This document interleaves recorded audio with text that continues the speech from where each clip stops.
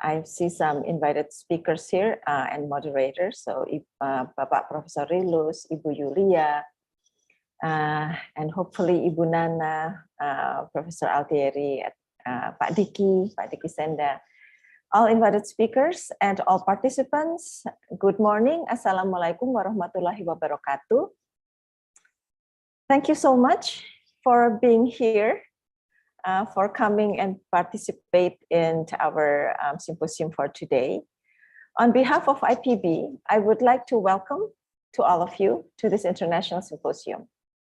This is the third time that the center is hosting this International Symposium. The symposium itself, we have a long name for the symposium. We call it the International Symposium on Transdisciplinary Approach for Knowledge Co-Creation in Sustainability. So the keywords are the transdisciplinarity, co-creation, and sustainability. Hence, the theme of this year's symposia is co-creating knowledge for a sustainable future. I would like to stress that the timing of the symposium also coincides with the G20 presidency of Indonesia. G20 provides the opportunity to facilitate international cooperation among G20 countries in resolving global challenges, and the G20 summit serves as a platform for connecting the world's largest economies and holds a strategic role in ensuring global health, address energy transition, climate crisis, and also digital transformation. So it is, I'm very happy that this year's symposia and also the G20 comes at the right time so that we can address a very important issue of at the global level, which is health, climate crisis, and digital transformation. So one might ask, why are we taking the theme of co-creation and sustainable knowledge? Why knowledge co-creation? Why transdisciplinarity? So I would like to address this big issue first by addressing today's situation. So the world today is in peril. The pandemic has affected health and the economy. The climate crisis, we've heard about the floods happening in Pakistan this last week, the heat wave in Europe, crop losses everywhere, and also the geopolitical tension that impact food insecurity, gas prices, food prices. People are talking about inflation now, and also economic recession. And the list goes on and on. These are still the major concern and the common problems of all nations face from time to time. So actually, even though we have developed all this, how could we say, all this knowledge about global cooperation, it seems that the major problems in life is still the same. So as the world becomes more globalized and connected, it has also become more complex. In fact, complexity seems to be the norms of lives. Globalization has increased the interconnectedness and the interdependence of all humanity across the globe. The daily lives of the general population of many countries are expected to be affected directly and indirectly. And the problems, which we are now calling it as the wicked problems, have arisen and need to be solved more holistically. Right now, we live in a modern world where abundance of information is at our fingertips. In some countries, there are actually plenty of food choices. Distances among countries are cut short by transportation system, and human interactions can be intermediated by digital tech. And so many more possibilities in the future are opened. And yet, we still have the same recurring problems throughout history, especially regarding the sustainability of the environment. It seems that sustainability is a difficult target to reach. More often, it is because of people also are contrasting sustainability versus economy, as though we have to choose between sustainability and economic growth. But the question is that true? So this is one of the quests that we are trying to embark in this symposium. As part of the society, we need to find ways and solutions to the wicked problem that we are now facing. At present, we are in a position of having scientific knowledge and technology that has never been achieved by mankind. We can fly to the moon, explore the vast space, dive deep into the ocean. We can split atoms, do genetic editing, create nuclear bombs, prolong our lives. These are all advancements that humans have achieved.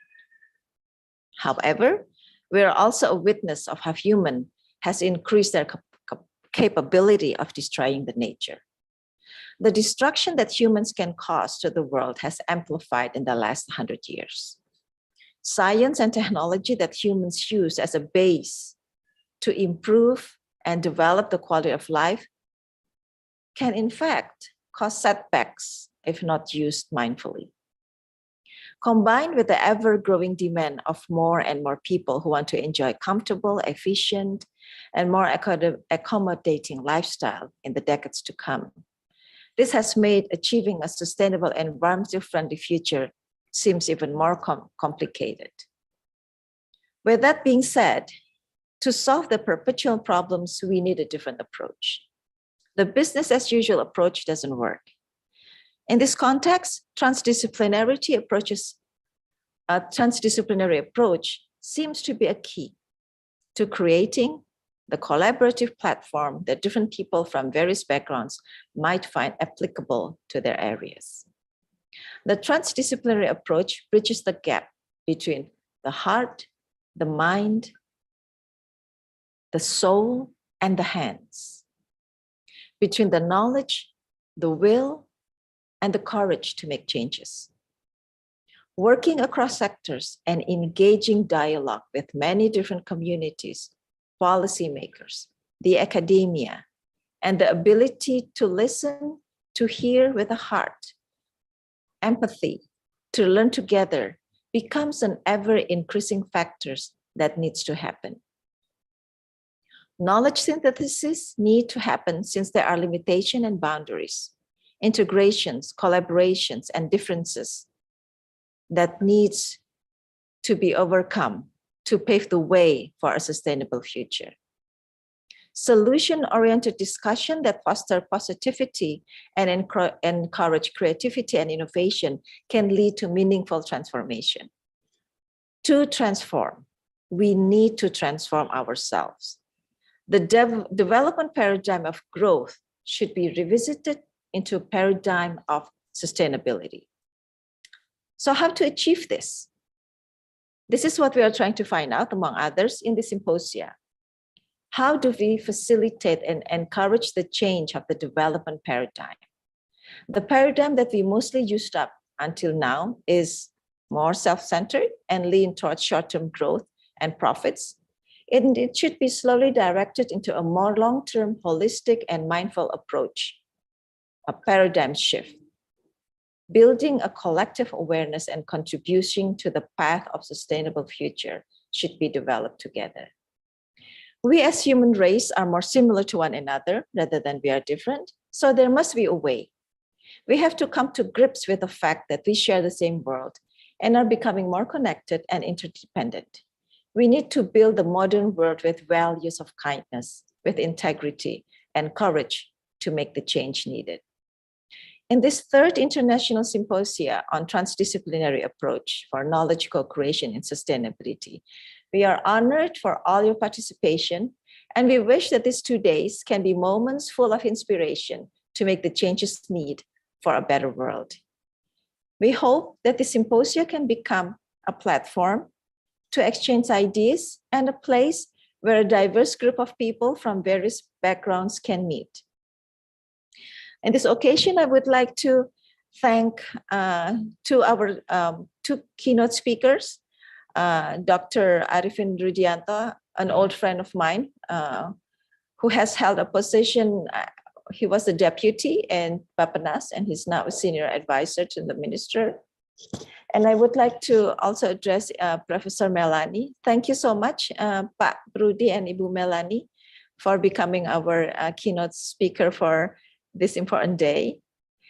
We will also be discussing interesting topics ranging from the forestry, agriculture, marine resource, and also the socio-cultural dynamics of sustainability.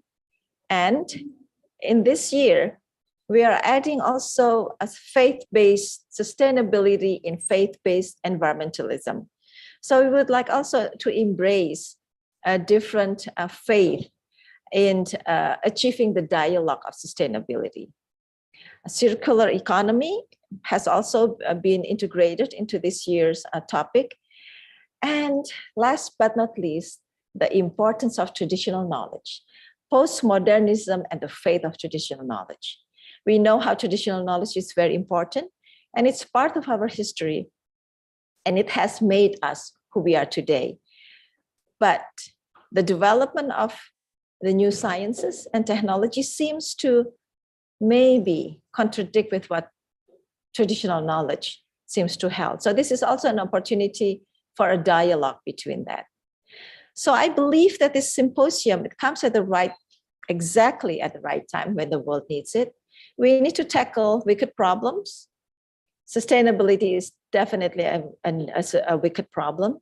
We need to collaborate among scientists from different scientific disciplines, as well as non-scientific communities to produce the knowledge.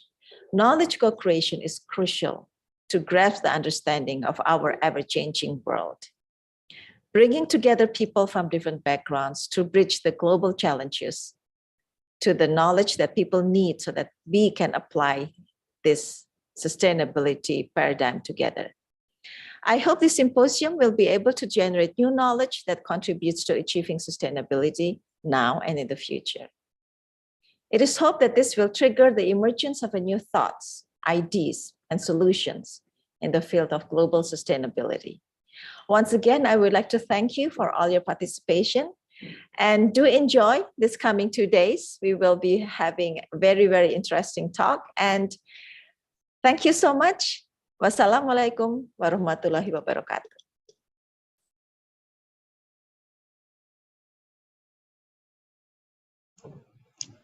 Thank you for the wonderful opening remark, Professor Damayanti.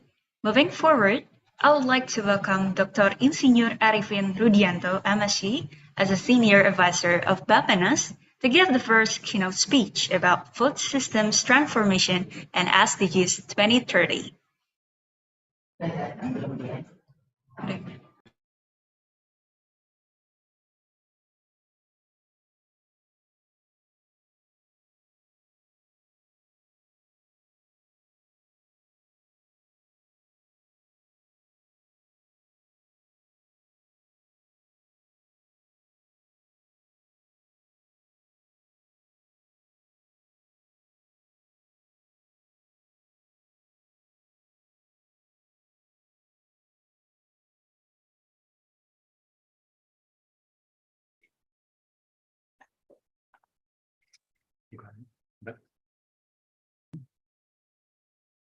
Okay, sorry for the technical problem.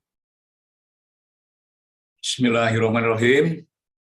The Honorable Rector of IPB University, the Honorable Director of Center for Transdisciplinary and Sustainability Sciences, IPB University, Professor Damayanti Bogor. Good morning, Ibu. And the honorable speakers, distinguished ladies and gentlemen. Assalamualaikum warahmatullahi wabarakatuh. Good morning. First of all, let us praise and thank Allah Subhanahu wa Ta'ala, the Almighty God, for His blessing that make us possible to have a good forum today, the third International Symposium on Transdisciplinary Approach for Knowledge Co-Creation and in Sustainability. Food is a common thread linking all 17 SDGs goals. given the interconnected economic, social, and environmental dimension of food system. Reforming food system will provide a powerful lever for sustainable development the closer we get to meeting the SDGs 2030. Therefore, food system innovation will be instrumental to achieving multiple sustainable development goals. Food systems should regard themselves as powerful levers for transformation by orienting themselves toward the SDGs. If we are to achieve the UN SDGs by 2030, immediate and urgent action is required to transform how food is produced, assessed, valued, and consumed. Recognition of this need is growing, driven by rapidly increasing concern regarding diet-related health effect, the damage to ecosystem services, linked to climate change, and distress among multiple million of small-scale food producers. Achieving SDGs goes hand in hand with food system transformation by enabling required social, economic, and environmental conditions. In order to advance food system transformation toward SDGs compliant, effective policies are required that coordinate action by different public and private stakeholders in order to navigate the interaction between material, behavioral, and other drivers of change, such as urbanization, economic growth, climate change, information, and connectivity. Distinguished ladies and gentlemen, food system transformation must involve a common understanding of development scenario to be pursued, along with their potential outcome and emerging properties. The government of Indonesia has a bold commitment on food system transformation that is reflected on the regulatory framework as foundation of the transformation. First, Food Law number 18 year 2005 is the main legal basis for food development as well as food system. Second, Presidential Decree number 59 2021 that reiterated the commitment of the government of Indonesia to implement and achieve the SDGs. Third, Presidential Decree number 18 year 2020 on Midterm Development Plan 2020-2034 that stated the food system transformation has been designated as one of the national priorities. Fourth, recently, the government of Indonesia has released Presidential Decree number 66/2021 on National Food Agency. The vision of food system transformation is toward more healthy, equitable, sustainable, and resilient food system in Indonesia. Strategy of the food system transformation should recognize the diversity of ecology, socio-economic, and culture of Indonesia as an archipelagic country. With respect to the complexity and diversity of Indonesia as archipelagic country, and the challenge of food system drivers such as demographic, economic, socioculture, and climate change, the food system transformation will be implemented on the basis of three approaches. First, comprehensive and integrated of cross-sectoral issues and action areas of development. Second, inclusiveness through national platform that involve multi-stakeholders collaboration and partnership. And third, food system regionalization through promoting localizing food system across Indonesia. The national and subnational food system dialogue have identified 5 priorities for the food system transformation. These are reflection of change to be made and decisions that must be worked in coming 3 years to meet the defined expectation in 2030. First, end hunger, improve diets, promote social and ocean-based food. Food system should enable all people to get benefit from healthy and nutritious food. The healthy food should be available and accessible to all people at affordable price. The national social safety net and poverty reduction should incorporate healthy food as part of the program. Food system should be transformed through sustainable consumption pattern, improving the desirable dietary pattern, increasing food literacy, and diversification of consumption, promoting local food and enhancing efficiency through reducing food loss and waste. Second, protect and restore natural resources.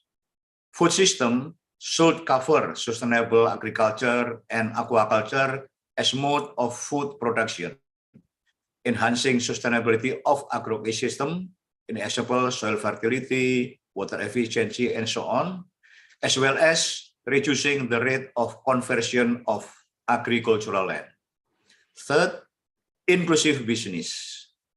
Food system should provide opportunities to increase income and welfare for small-scale producers, enhance the fairness in food value chains, farmers' regeneration, engine for rural development to enhance rural economies, and inclusive participation of women, youth, and local communities. Fourth, resilient and local food system. Food system should cover the resilience on food production and farming system, adaptation and mitigation to climate change, readiness to the natural disaster, and promoting local food reserve, maintaining biodiversity, promoting local wisdom and knowledge, as well as reducing the food insecurity. Fifth, inclusive governance. Food system should strengthen national logistic system in relation with food stock, access, and distribution. In conclusion, SDGs bear a new opportunity and momentum to elaborate the contribution of food system toward the global economic commons. Global food system performance is closely linked with most, if not all, of the SDGs. Food system can have positive and negative linkages to SDGs, depending on their characteristic. Food system across the globe range from traditional subsistence to globalized modern ones, with sustainable food system lying somewhere in between these extremes. The transformation of our food system is an idea whose time has come, but which poses one of the greatest leadership opportunities and challenges of our generation. It will require an unprecedented degree of cooperation if we are to succeed. The UN Food System Summit in 2021 raised food system transformation to the highest level, affirming its centrality to achievement of the majority of the SDGs. Thank you very much, and happy anniversary for IPB University. Thank you.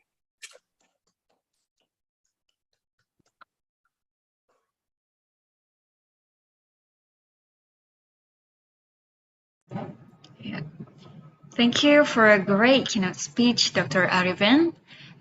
First, before moving forward, I'd like to ask all participants, ladies and gentlemen, if there's still time for a quick Q&A, please select the raise hand feature or write them in the Zoom chat column so that our team can read the question to the speaker. Thank you. So let's hear our next keynote speaker from Prof. Melanie Budianta, MA PhD from the Faculty of Humanities, Universitas Indonesia, who gave the keynote speech about transdisciplinary and knowledge cooperation for sustainability.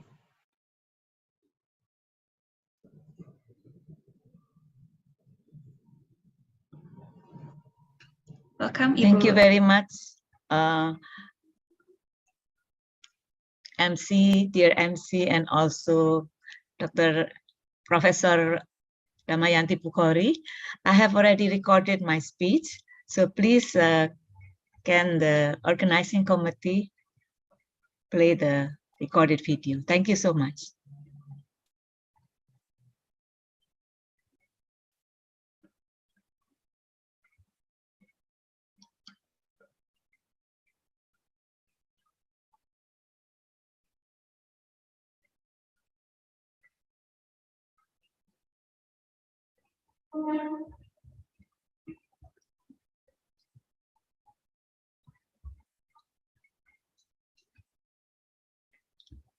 If there is problem, then I will.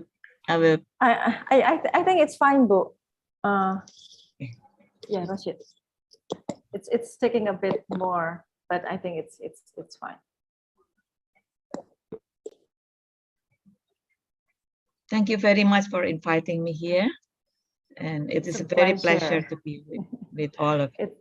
It's a pleasure to have you here. And also, Pak Rudi, thank you so much for your speech. Always inspiring. And if there are times, I will ask a question to Pak Rudi later on. And I see Professor Miguel is already here also. So I would like to say hello to Professor Miguel, and then also Pak Diki, Ibu Yulia, Ibu Nana, Pak Husin. Okay, so thank you for most of the speakers are here and also the moderator. Thank you so much. So are you ready? Okay, yes, we are ready to hear the, okay, let's start.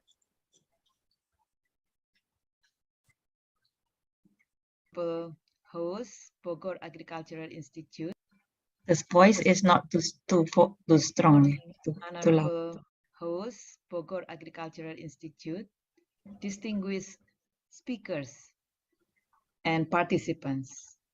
I'm very thrilled to be here with you today to talk about our topic today, which is transdisciplinarity and knowledge co-creation for sustainability.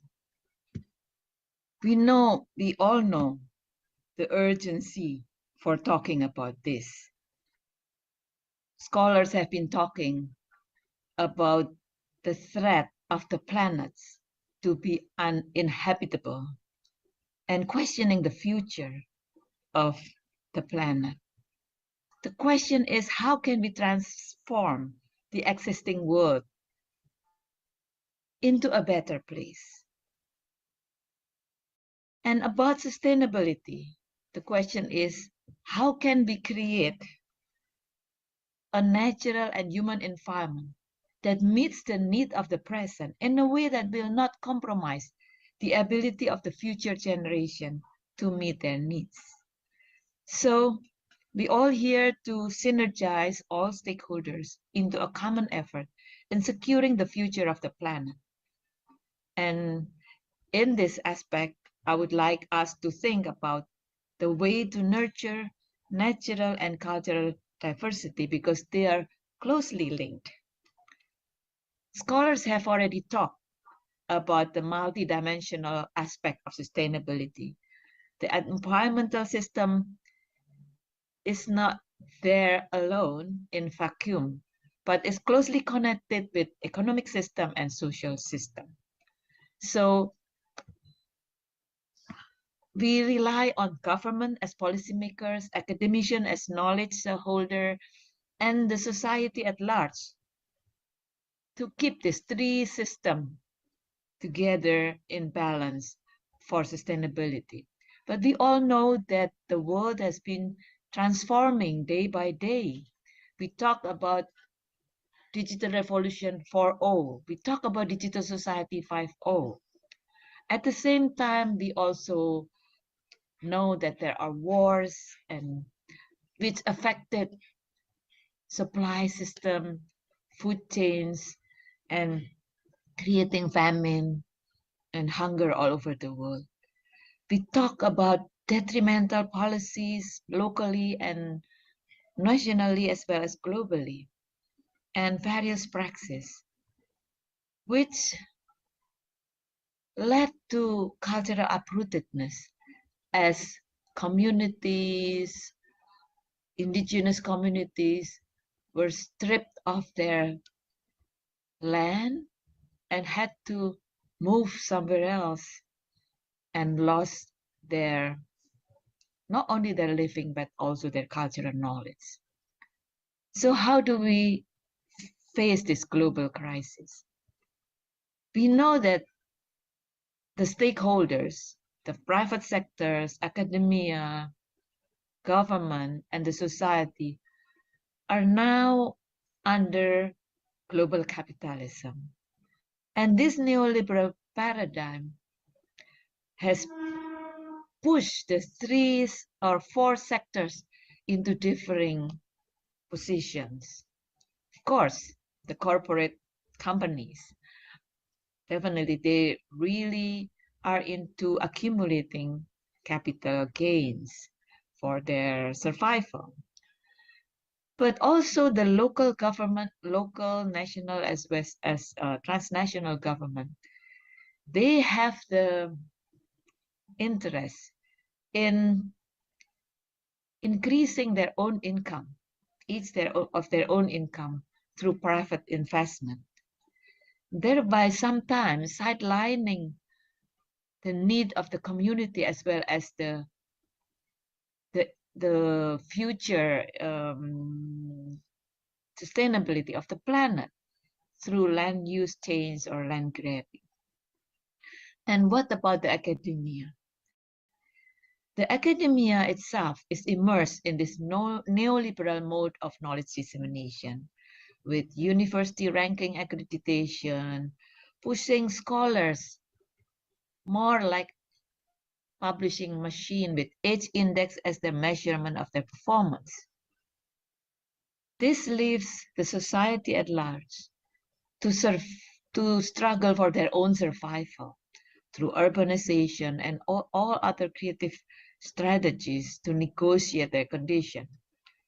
And also in the cities, especially also in the rural area, there has been a lure for consumptive lifestyle, which also put the environment into a crisis.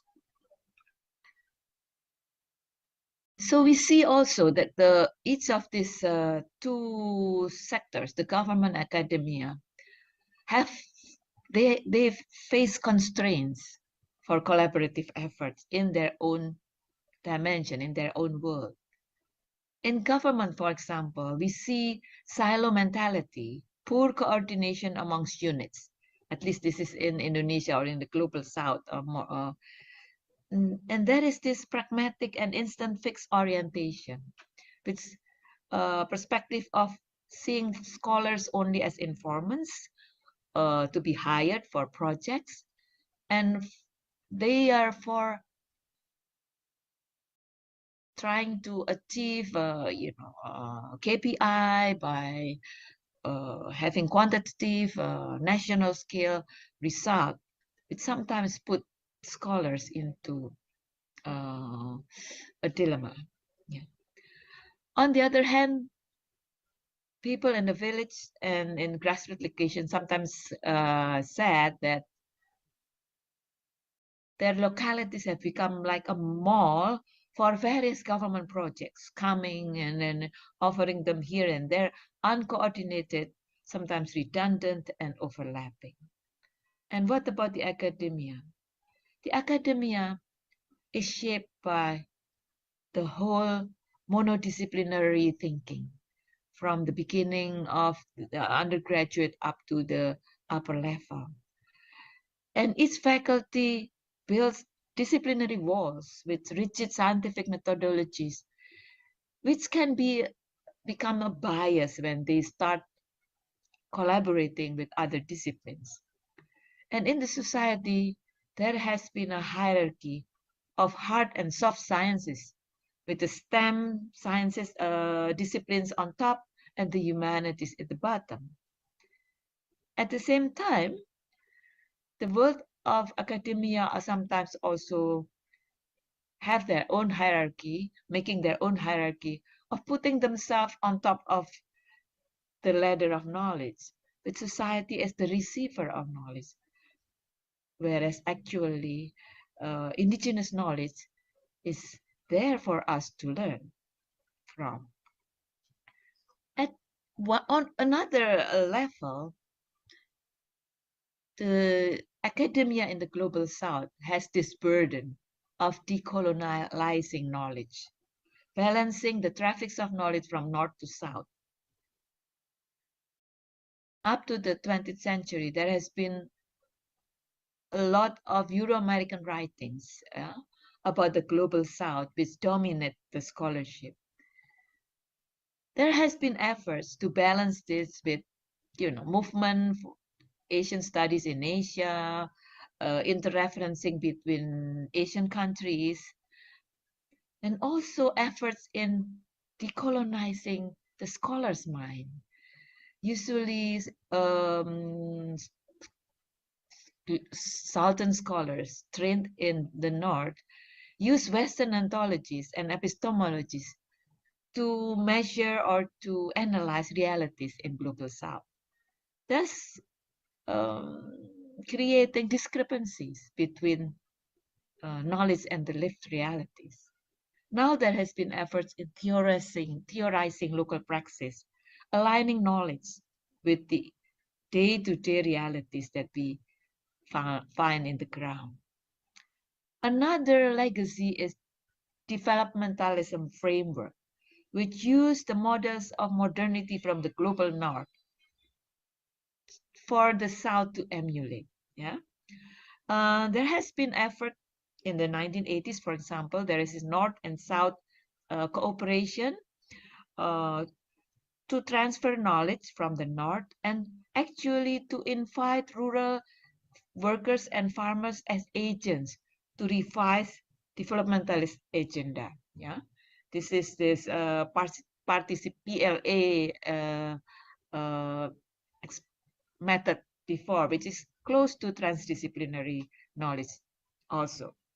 In 1980s, there has been effort by ARENA, Asian Regional Exchange for a New Alternative, to combine activism with scholarly work. Have all of these efforts of decolonizing knowledge been successful? Well, partially, but today with the rise of global capitalism, the academia becomes knowledge market at the same time. Yeah, we see again, as previously I mentioned previously, how the world ranking system dominated by northern players has pushed universities and countries into competition to climb the world university ranking. And this is definitely not healthy for collaboration. And I'm very happy to learn that recently, a few days ago, there has been South and South alternative system to find a different way of knowledge dissemination, which is based on support system for one another to grow, not competition, and resource sharing, so that everybody can make use of the knowledge produced by them for the common good. So this is a knowledge dissemination issue in the academia. How about knowledge exchange between the academia and the non-academic actors? There has been transdisciplinary engagement in the global south, with the example of Indonesia as listed here. The farmers work as scholars and collaborating with anthropologists and agrometeorologists to find ways to negotiate the climate change, for example. There has been collaboration between activist scholars, arts workers, engaging in kampung cultural activism for the well-being of the whole community.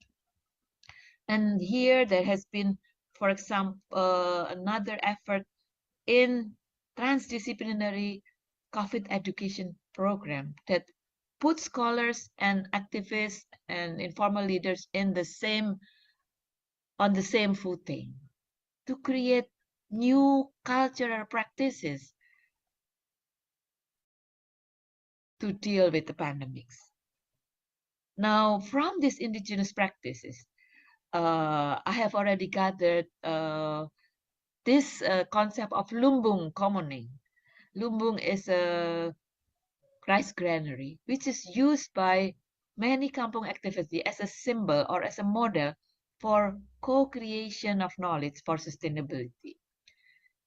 In this kind of collaborative spirit, cultural approach is foregrounded, with, of course, with constant adjustment and reinforcements, not a cultural practice in the past, but something that is always updated to meet the present need. It's not up to the top down, but bottom up. It's community-based, grounded in local practices, and using cultural resources for community, for the well-being of the whole community, and for sustainability. It's process-oriented. They scheduled harvesting. What kind of harvesting? Harvesting knowledge, harvesting cultural resources, with long-term networking and alliance building. The process is democratic and inclusive, in which people organize job division based on capacity and modality.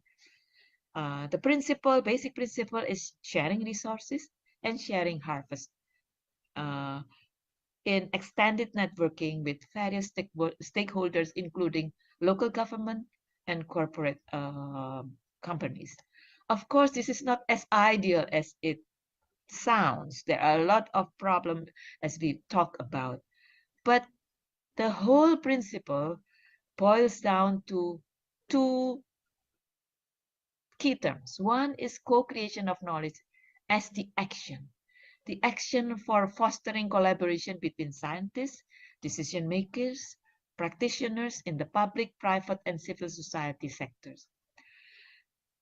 Action of bringing together people who think and act in often very different ways. The purpose is to generate new capacities, networks, new social capital, and joint action in dealing with our common problems and concerns. Also, the outcome should be more useful, as whatever solution this process come up with, it will be more socially acceptable and have social legitimacy. Why? Because there has been democratic process that empowers and aligns the whole society into common efforts to do transformative action. The second key term is transdisciplinary process, which is the method.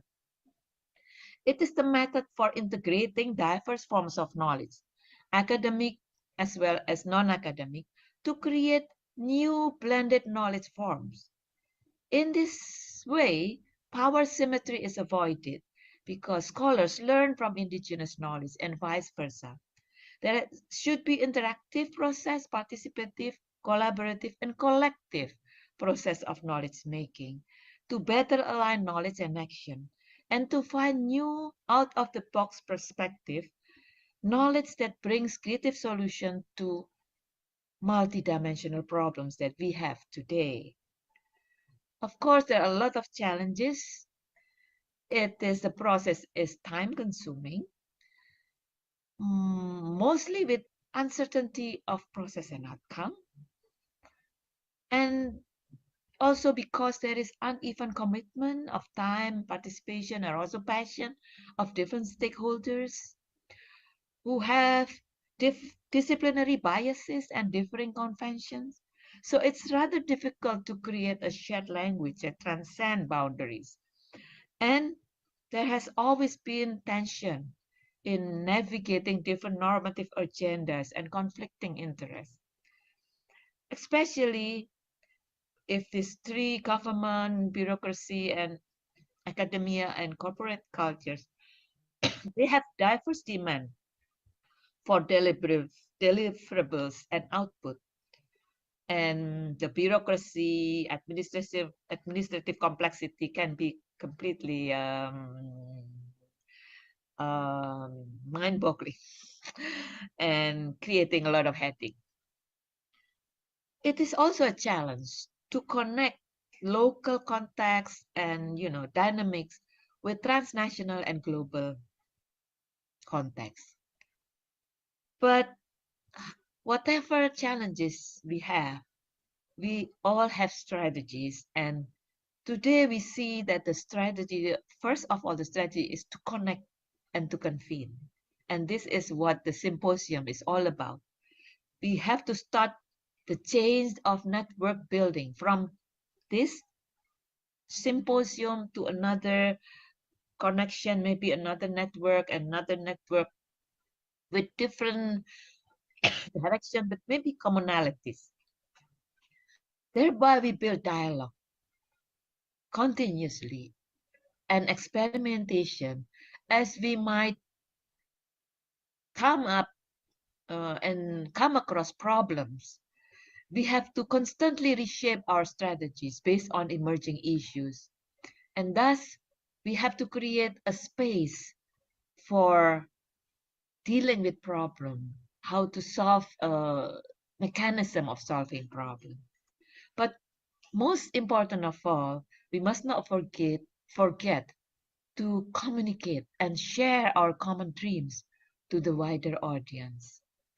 And as we have to deal with so many challenges, we must be ready to be a facilitator, to translate different paradigm, different interests, mediate between diverging issues or diverging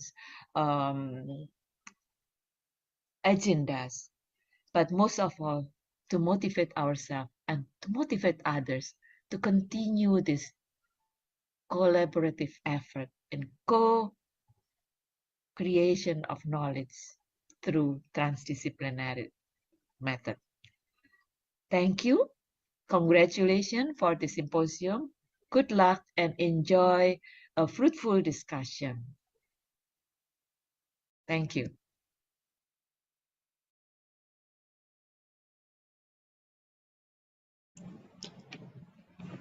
Wow, thank you for your wonderful speech, Prof. Melanie. There's a line that I'd like to quote from Ibu Melanie that is one about strategies, that is to facilitate, translate, mediate, and motivate, as in bringing people together who often think and act in very different ways. And that's one of the core of the transdisciplinary approach that we can learn.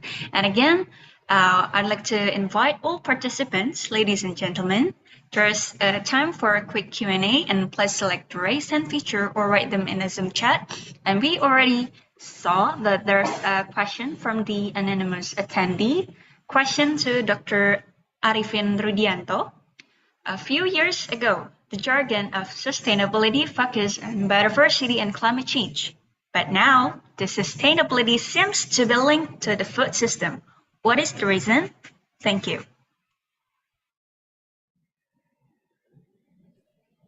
Yeah, because once again, Ibu, Dr. Arifin? Yeah. What the question, please?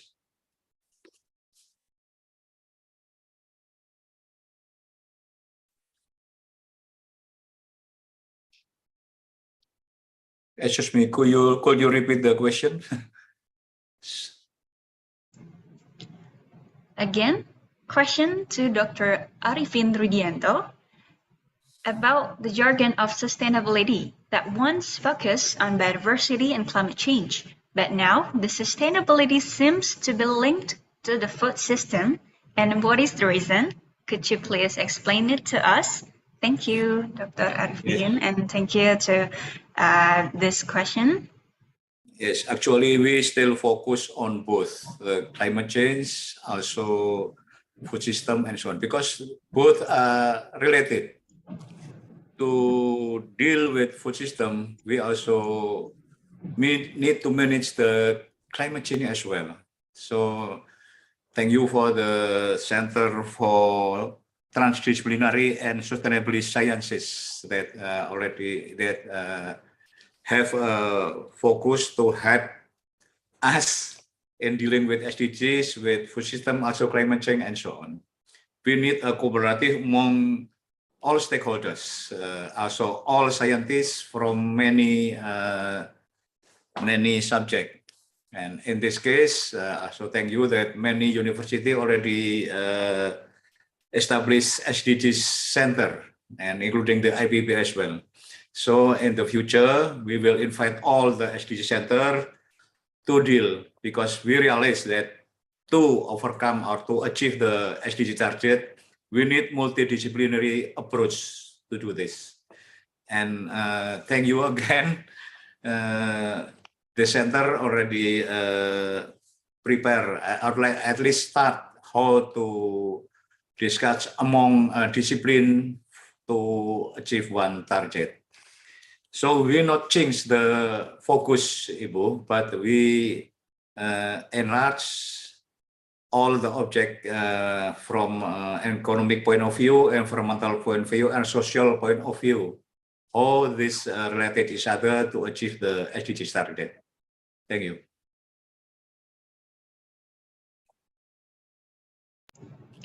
Thank you, Bapak Dr. Arifin.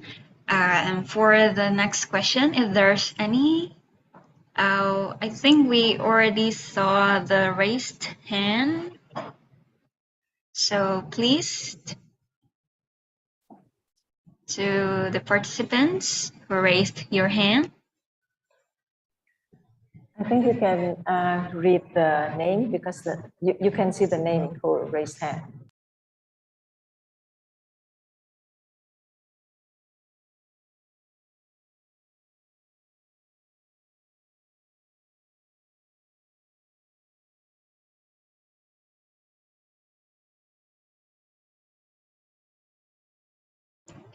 Okay, before moving to the raised hand, there's another question in the chat box, and this question is addressed to Pak Rudi and Ibu Melanie.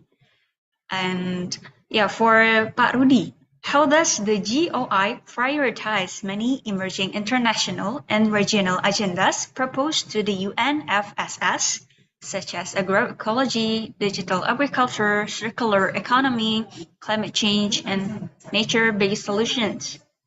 Can be accommodated based on the demand of its respective country and sustainably localized to the ground to achieve self-reliance over operations? That is for Pak Rudi. And then second one, to Ibu Melanie. Collaborations sometimes are hindered by red tape and bureaucracy, so that siloed data or information cannot be isolated. Any advice to fill this issue? Thank you, Ibu. Thank you to Ahmad, and then the anonymous one.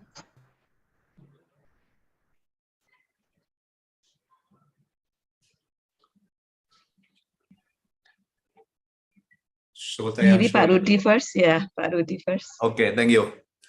The principle of SDGs is to involve all stakeholders, the government and also non-state actors.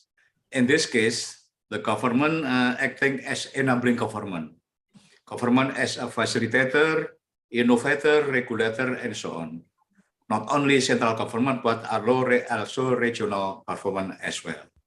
And using this principle, we have established many dialogue, whether in food system transformation, also in climate change, and also in other subjects as well. So we view that the role of local government and also local actor is very important. And in this case, we have a system. We encourage all SDG center in many provinces to acting as a facilitator to hear the local voice, to transform, to inform the central policy, and so on. So the role of SDG center is very pivotal, very important as a facilitator in the regional area, in cooperation, of course, with local government. So we agreed that A dialogue is the key to achieve the SDGs. And to achieve this, the role of academician through SDG Center is very important as a facilitator to create atmosphere of participation in the local area. Thank you.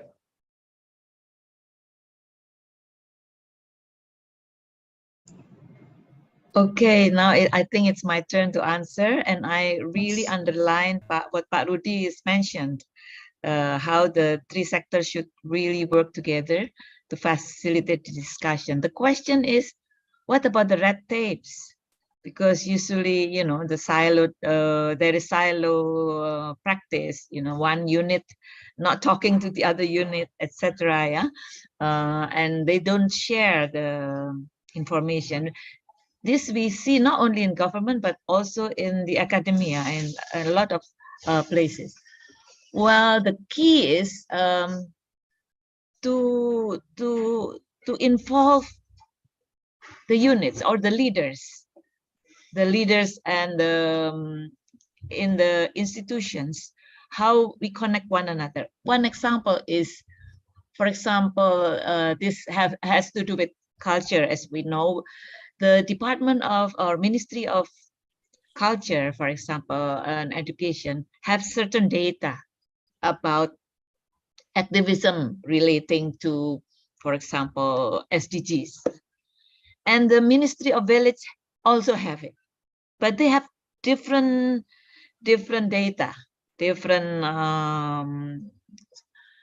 kind of way of keeping the data or acquiring the data.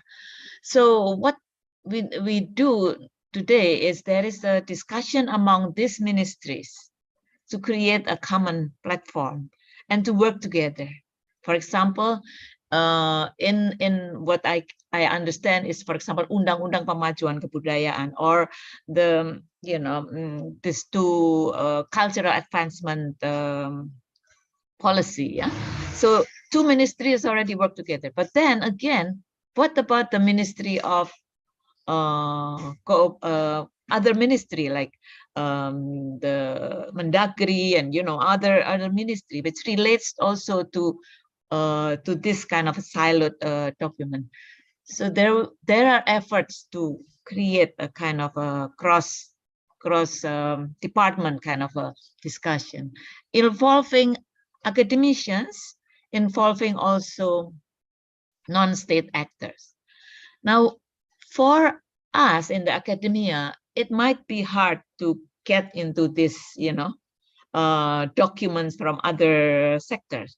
So what we need is an initiative like what has been done by CTSS, compiling, you know, different universities, also involving state actors and non-state actors together in this kind of symposium or a kind of a workshop or cooperative, so that they would then start action involving their own departments to share knowledge.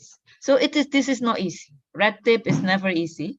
Okay, it needs negotiation. It needs initiative to find ways of getting into the leadership so that this information can be willingly shared and thus be used for common purposes, so that we can achieve the goals as Pak Rudy has mentioned earlier.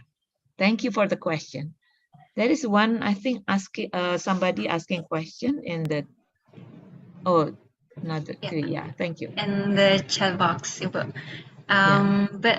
before that, I'd like to invite Mr. Sahrial Fazri, who was, I think, the first one who raised hand. Would like to unmute yourself, or Sahrial?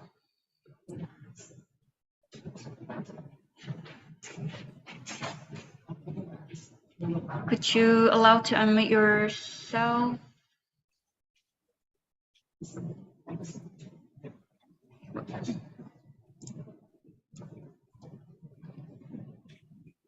Or, okay. To Mr. Joko, are you there? we already unmute yourself.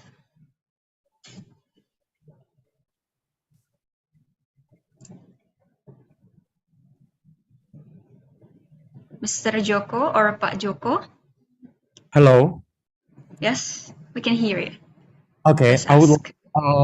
good morning. I would like to ask to Prof. Melanie. I'm Joko. I'm in China right now. I would like ask question. The currently a lot of researcher right now just become like as you mentioned like become machine publication to publish high impact the journal, right? But a lot of the researcher they actually did not get the meaning actually for the research itself. What is your opinions actually about this the currently of this issue? Thank you. Thank you. Thank you very much for the question. Should I answer directly now? Maybe yes, yeah.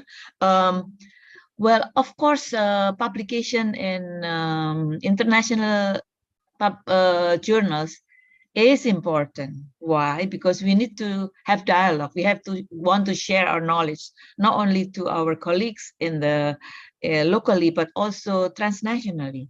So there needs to be dialogue, north, south, everywhere. We need that kind of publication, definitely. It's not that it's not valuable. It is valuable. But that is not enough because we have different kind of forum. We have different media to share that knowledge to society, to the stakeholders, the local stakeholders, for example. So I think you have to multiply that kind of knowledge with different forms and different ways of communication. For example, if you talk with very academic jargons and theory, heavily theorized, discussion, then the public might be hindered in understanding what you really want. And you can translate the same knowledge and collaborate with young generation to create new forms of communication using the new blogs, using social media. And of course, you need to talk with your stakeholders, the locally grounded people, and involving them to dialogue with them. One example that we did before, and some of our scholars did. For example, we have this very high-ranking international conference in other countries. And at that time, I remember my experience. I bring farmers and rural activists to that kind of conference. I propose a panel for this group of activists, local activists, to come to this highly academic international seminars. And it is well received. I mean, there is a discussion, understanding what they offer and their own paradigm, local knowledge, and with the academician. And they also this local activists learn a lot from the experience. That is one practice. Another practice is to create different forums. We discuss a discussion forum in the local context, so we have different audience, and we really need to disseminate this issue of environmental, food security, whatever, to as many audience as possible in diverse ways of communication. Thank you. Thank you, Bumega. Yeah. Okay, because we have limited of time, so we hope that you can still answer the question in the Q&A, Ibu, by typing the answer right away. Right. Okay. So moving forward, let's move to the first plenary session that will be moderated by. Oh, for the picture together, yes, Ibu, I think it's possible. Team, please proceed. So we're gonna have the picture taken by our committee here. So please, if you can all open up the camera, and our team will set like 3, 2, 1. Okay.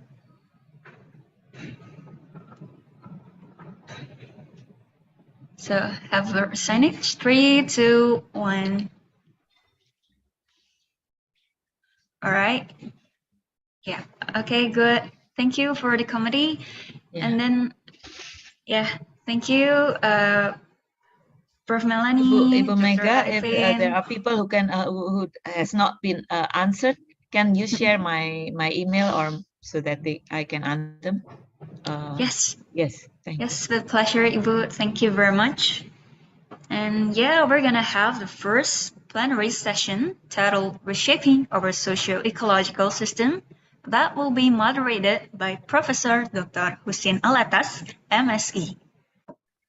So we already have our invited speakers here, Professor Miguel Altieri from University of California, Berkeley, USA, and then Ibu Premana, or Premadi, PhD, from the Bosca Observatory, and then the third speakers from Professor Dr. Insinyur Rilus Akinseng as a rural sociology expert from IPB University.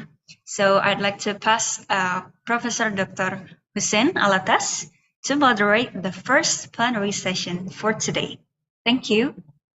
Okay, thank you, Mbak Mega. Good morning, all participants. Assalamualaikum warahmatullahi wabarakatuh. Can you hear my voice? Yeah. Okay, thank you. So I will be the moderator for this plenary session 1, and we have 3 invited speakers. First is Professor Miguel Altieri from Chile, and the second one is Professor Premana Premadi from Bandung Institute of Technology, and the third one is Professor Rilus Akinseng from IPB University. So without further ado, I would like to invite first invited speaker, Professor Miguel Altieri. But let me first introduce him. Professor Miguel Altieri studied agronomy at the University of Chile, where he received a bachelor degree, and then he graduated with a PhD degree in entomology at the University of Florida, United States. Professor Altieri are also members of several institutions like Latin American Consortium on Agroecology and Development, or CLADES, and also US-Brazil Consortium on Agroecology and Sustainable Rural Development, CASRD. And for today's presentation, Professor Altieri will deliver his presentation with title Unleashing the Potential of Agroecology for Sustainable Agriculture.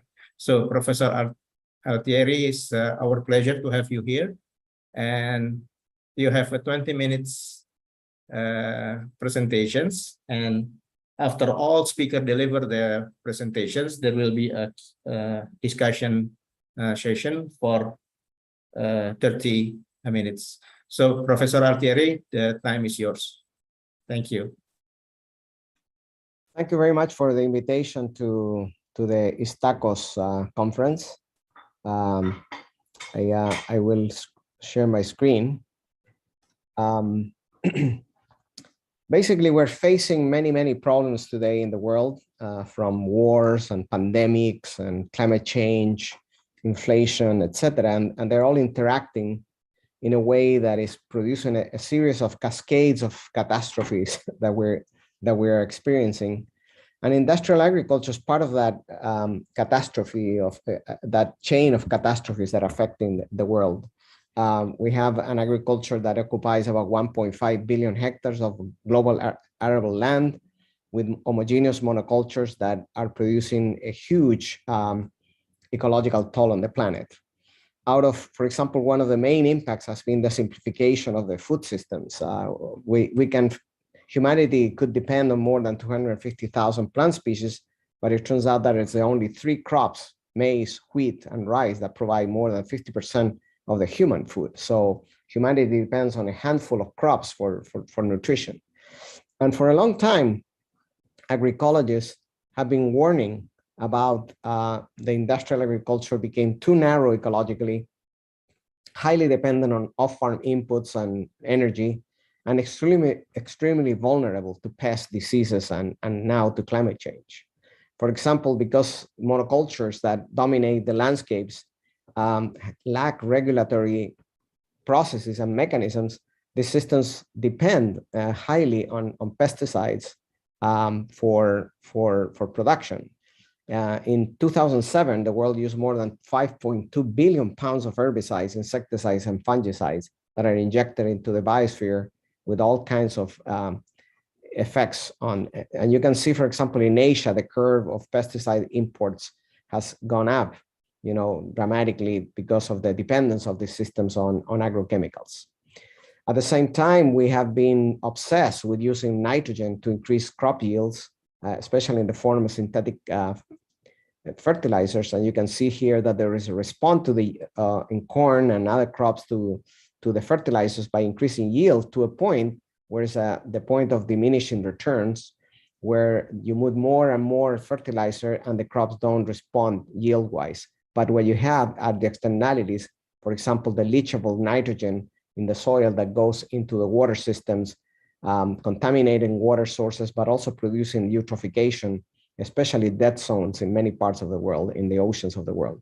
So we're seeing that we have an agriculture that has a lot of externalities on the ones, and for example, in the UK, it has been calculated that if we calculated the water contamination, the biodiversity loss, the human health impacts, the soil losses in terms of erosion, and the emissions of greenhouse gases, which industrial agriculture produces about 30% of them, it would be about 208 pounds per hectare, the externalities that actually are not internalized by the farmers or the corporations that produce the agrochemicals, but actually experienced and by society. So society has to pay for this cost.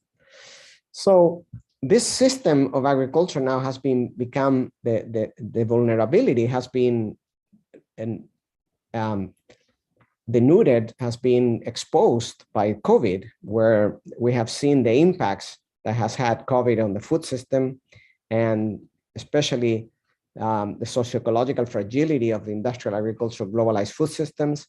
It made us realize how intertwined ecological, soil, plant, animal, and human health are, because the zoonotic nature of COVID disease is connected to the way farming is impacting natural ecosystems, and the effects of the pandemic on food supply chains, widespread food shortages and price hikes, especially during the times of closing of the cities, diet changes, migrant work welfare, school children access to lunches, small farmers viability, et cetera, et cetera. On top of that, we have the war in Ukraine, which has now unfolded an increase of fertilizer costs, which is actually putting in jeopardy the production of many crops, especially that depend on chemical fertilizers. And many farmers are now desperately looking for organic amendments, which are also not produced at the scale that is needed.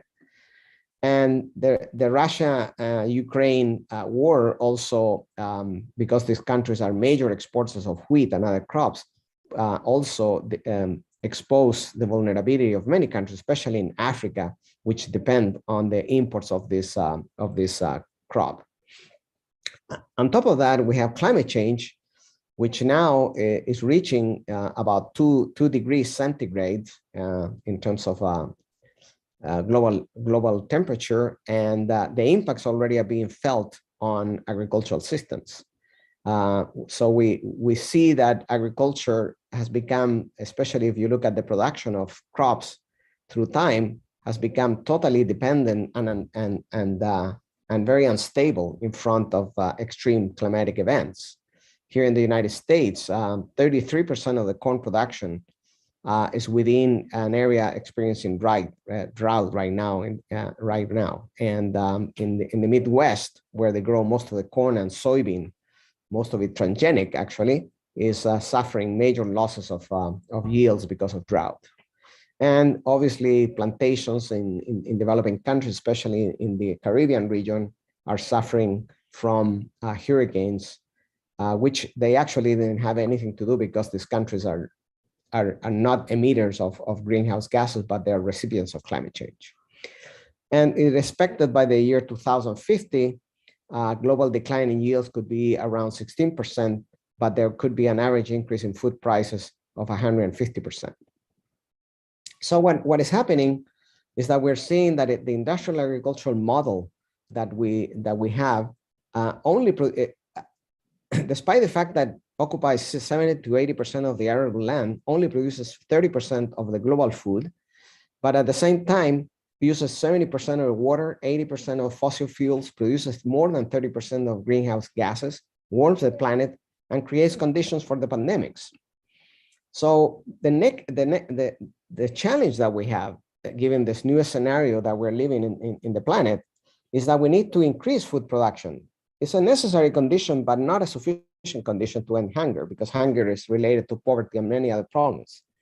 But using the same paradigm of the Green Revolution is not going to meet the challenges that we're talking about. So what we need actually is a new paradigm. And this new paradigm calls for a transformation of the food systems, for systems that promote health, that promote local economies, that are environmentally sustainable, social equity, that are culturally appropriate, that incorporates the knowledge of traditional farmers and peasants. And for that, we need a transition of this high system degrading monocultures that depend on external inputs to a system that is more sustainable, more resilient, more diversified, and is based more on processes rather than inputs.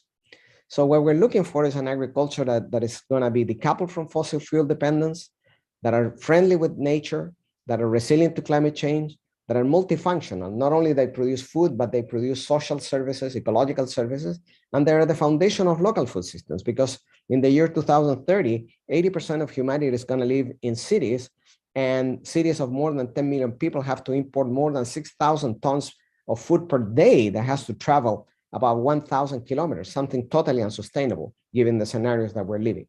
So what we're looking for are systems of agriculture that are highly diverse, that are highly productive and highly efficient, because and you achieve this by having systems that integrate in diversified patterns agricultural production, livestock production with high recycling rates and low external input use. And for that, we have this new science, decolonizing science, because it's actually coming from the South, agroecology, which integrates the knowledge that we teach in the Western universities in all the faculties of agriculture of the world, you know, agricultural science and social science, but incorporates traditional farmers' knowledge through a dialogue of wisdoms, which actually results in principles, not in techniques, not in technological fixes, but principles, general principles that allow us to design the new systems of the future.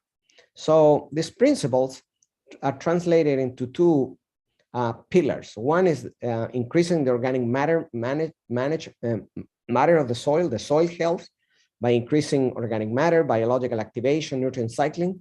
And the second pillar is breaking the monoculture of the system by creating polycultural systems, agroforestry systems that optimize many ecological processes that lead to higher crop yields.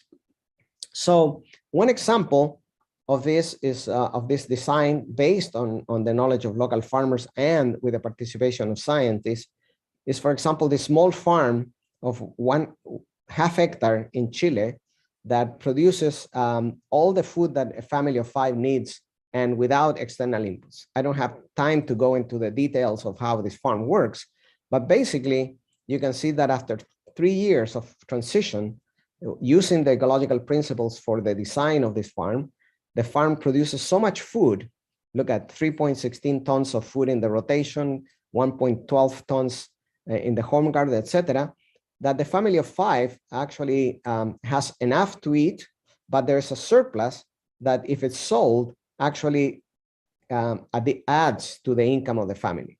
So we see that we can create farms that lead to food sovereignty, seed sovereignty, technological sovereignty, energy sovereignty, making farmers autonomous from the outside world, but contributing to the world by producing food that is healthy. Another example is from Cuba, where small farmers, when they're given land by the government, these farmers, for example, transform the monoculture of corn and tobacco into a very diversified farm that has many designs, especially the network of living barriers and living breaks and so on. And this farm, basically, you can see that when it started from 1995 to 2015, the dependence of external inputs went almost to zero. And the most important thing is that they have an energy efficiency of 30. That means they put 1 kilocalorie and they obtain 30 back, which is 20 times more efficient than any modern agricultural system that I know. So on top of that, agroecology works at the farm level, but also uses elements of landscape ecology for restoration of landscapes. As you can see, for example, here, there are many elements to restore the landscapes that surround the farms. It's very important to restore the landscapes in order to increase the function of the farming systems. This is an example from Mexico, a totally degraded area. Farmers started working with reforestation, with terracing, with water conservation, etc., and they were able to recover the productivity of this area. Also in Colombia, for example, in this particular region in El Dobio, the families got together to restore the watershed, total reforestation of the watershed in a period of about 20 years. And then after that, they started modifying their agricultural systems. They had enough water now to irrigate their system, so they replaced their monocultures. They started increasing the diversity with different plants that provide biomass. And then they ended up with an agroforestry system with more than 25 species, providing multiple functions for the family and the community. So the systems also that we have seen that are developed, that are highly biodiverse, that feature polycultures, soil conservation practices, agroforestry, are more resilient to climate change. For example, after Hurricane Mitch, it was found that the farms that had monoculture suffer more from hurricanes than the polycultural systems. The same thing in Cuba. After Hurricane Ike, there was a total destruction of the plantations and the monoculture, but these farms that were featuring agroforestry systems and shelter belts and so on were more protected and recovered faster from the hurricanes.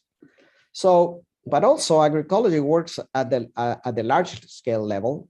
This is a farm in Colombia of sugarcane, and in this forest, you can see this is a silvopastoral system. There are cows that live there. So in the monocultures of sugarcane, they break the monoculture with cowpea as a green manure that provides nitrogen. Then they bring the sheep into the sugarcane to control weeds and to fertilize the system.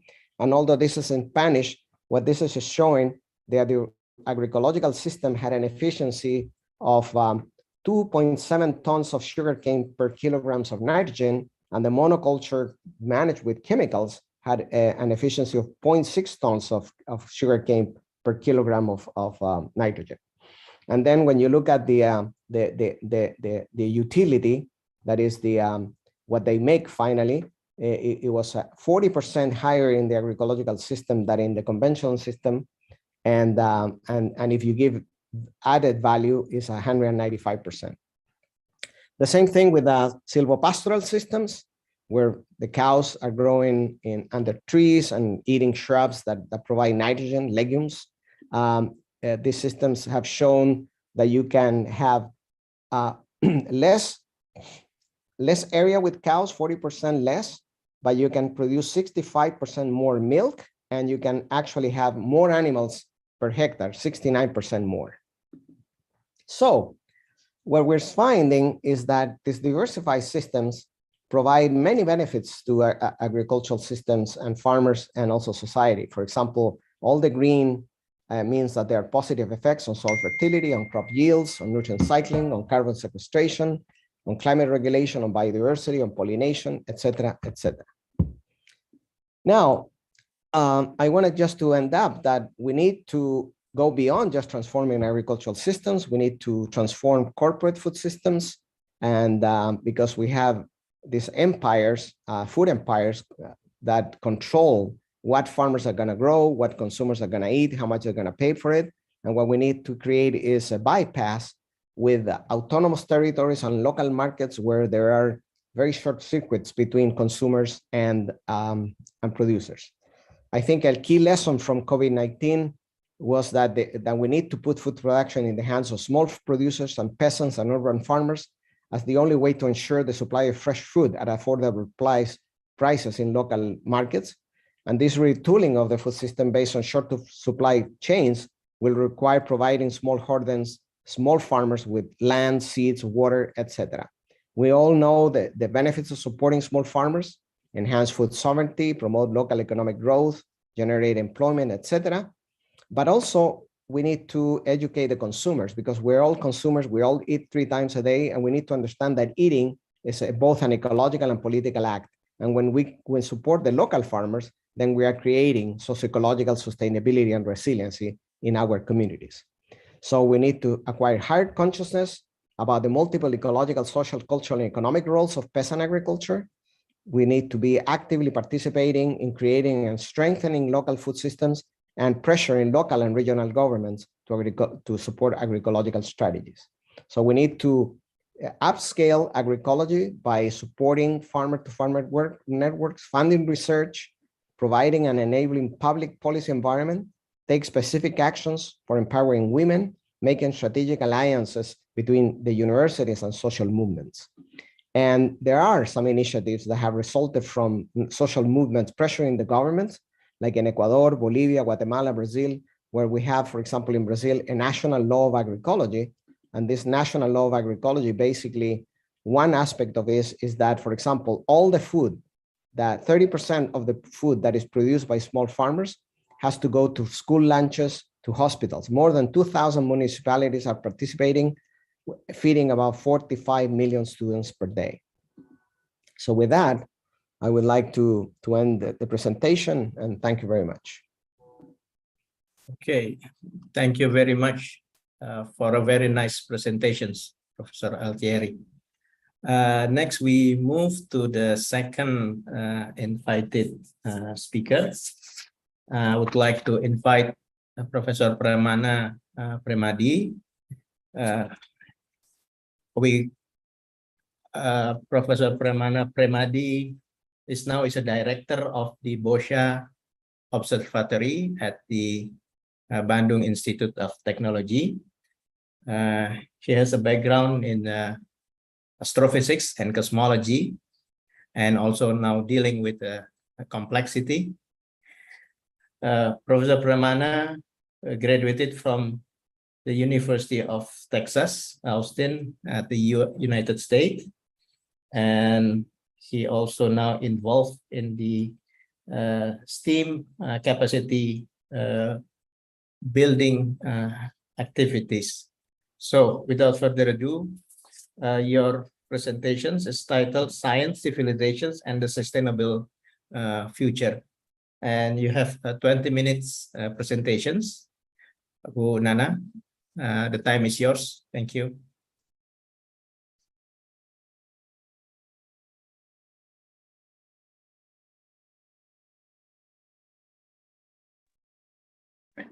Good morning, ladies and gentlemen. Assalamualaikum warahmatullahi wabarakatuh.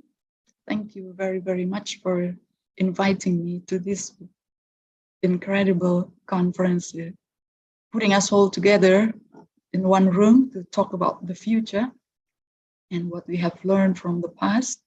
I'm honored to be part of this conference and be part of this panel. I'd like to share with you my screen, which I hope is showing. clearly.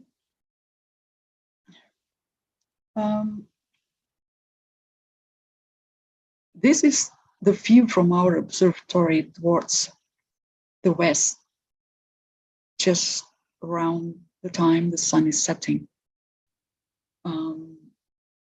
Occasionally, we've got really incredibly beautiful sunset.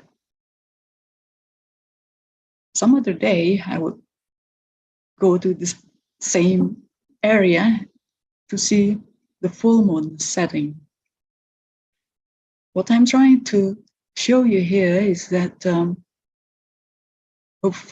long before human discovered how to create fire, to create artificial light, human only depended on natural light sources, the sun, the moon, stars, and occasionally something that our earth produces, volcanoes. That actually covered most of the time span of humanity. But here, comparing the two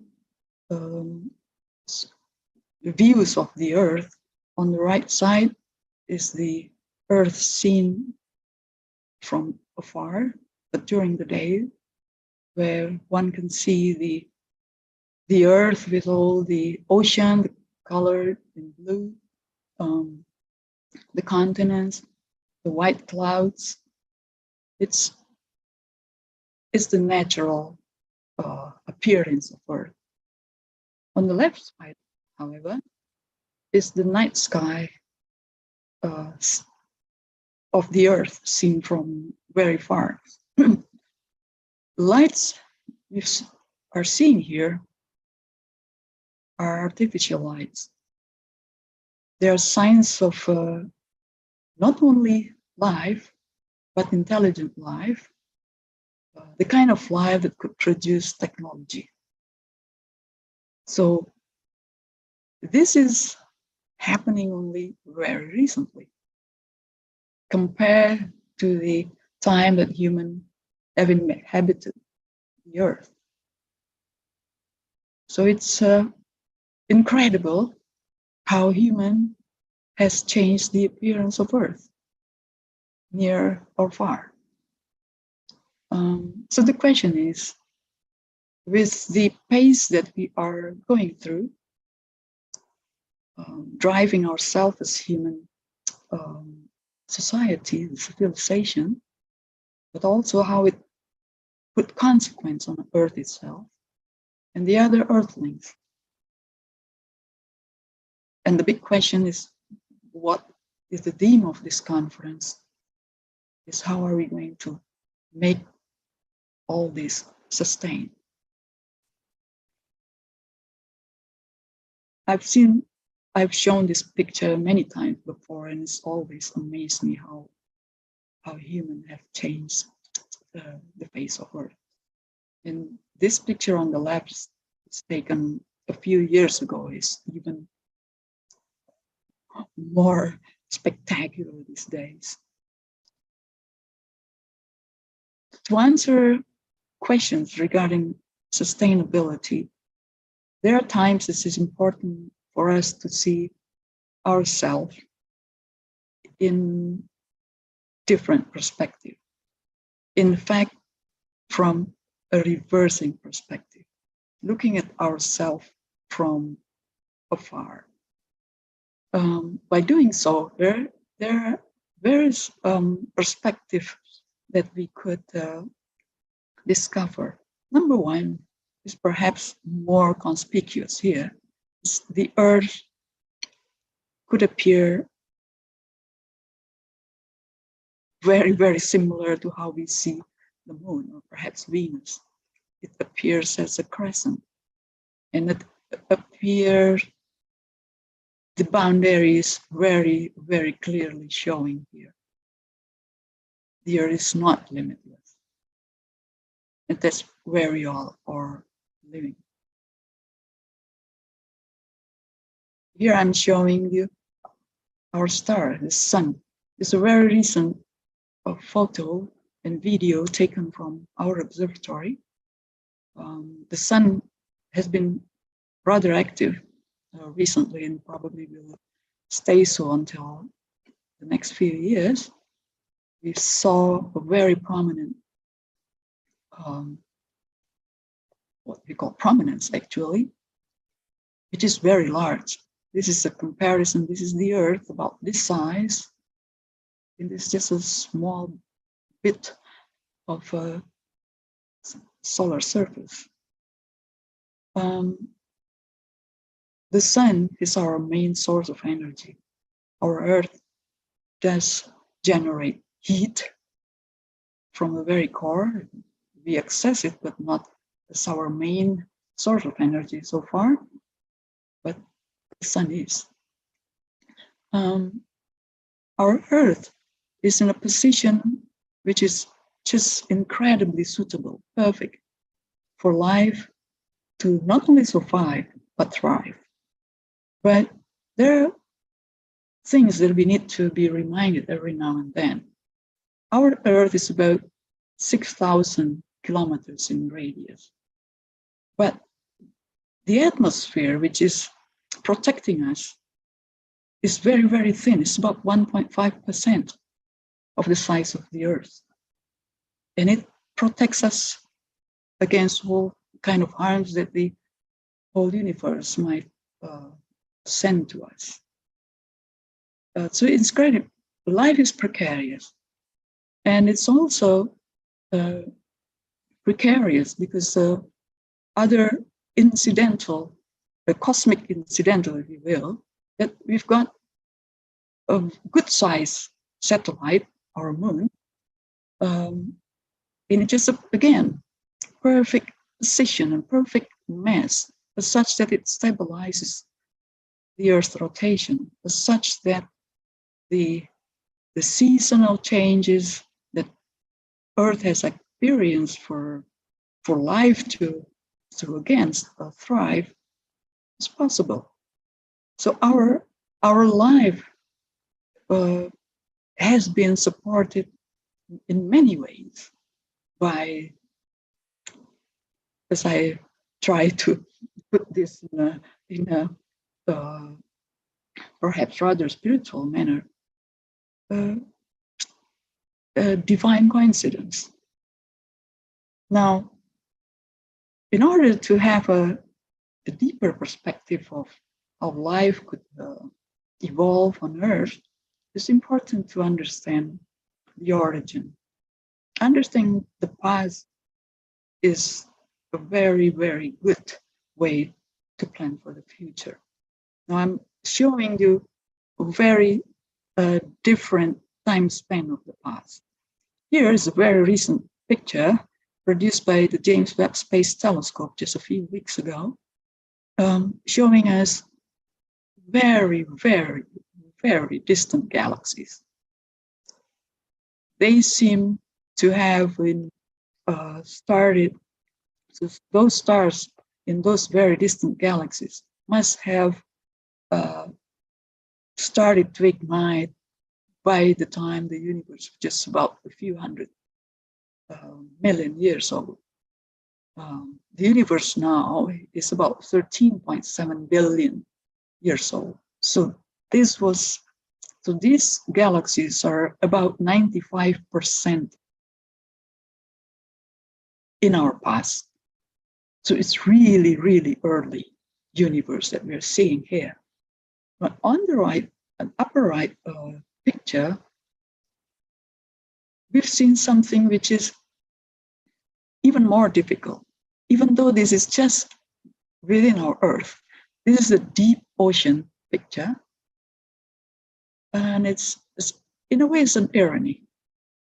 It's somewhat easier for us to see the past distance of our Earth compared to the very deep part of the universe, compared to the very deep part of the Earth.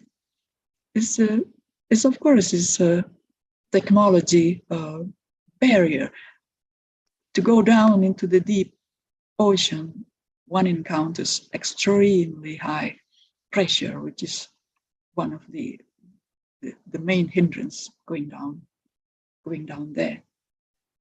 But this picture is very recent. It's about this year.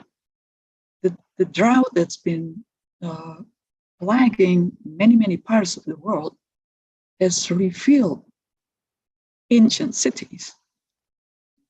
This is very old city in what we now call Iraq. So this is civilization. This is Earth. This is the universe. All about the past, but very different time span. We are part of all those long history. So the universe, at least for me, has given us the opportunity to reflect close and far about the Earth, about how, again, precarious life is, precisely because how very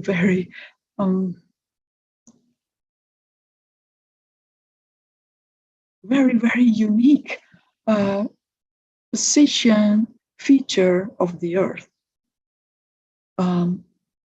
We've only come to know this quite recently, when we discovered other planets, discovered the atmosphere, the surface of other planets, and now the planets of that circling other stars. So all along, human has put Earth as something very special, but it's very important to have that particular sentiment based on evidence, based on observation. It's not just a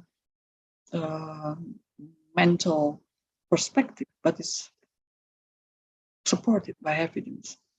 The universe, studying the universe is not only a frivolous act of getting knowledge of everything fine and beyond, but it's our huge mirror upon which we see ourselves more clearly and more holistically. So Earth as our home has given us many, or if not all that we need as living being, small and great. We have seen also how we could appreciate time instantly, or something which is taking ages beyond the time of a human life. But also it has given us the perspective of how well we could predict, how uncertainties have made our way of thinking as such, how out of chaos we found order, and with this order, one way or the other, we predict our future. And human civilization has benefited very much on how well we could predict.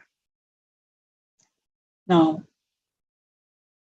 the talk today is mainly driven by sustainability, how well we could live far in the future, not we are, but our offsprings or future human being. This is a very interesting cartoon of how actually we have used Earth. It's interesting, for a long time, human, up until probably the 60s, human have only used about half, not even the whole Earth resources. But within 40 years, human has used up about 1/2 of the Earth resources. And if we don't change our way of living, in just 20 years, we're going to have to live and really squeezing Earth, because we need 3 times of Earth resources. And if we look at this particular picture on the left, it's interesting how to look at how civilization progress in time. And it very much depends on how they create technology, they develop their culture to make sure sustainability is in place. So in the beginning, technology allows humans to progress very, very fast. But you see here, there's a bunch of wiggles here, meaning there are a bunch of imbalances that create collapse, a series of collapses. Perhaps they're not very far, not very large in scale, but if it's not maintained, the collapse will be unbound. It's going to be a forever collapse. So the way we create technology has to put sustainability as target, so that at every time, even if we want to progress, the progress is constrained by the sustainability measure. So this collapse could be avoided. So the objective is to have not only a continuation of life, but continuation of life of quality.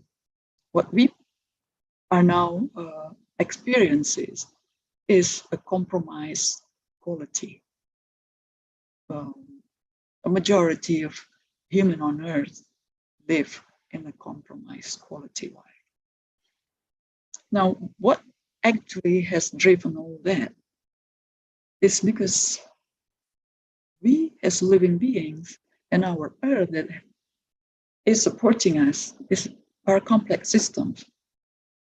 One does understand the complex system is driven by a system which is consisted of many variables, and the very complex interaction between all these variables.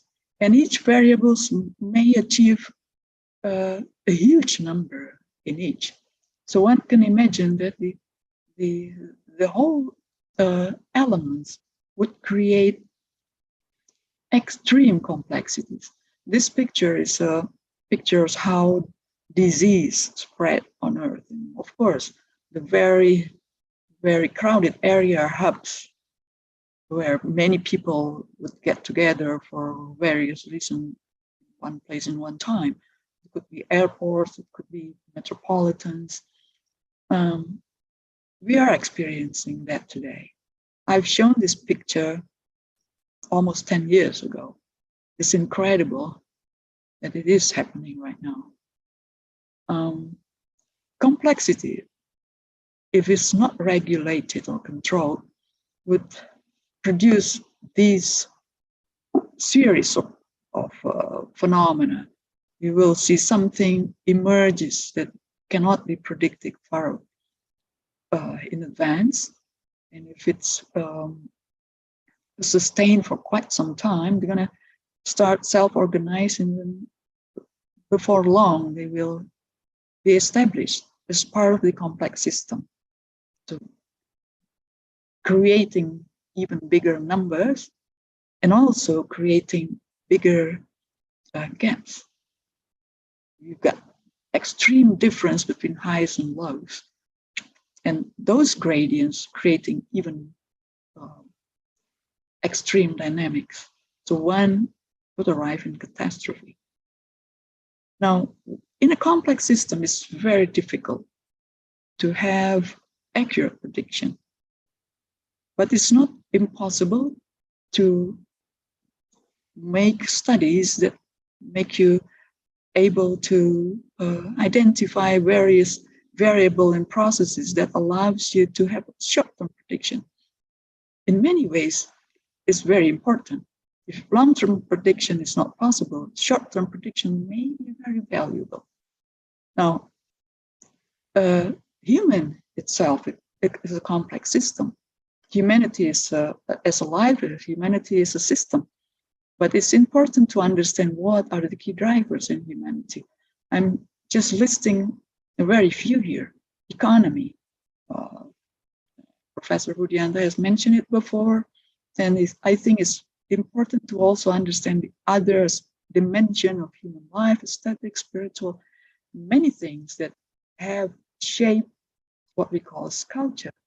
We rationalize them, we keep everything in good balance such that here we are in our culture. In culture, we perhaps could differentiate something which is within our mindset, within our way of thinking. Another thing which is materialized in how we do things. So with that, I try to see if, of course, this is metaphoric. We look at Earth and human systems as living organisms, as such that, you know, it's not that you can only go one way. There are things that we may do, we may do some tricks here and there, such that direction of this living organism could be diverted, as such that we're doing some kind of homeostasis, a replenishment, a recovery. Now, this must not only be something that stays within abstract mindset. It's got to be materialized, because we are already in a crisis now. Emphasizing on crisis could be discouraging, could create fear,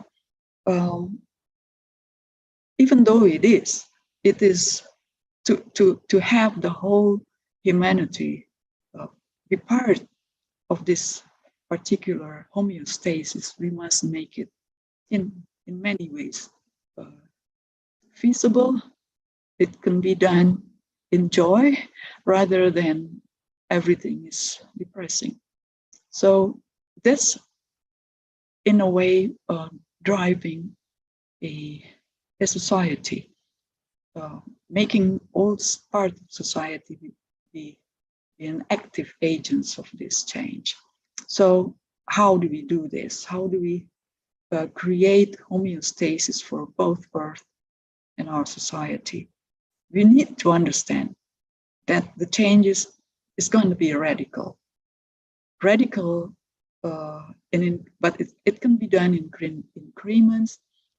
Increments not only in time, but also in its elements, small scale to global scale, individual to whole community. Radical in the sense that, you know, you really change the direction. We cannot just move very, very, very, very slowly in our direction. We need to be going rather fast. But on the other hand, we need to avoid siloing, as Professor Rudianta mentioned. Cooperation is the key. Cooperation among levels, you know, cutting down hierarchical barriers and also barriers among elements which are parts of the society. Now, what is it that we need to incorporate when we mean by embracing changes? We need to have causality, logic, interrelation, and evidence-based be part of our rational thinking. Empowering rational thinking is the key.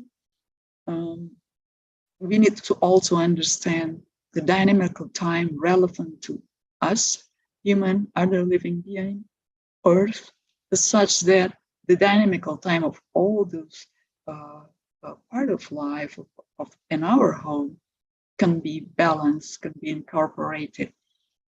For example, if we keep growing our population, in a few years, going to be 9 billion years, the whole Earth going to feed all those people.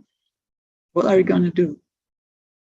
we increase the number of crops from 1 to 3 times per year, or are we going to do agriculture differently?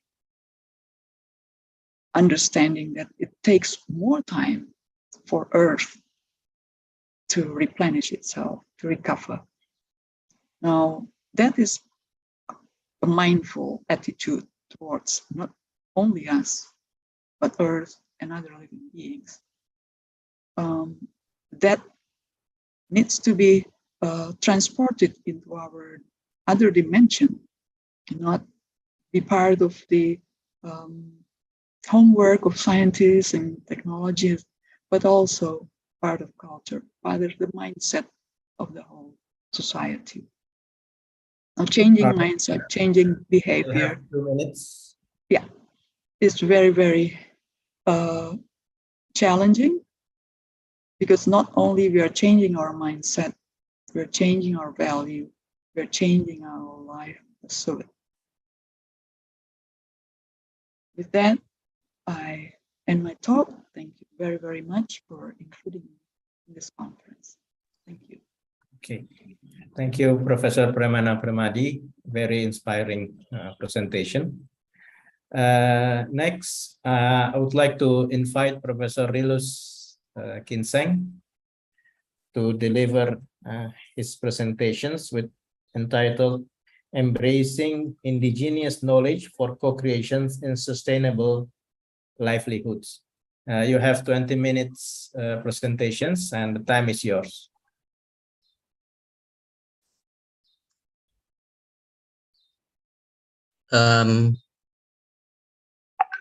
Yeah.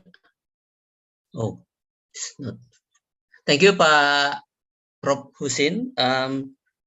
Good morning, everyone.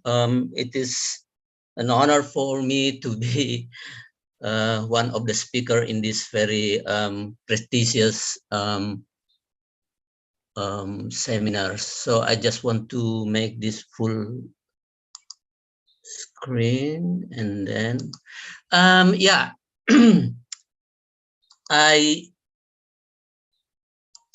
I changed slightly the title of my presentation. It's become Embracing Indigenous Wisdom for Sustainable Livelihood, for the reason I think it will be appear in my presentation.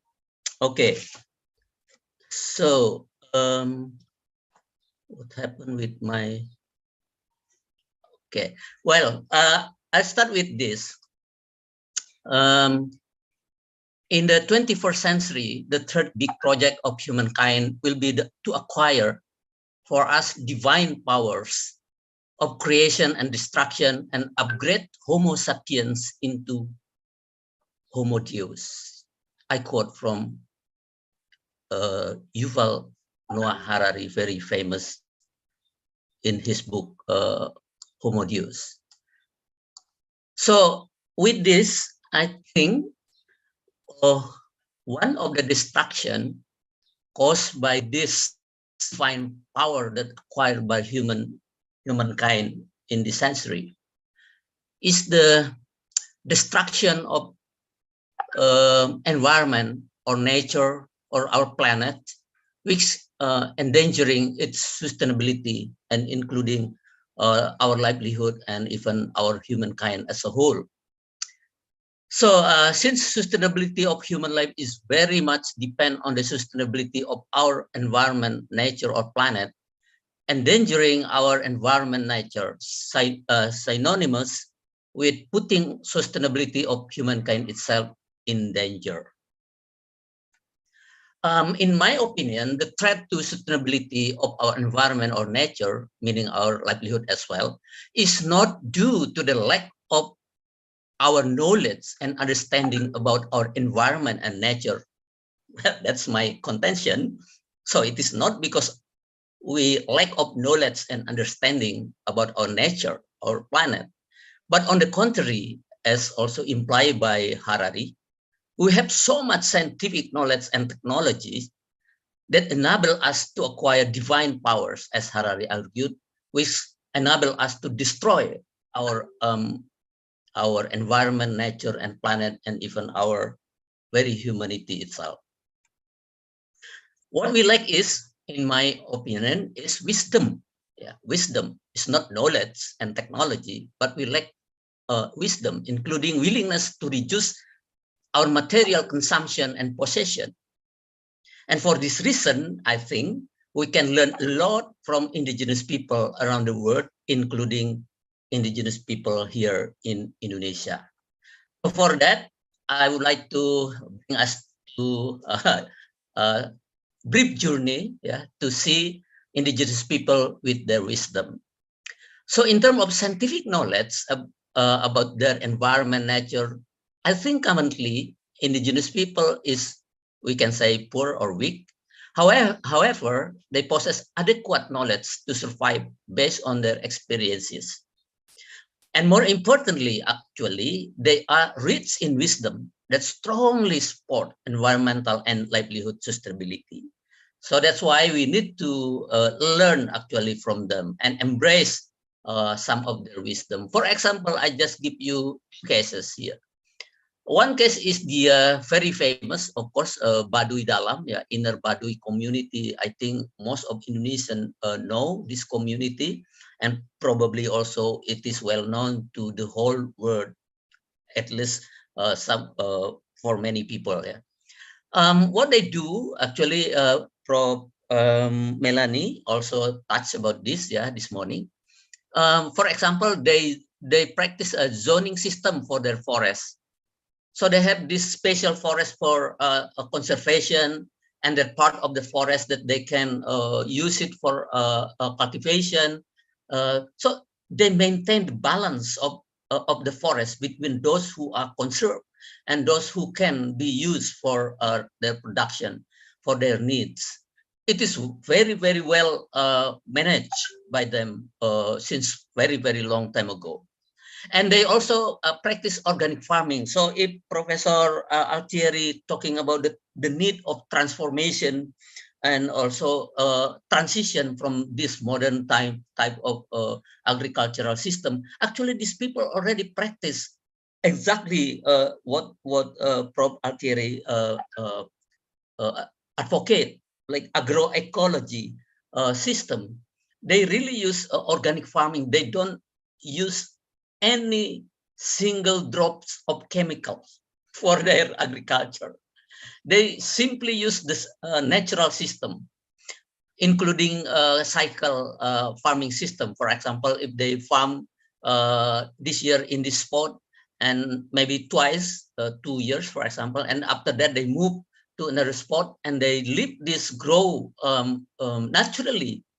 There is no intervention for to do in that. So it's really a kind of very, very original organic farming. No pesticide, no insecticide, no chemical fertilizer. And also they use a very simple technologies, including for their life, everyday life. They are not allowed to say to have a TV. They don't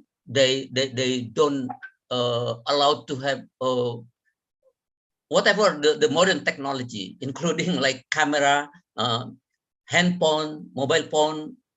All of this kind of technology are prohibited to be used in this community. So they really practice a very simple, even using a hoe, to dig the land in order to do their agriculture is not allowed. It's prohibited. They have another simple technology based on their natural environment. And also, of course, they practice a very simple and very, I call it a very green life, of course, in their everyday life.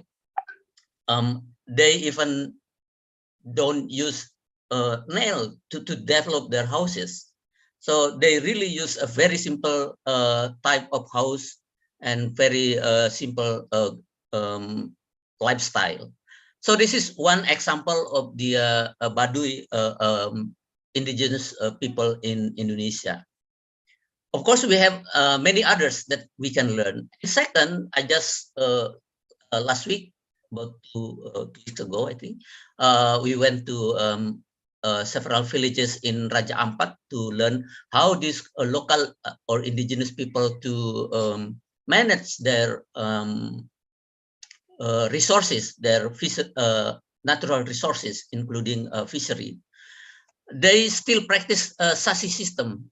In this system, they practice, or they practice the what we call it open SASI and closed SASI. This is like an open session and closed session.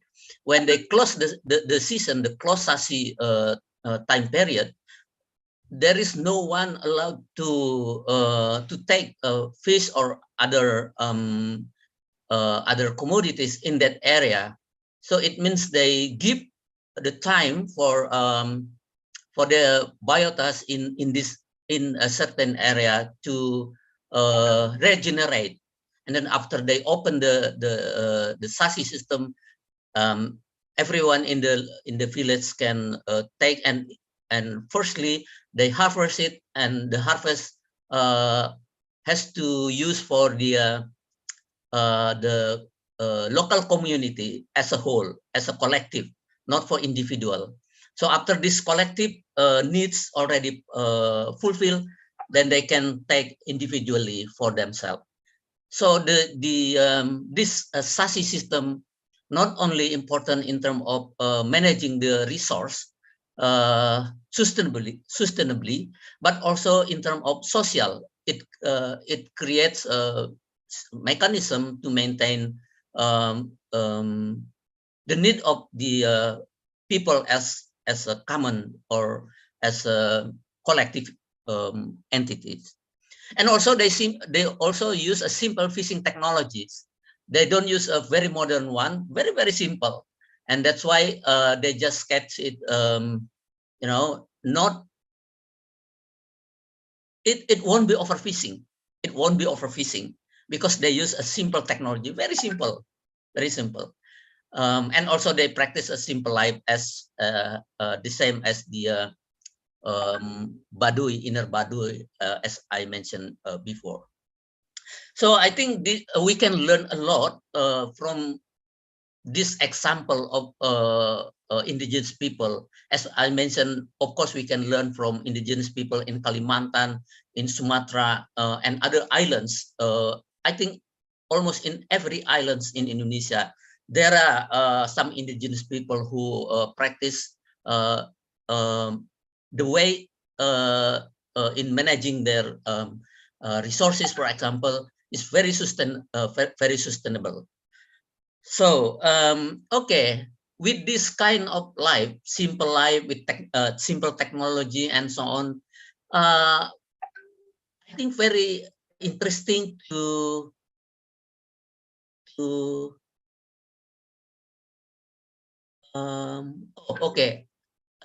take some lesson, some lesson from that indigenous community. At least I noticed two things that I would like to bring in this occasion. The first one is they have a strong spiritual life. For example, they believe in spirits or ancestor, believe in God and the like. And this spiritual capital is very important in ensuring their sustainability lifestyle. So based on this spiritual capital, we call it now, but actually maybe that's not really appropriate. But anyway, they have this strong spiritual life. And because of this, they can maintain it very well, their natural environment. For example, because they honor the ancestor, they have to take care of the nature, for example.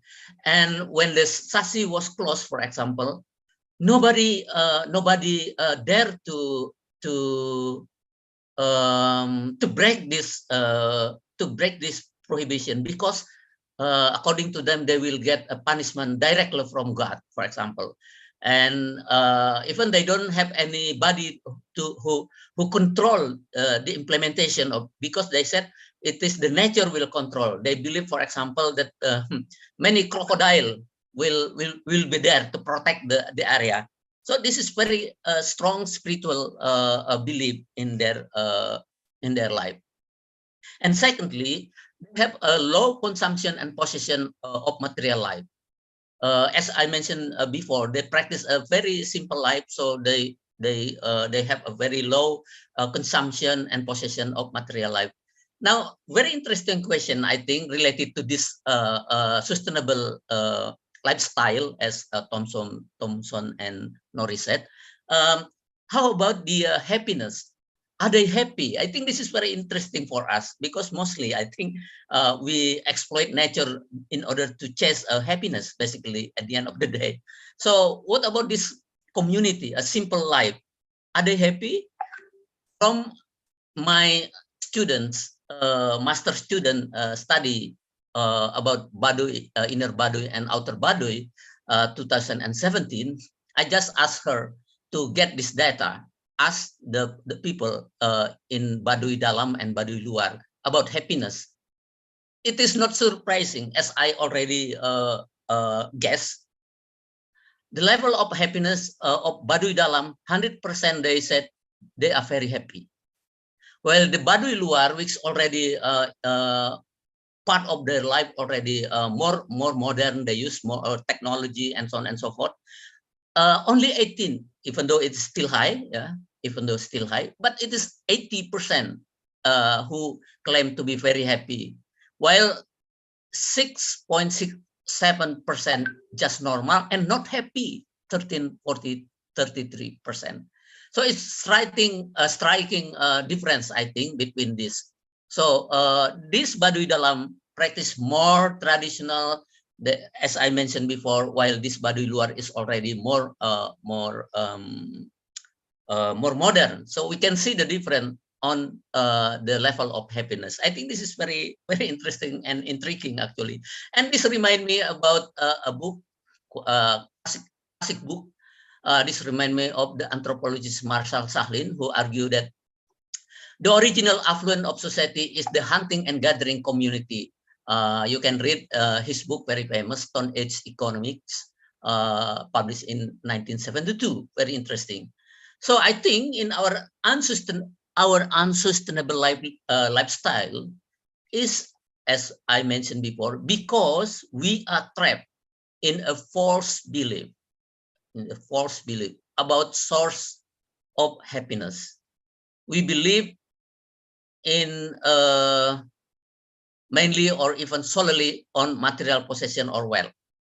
And that's why we are always exploit nature more and more and more, because we want to have more and more possession and wealth. Because of this false belief, I think, so it trigger us to exploit nature more and more.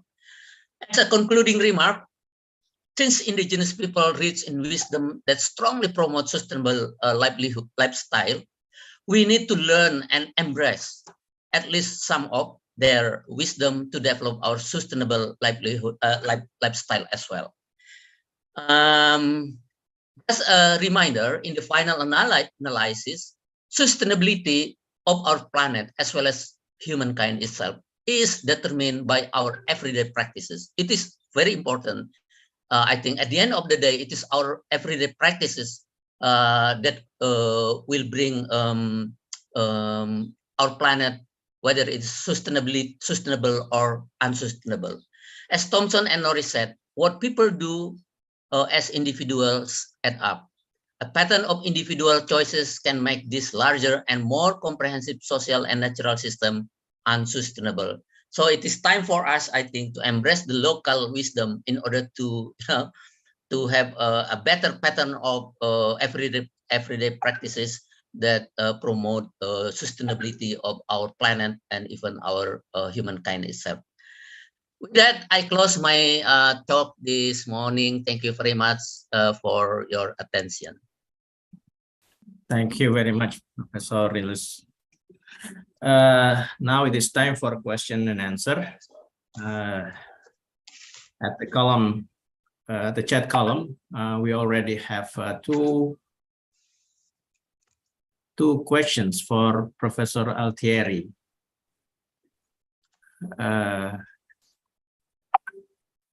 Can you read the question, or?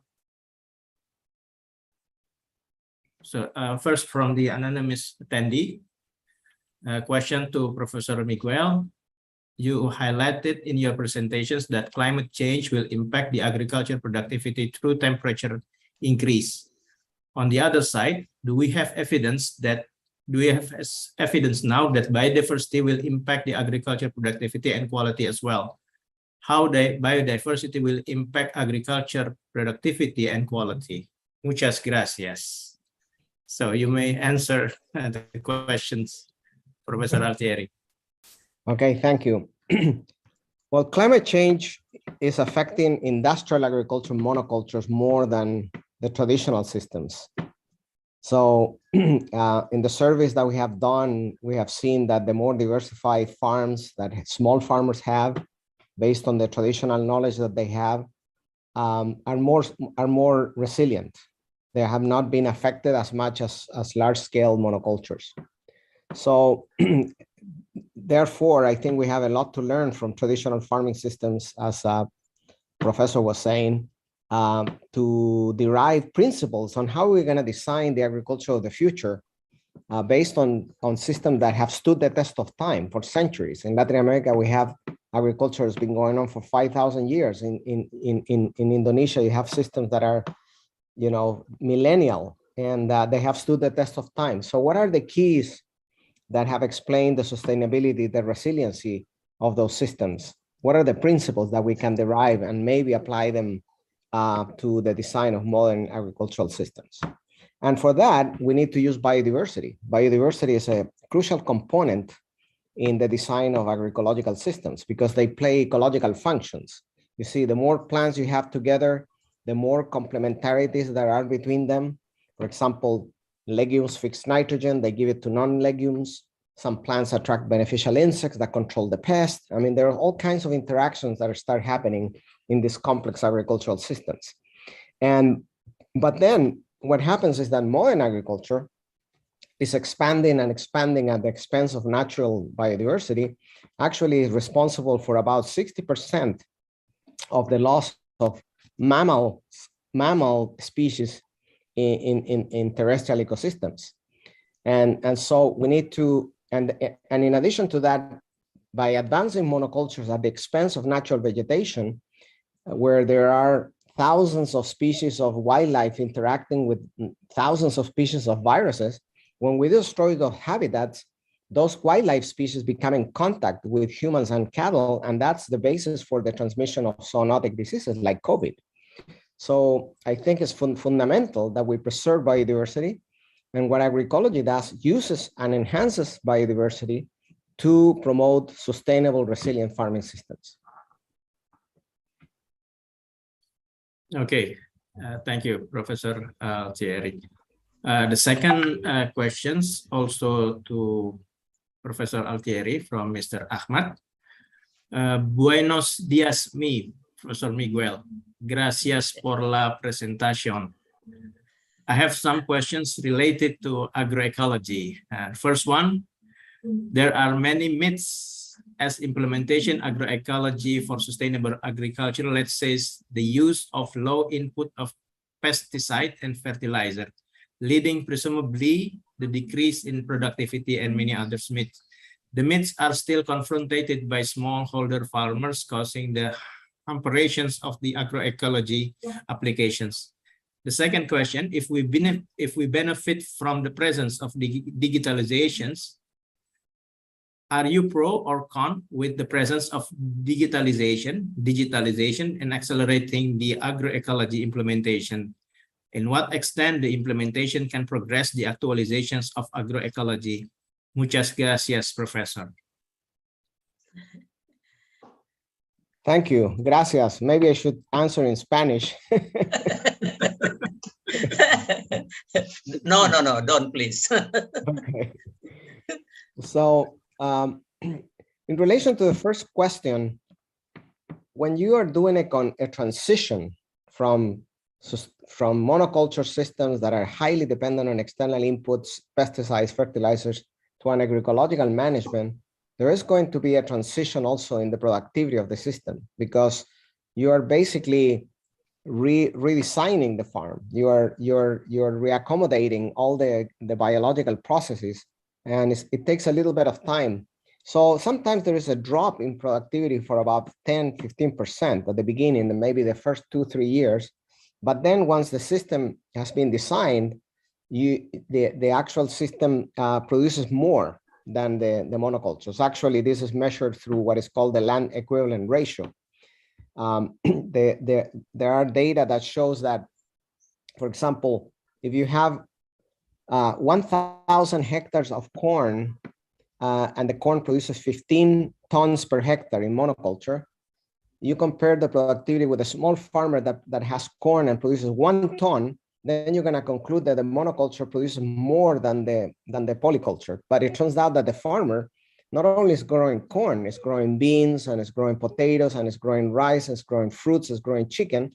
That's what is called the total output. When you look at the total output of small farms, diversified small farms, they actually is about 100 to 200% higher than monocultures in terms of total output.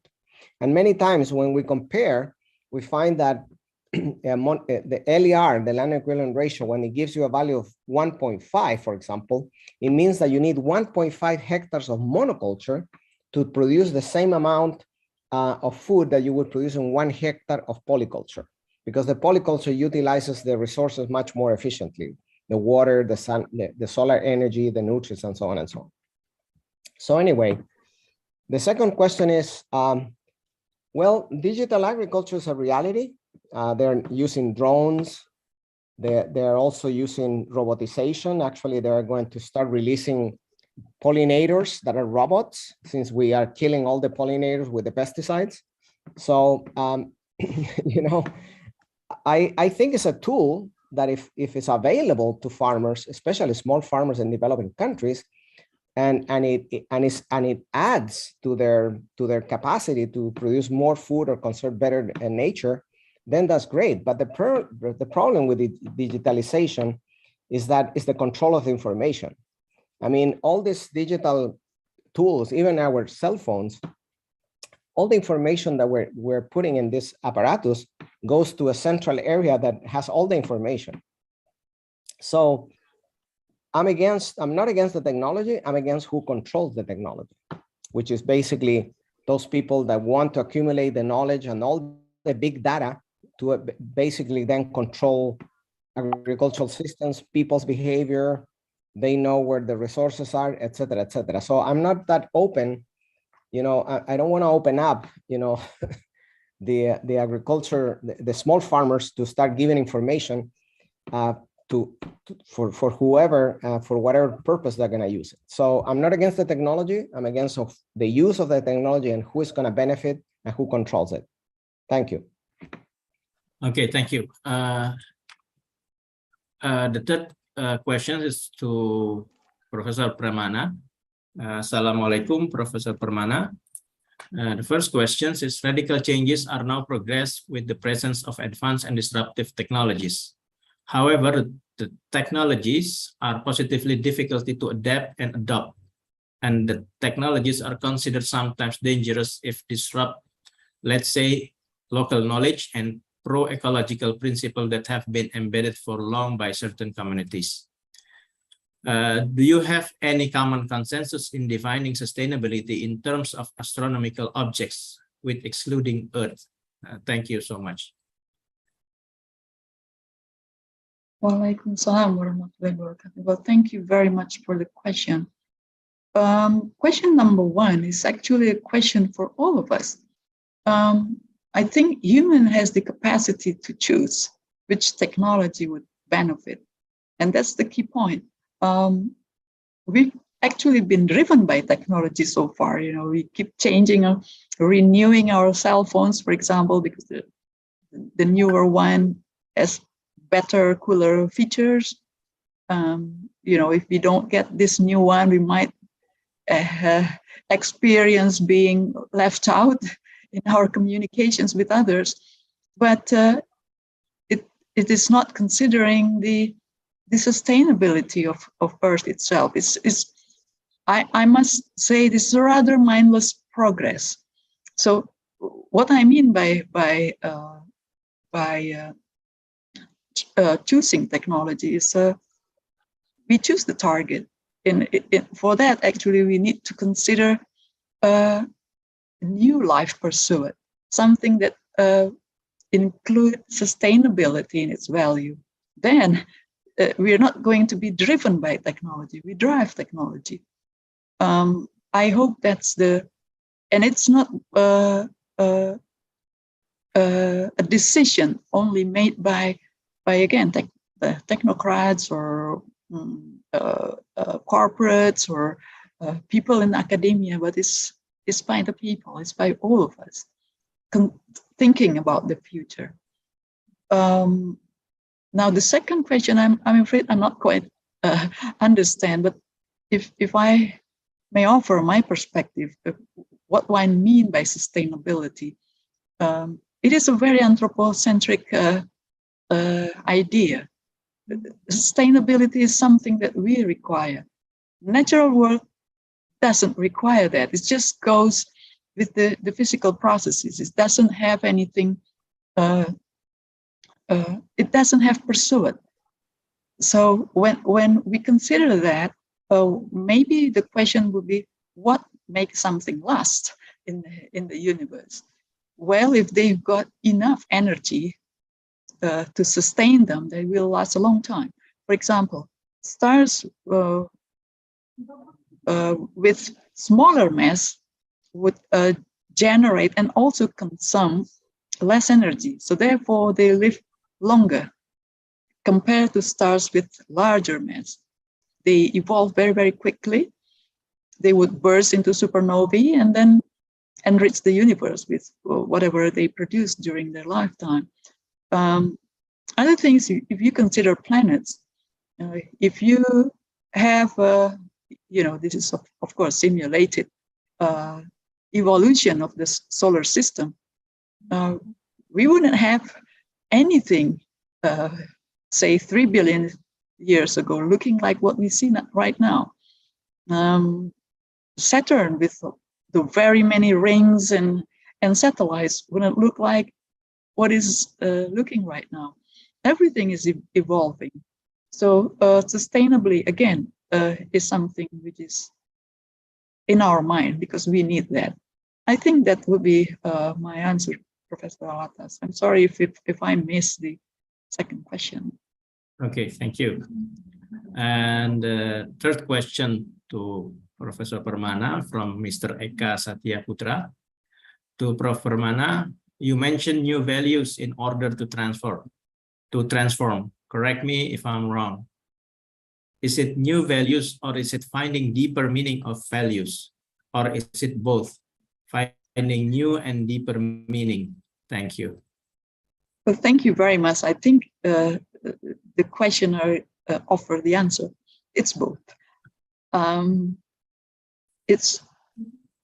We have not experienced this kind of life before, so it's got to be something new. But on the other hand, we've got the opportunity to learn from longer history. So therefore, we're digging deeper value. So hopefully it's something that is more holistic, more mindful in its shaping this new value. I probably would say the value for the future rather than new is probably something which is already in place from the past. So Professor Kinseng mentioned about by Harari, where study the evolution in terms of anthropology. Deep value has been in place, but human did not interact as intensely, as globally as we are now. So reconnecting all those values, I think, in many ways seem to be reviving or something which is recognizes something. So I guess it's both. So thank you very much. Okay. So now the question for Professor Rilus is from Hani Fajrah. Hello, I'm Hani. I'm a Professor Rilus student. How can we build a symbol of life into a system without destroying the environment, but still living in the midst of modernization? Yeah. Wow. Wow. That is very, very deep question. I can see Professor Altieri already smiling. It is not, you know, we can't turn the clock. I think back like I don't know if each one of us are ready to live like inner Baduy, you know, a very simple life.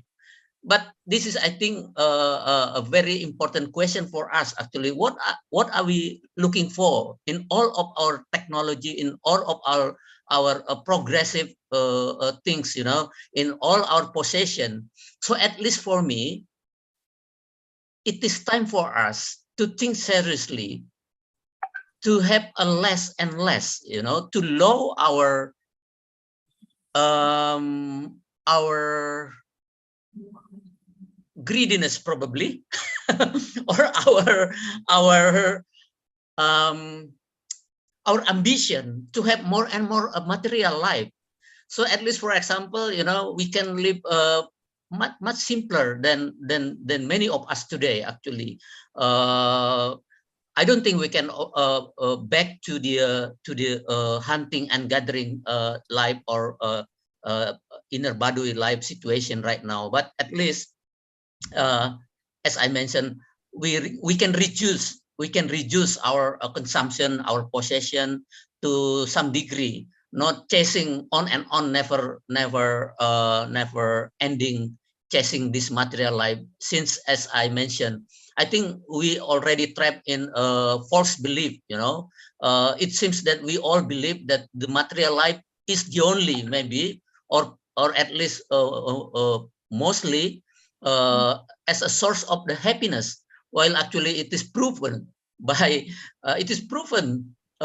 the inner Baduy that happiness is not really depend on material possession and material wealth. It is mostly actually in our sort of a mindset, or a paradigm. So, well, it is hard, but I think we can do it, and together. I think Prof. Altieri want to add to my answer. Yeah, please, Professor Altieri, if you have more comment. No, I think that definitely. Okay, thank you. So, I'm sorry. Yeah. It's still mute, Prof. Okay. Yeah. I was saying, I'm sorry, that one of the things that we need to learn from traditional people is how to live within the boundaries of within the spaces that and boundaries that nature imposes, and that we need to live in a way with no more and no less than what is needed, and that's something very difficult to realize.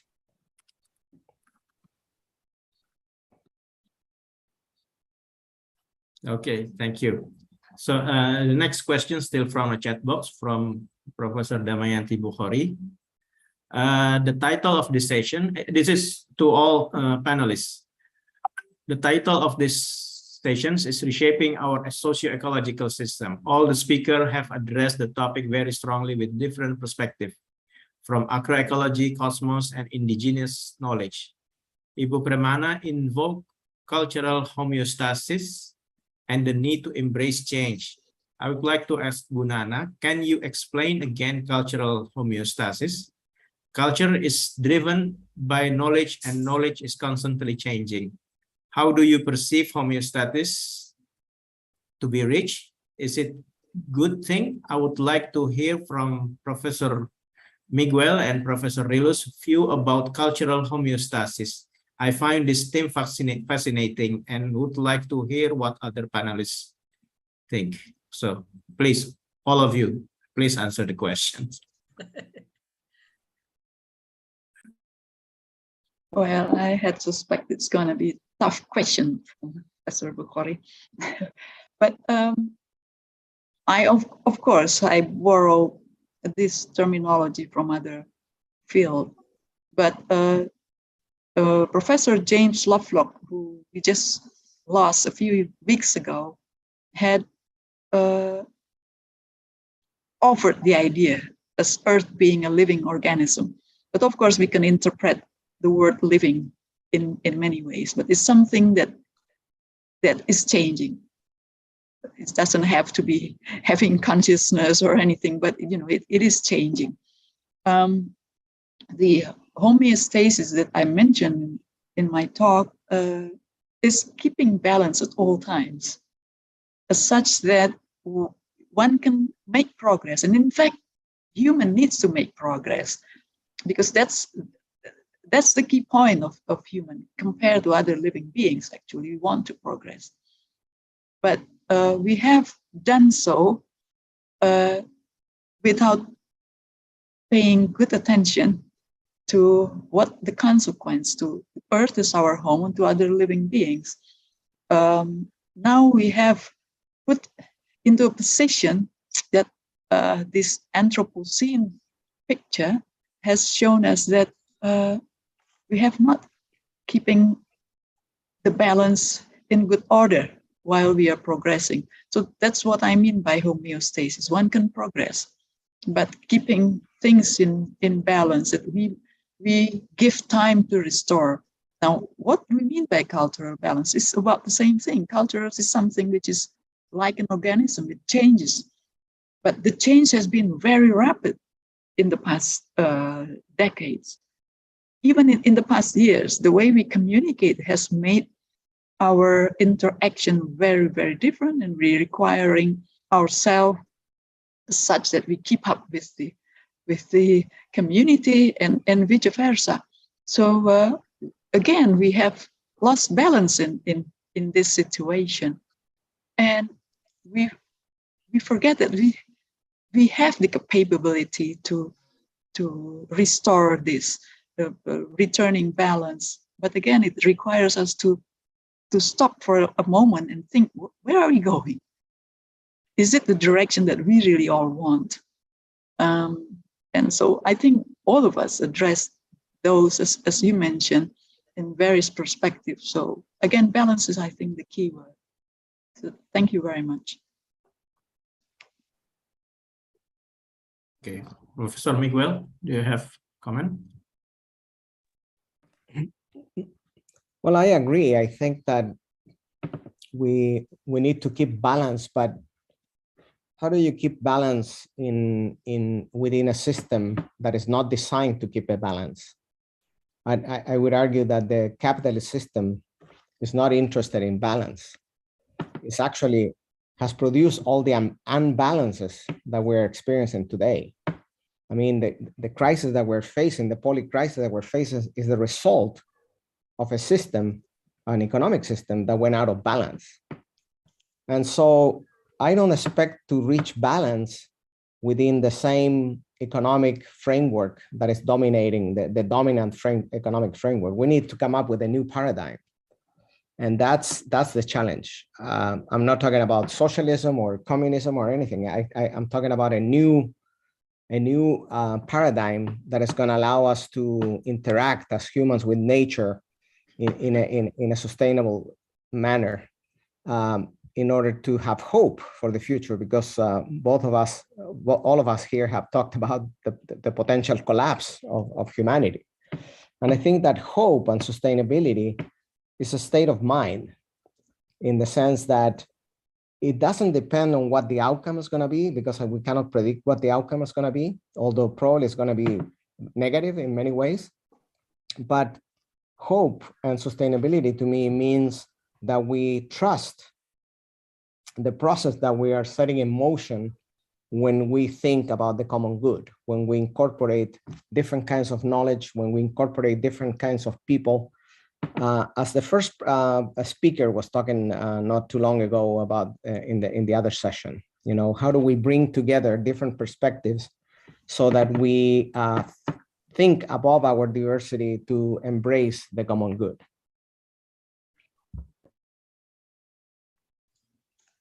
Okay, thank you. Professor Lirus. Yeah, thank you very much. First, I think I do agree about the balance, equilibrium or balance. But one thing that I want to emphasize is the balance actually between the material aspect of our lives and the non-material, the body, the mind, and the soul. Since this is make us a whole as a human life. But now I think we emphasize more to the material aspect, and because we're chasing this material aspect, of course, the implication will be destroying the nature, because we need this more and more and more material life. So if we learn from the indigenous, as I mentioned before, they are rich in their spiritual dimension of their life, even though they have a very low consumption, very low position of material life, but yet they are very happy. That's why Marshall Sahlin called it original of affluent society. So I think this is true as I find it out even right now from the indigenous people. So it is very important, as Prof. Altieri also mentioned. I think we need a moving equilibrium, not like now. We have to move our equilibrium to the next level of equilibrium, which most balance between the material and the spiritual and the non-material life. Finally, I just want to also borrow from Jürgen Habermas, who maintains that our modern life is characterized by the colonization or invasion of the life world by a system.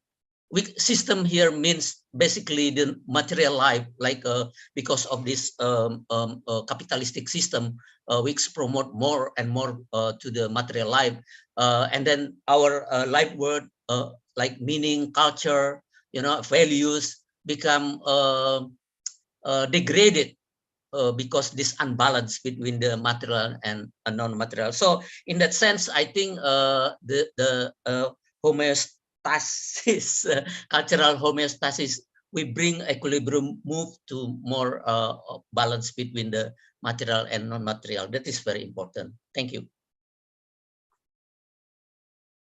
Thank you very much, Professor Relus. We are at the end of the session. So I would like to say thank you to all panelists, and I would like to apologize for the questions that not has been answered by the panelists. And I think CTSS now have one additional keywords, the cultural homeostasis. Thank you to Professor Pramana. Okay, to all participants, to all panelists, thank you for your kind attention in these presentations. I deliver back the session to Mbak Mega.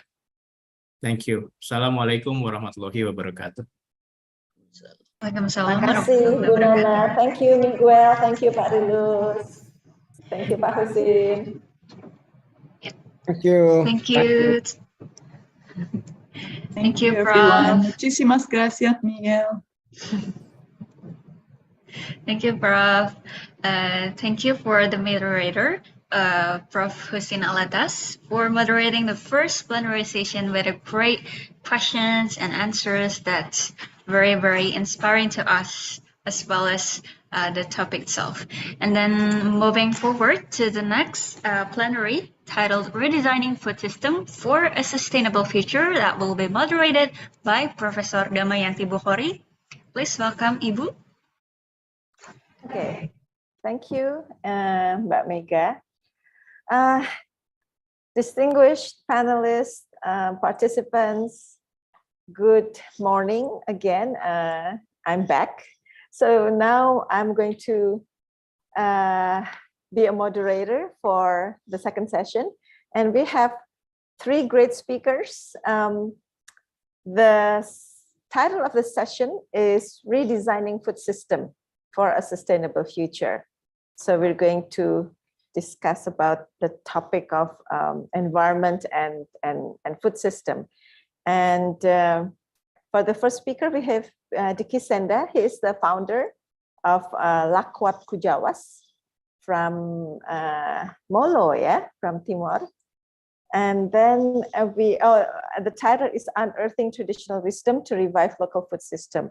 And then we have a second speaker, Dr. Muhammad Reza Cordova. He is from the Research Center of BRIN. LIPI has now changed into BRIN. So yes, I have to correct myself, not LIPI anymore, but the Marine Pollution Research Group at the Research Center for Oceanography within the National Research and Innovation Agency. Wow, what a very long name. And our third speaker is Dr. Christopher Bennett. I don't think he is here yet. He's from University of British Columbia. If I can ask the my colleague here to call Chris, yeah, make sure that he will be coming. Okay, so let us start the session. First of all, I would like to thank Pak Reza and also Pak Diki for coming this morning. And let us start the first speaker, and allow me to read Pak Diki's CV, a short CV. So Diki Senda is a food activist and also a writer. He's from Molo, Timor-Leste. Among his works are the Cerahati, a poetry collection. Oh, I have to read this. I love poetry. Poetry collection, and then Kanduku Leon in 2013. How Kamelin and Tuan Kamblasi in 2015, and Sai Sai in 2016. He has been involved or invited to many Writers' Festival, among them the Makassar International Writers' Festival, the Salihara Biennial, the ASEAN Literary Festival, Ubud Writers, and also the Melbourne Writers' Festival in 2018. He is currently managing the Lakwat Kujawas in the village of Taif Top, quite difficult, Taif Top in the mountains of Molo in South Central Timor. It is a social enterprise dedicated to the revitalization and preservation of villages. From research and archiving of indigenous knowledge in collaboration with Molo residents, it was later developed into a heritage trail gastronomy model for the Manahap. So it's really wonderful to have you here today, Pak Diki. So you have about 20 minutes for your presentation. The time is yours. Yeah, thank you, Ibu Damayanti. I will share the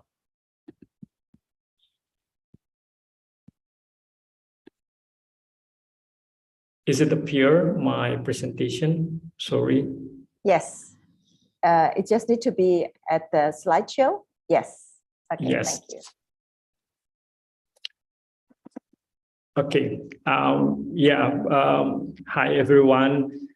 I'm Diki Senda. I'm a writer and food activist, and also founder of Lakwat Kujawas, an indigenous community based in Taif Top village in Molo Mountain, actually in West Timor, not in East Timor. So I'm the part of Indonesia. And together with the community, I do research and archive the local knowledge, ranging to the clan identity, indigenous system, to the agriculture and food system, including recollecting the lost local seeds.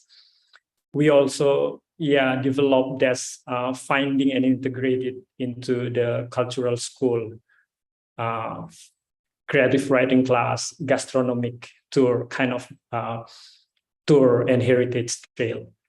First, I want to thank to the Center of Transdisciplinary and Sustainability Science, CTSS-IPB University, for the opportunity to share experience and knowledge related to redesign food system to be sustainable. And specifically, I will speak from my side as a community leader and how indigenous knowledge is seen as a potential for the future.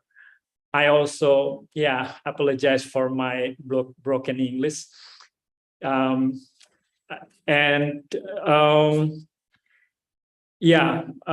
will give you some context, talking about Molo people, talking about indigenous as a part of indigenous community in West Timor, Indonesia. Molo indigenous people are part of the Dawan. We call it Dawan people or Atuin Meto tribe, who live in the area in around Mount Mutis in West Timor. We are located in 130 kilometers from Kupang, the capital of East Nusa Tenggara province.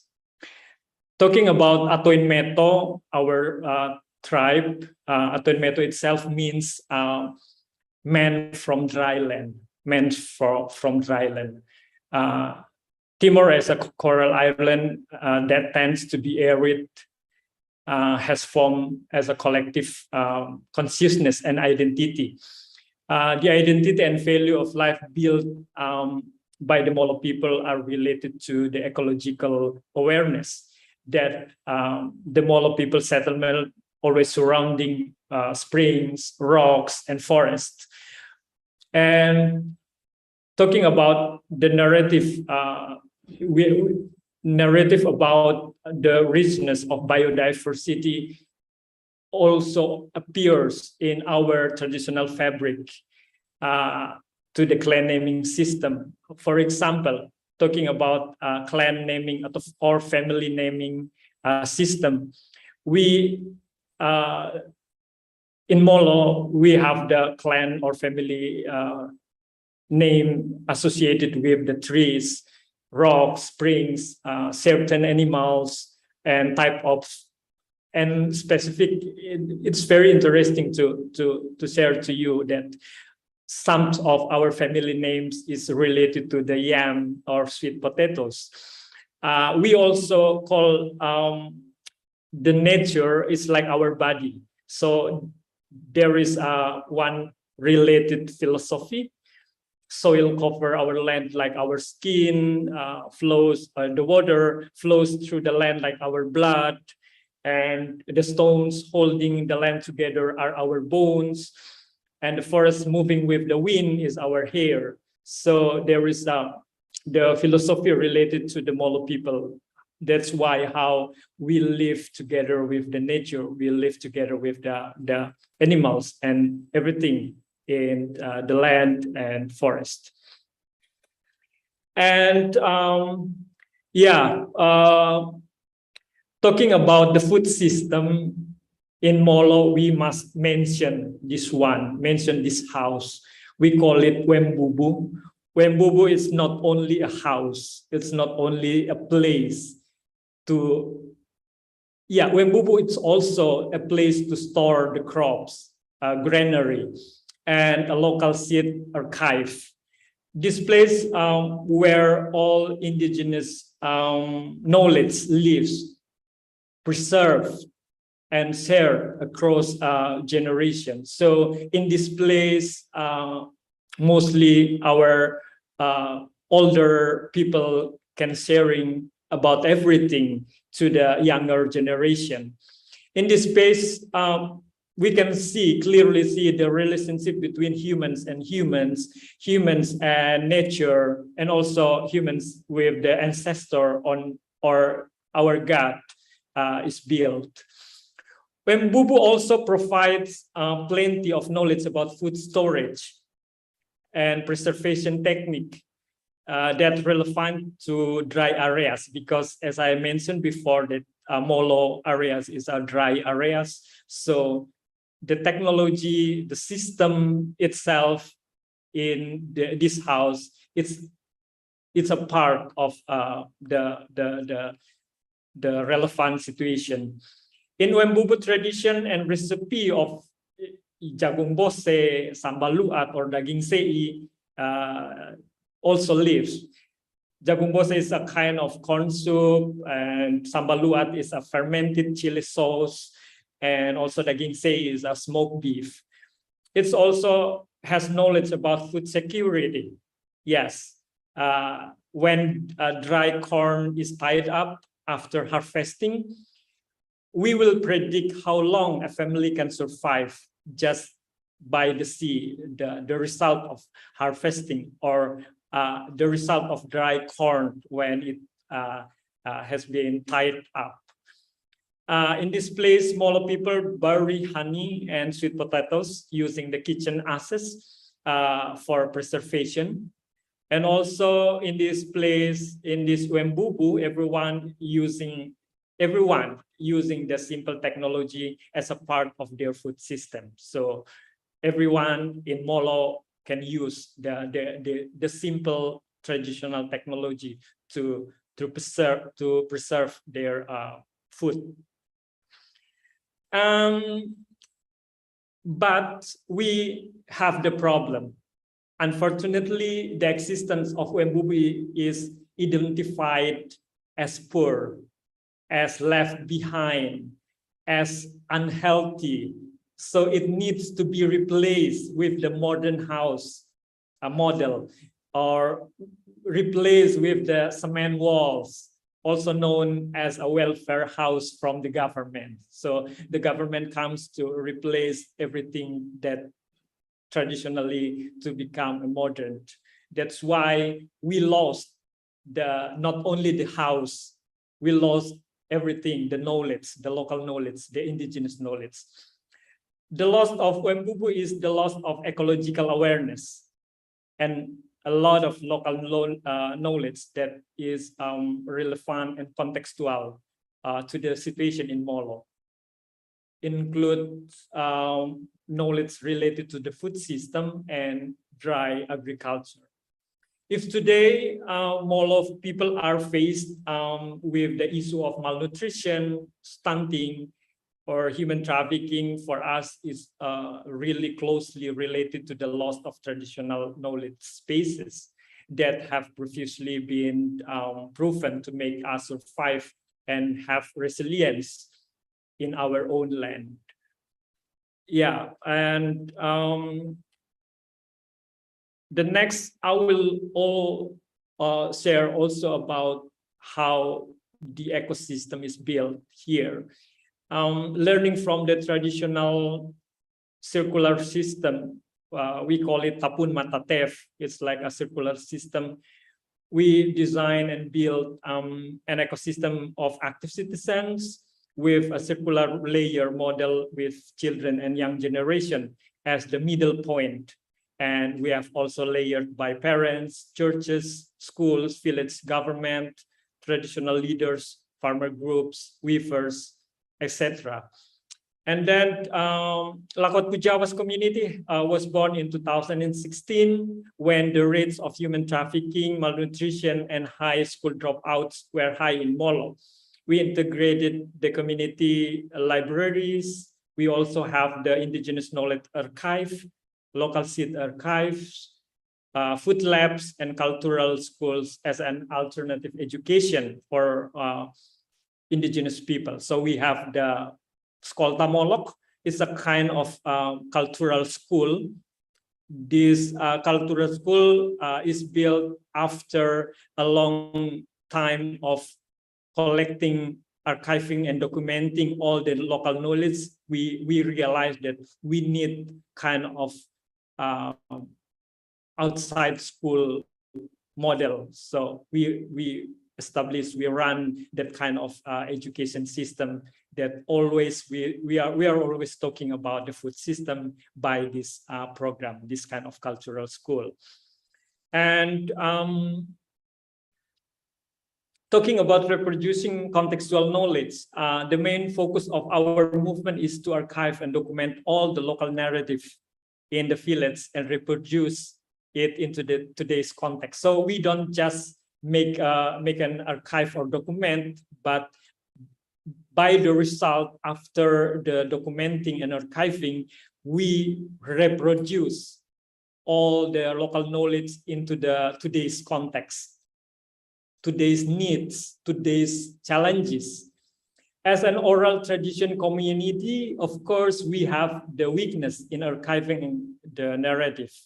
In Lakot Pujawas, we use several archival mediums, including writing, photography, films, visual arts, also literary writing, creative writing, to preserve the local knowledge. The first step, we build a citizen-based contextual education, and also we build a literary space. The community library, archive room, and cultural school become a gathering space and sharing information for the fellow citizens. After collecting and the local knowledge, we invite locals to reproduce into the next, the new context and narrative. For example, from the class of Sekolah Molok, our Sekolah Budaya, cultural school, we found so many narrative about food system. So we invite the community architect and also the local artisans, tukang-tukang lokal. We invite them to design a food lab. So it's like combining with the traditional and modern kind of food lab. We call it Ume Fatum Faun as a local seed archiving space, and also as a kitchen for everyone in our village to experiment with our richness in biodiversity, with our various of local food ingredients. We also learned a lot in the food lab, and then we create a program for distributing good food or good healthy food from our kitchen, our food lab, to the children in our library. So after documenting, build the food lab, we also experiment some ingredients, local food in this place, and distribute the food, local food, to the children in our village. We also making and produce the recipe of food, local food. Also, we put the narrative about food system, agriculture, and everything related to the food. So when we are talking about food, it's not only everything that provide in your plate, but the story behind the plate, the story from the philosophy that I mentioned before, relation between Molo people to the nature, to the land, and everything. And that's why we create the gastronomic tour. It's a kind of heritage trail, but focused on the food.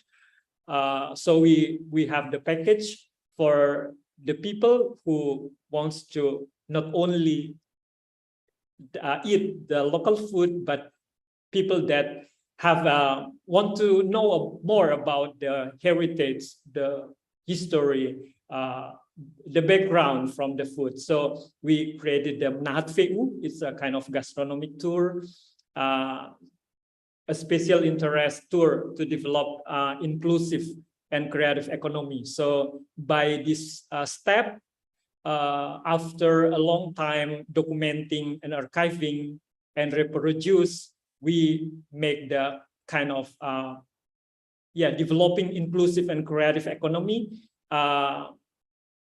to revive the local food system. Later, we use the prototype of food lab as an advocacy.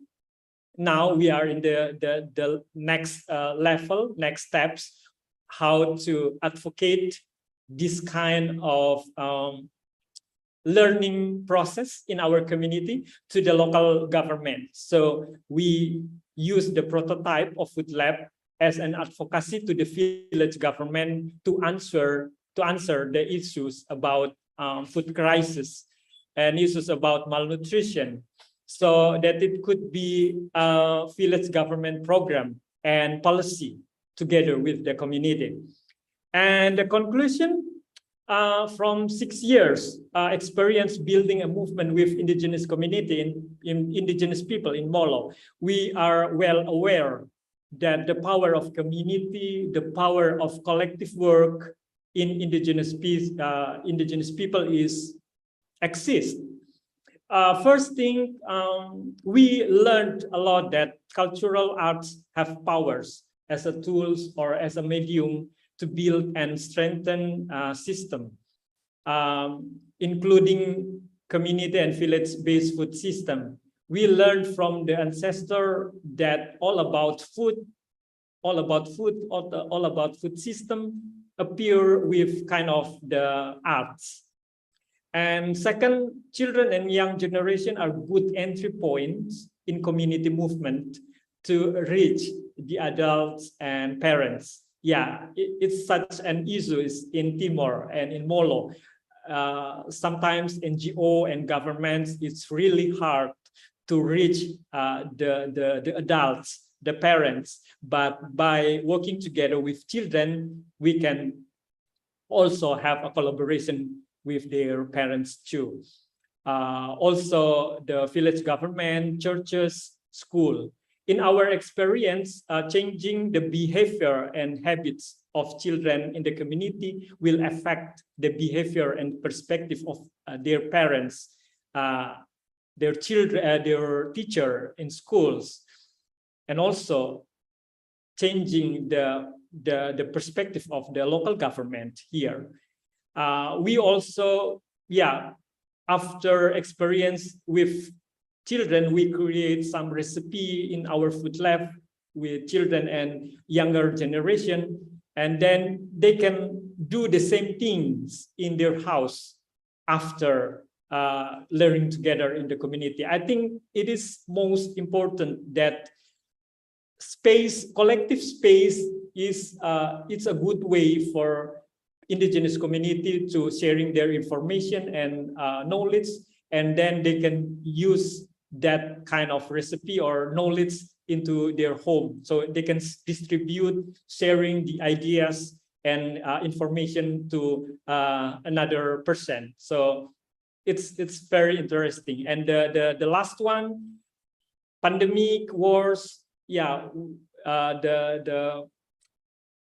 situation nowadays also raise the awareness of indigenous people that we are not doing well, talking about our food system. And what has we doing, that has been done in our community together has become a small solution from community to the community. So by my presentation, I think this is the point of view how community can working together to reproduce the local knowledge into another community and indigenous community background. So finally, I want to thanks to CTSS-IPB University and all the panel. Thank you very much. I'm sorry Thank you. about my broken English. Oh, that's fine. You speak very well. Thank you so much, Pak Diki. Very inspiring, very moving. Connecting local food system and resiliency and art and collective action. Wow, it's really amazing. So thank you so much.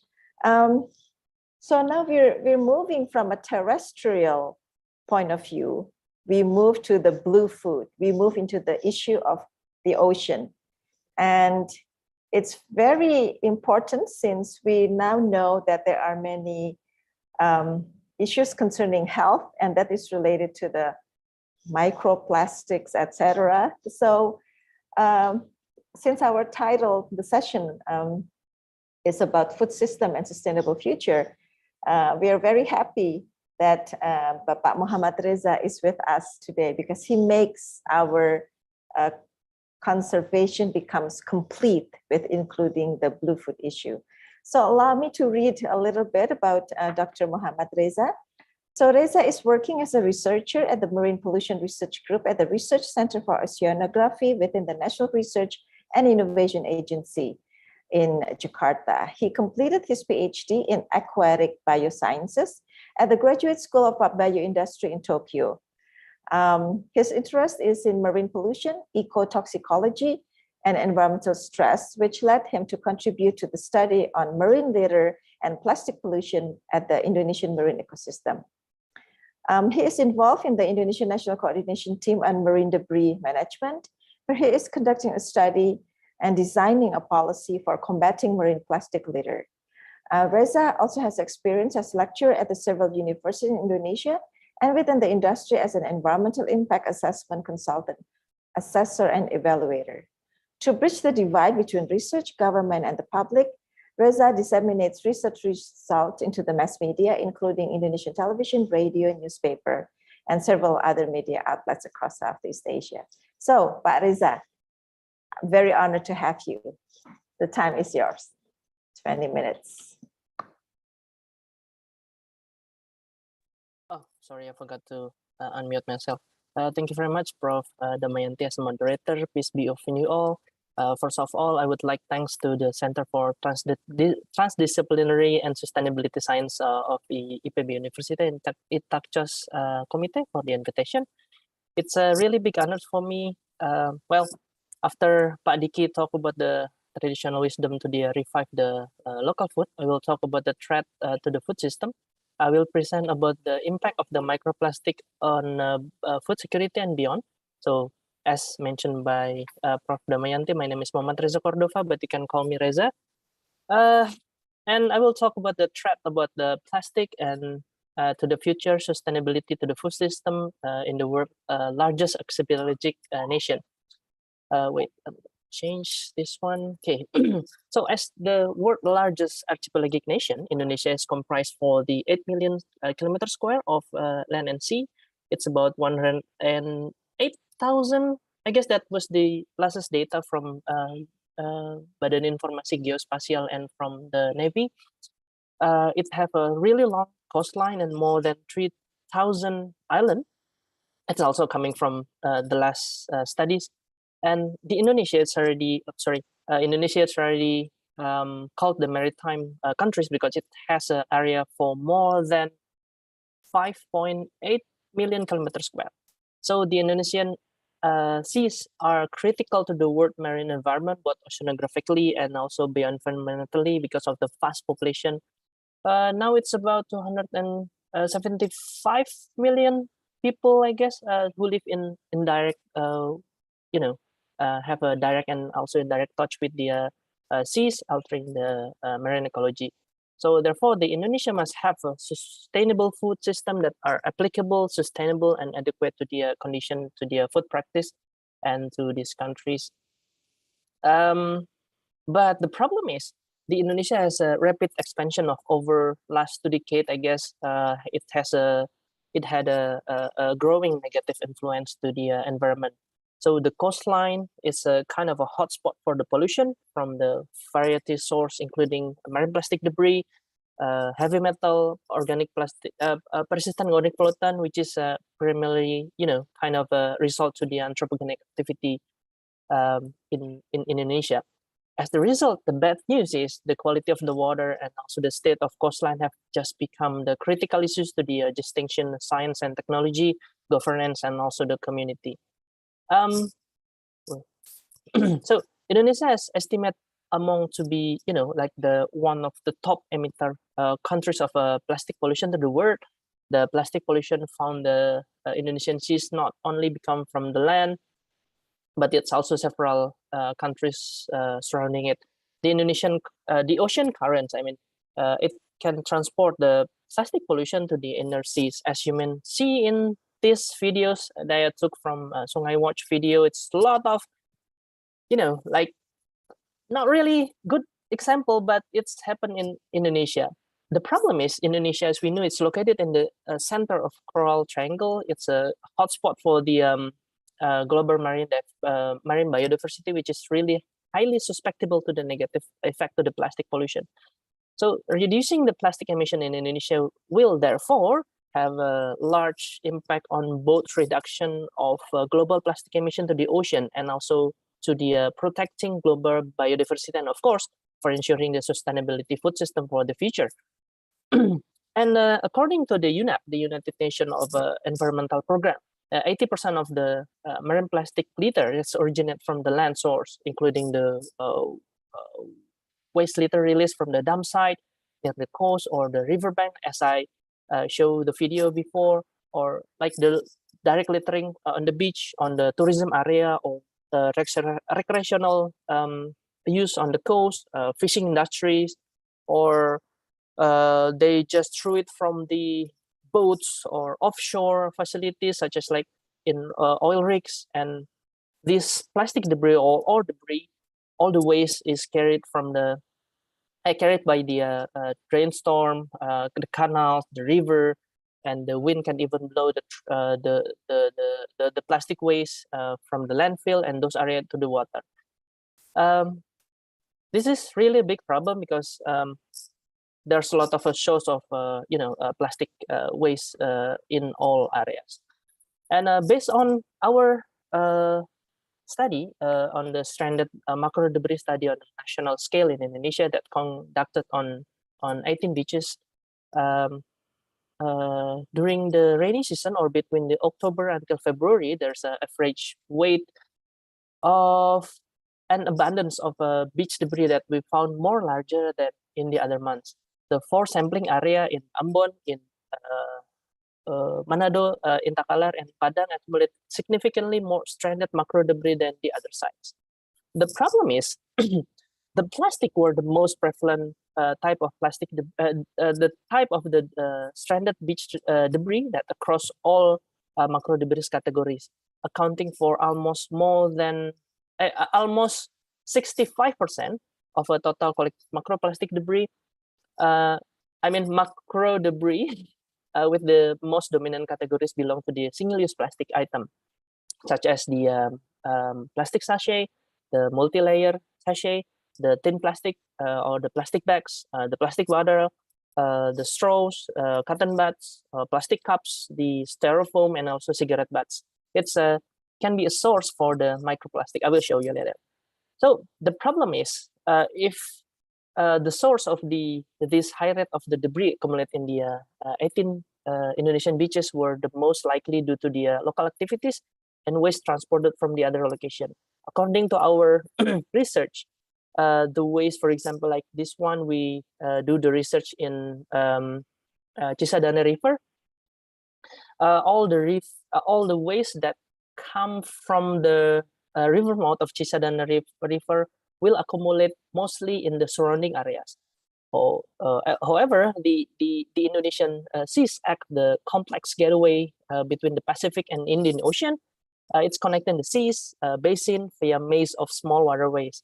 The same article, our article indicate the transboundary macro debris entering the Indonesian water and accumulate along the Indonesian coast. It's kind of a vice versa.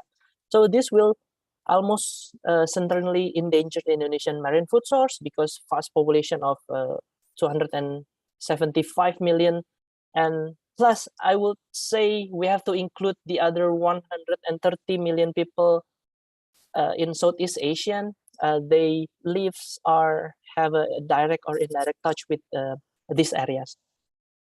The problem is if the plastic already in the environment, it will break into the smaller and smaller and smaller pieces. Some as a kind of a small as a grain of sand.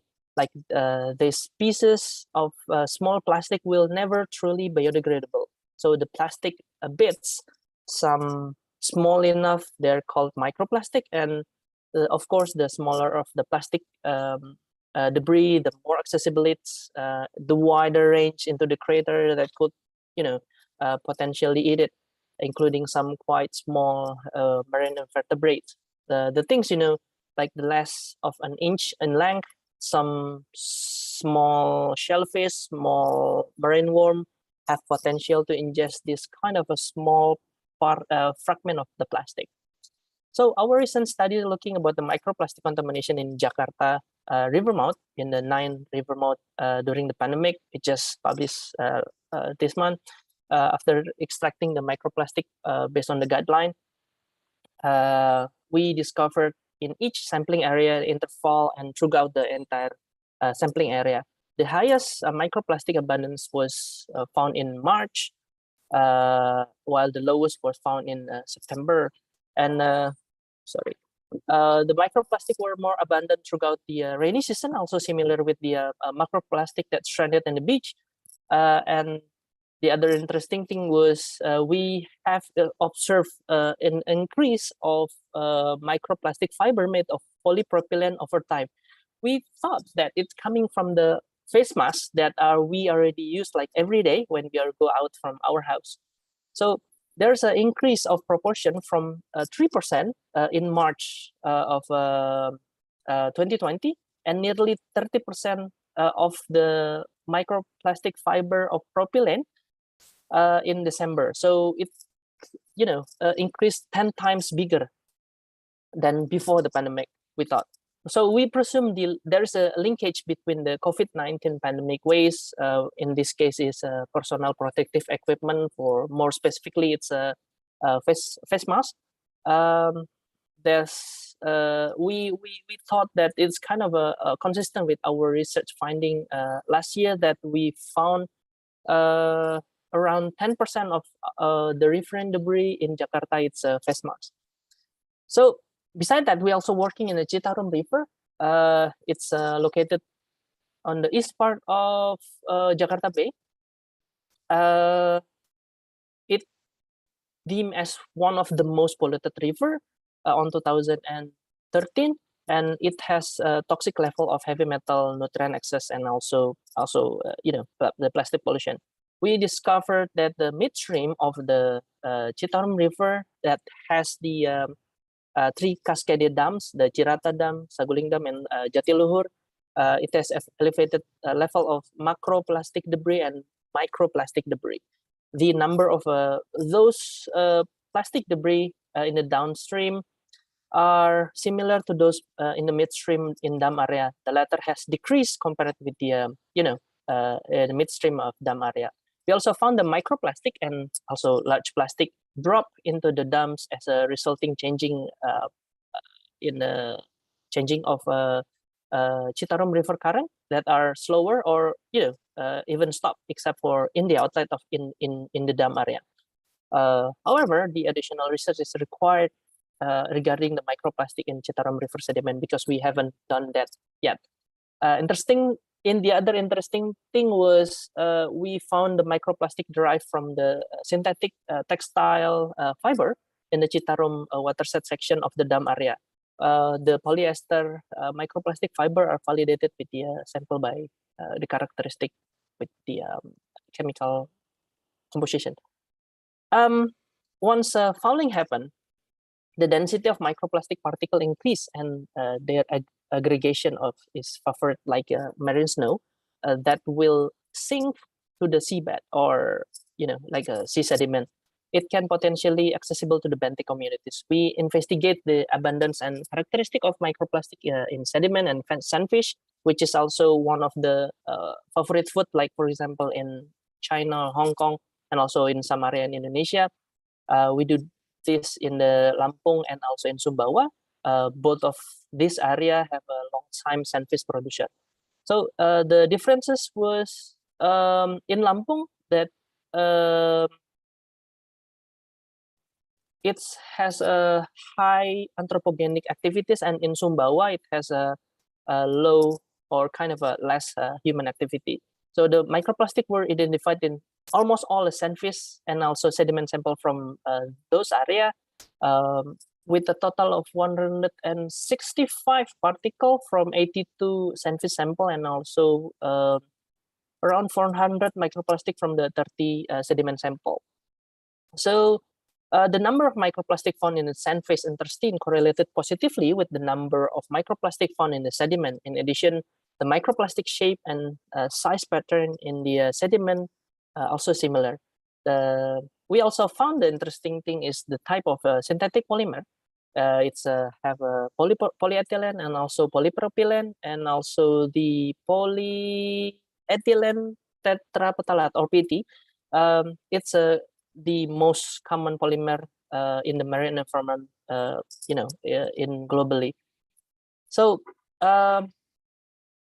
those microplastic, we think that it's also coming from the bigger size, not from microplastic that are produced as a small size.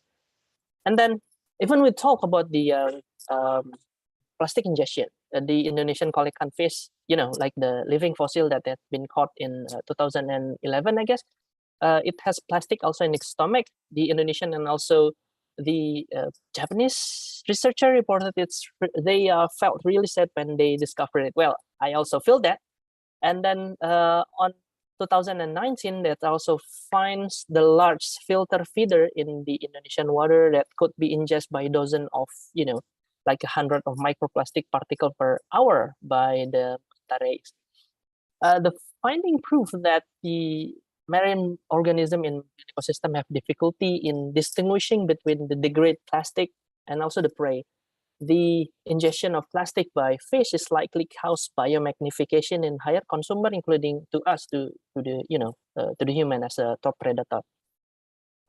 So we already knew that plastic in all part of environment, in all part of our matrix, in sediment, soil, organism, in air also. But we have a bigger threat because there's also physical disruption. The plastic also ingested by the marine organism that has more complex problem due to the content of the substance added or produced by produced during the plastic production and other pollutant that attach to the plastic litter.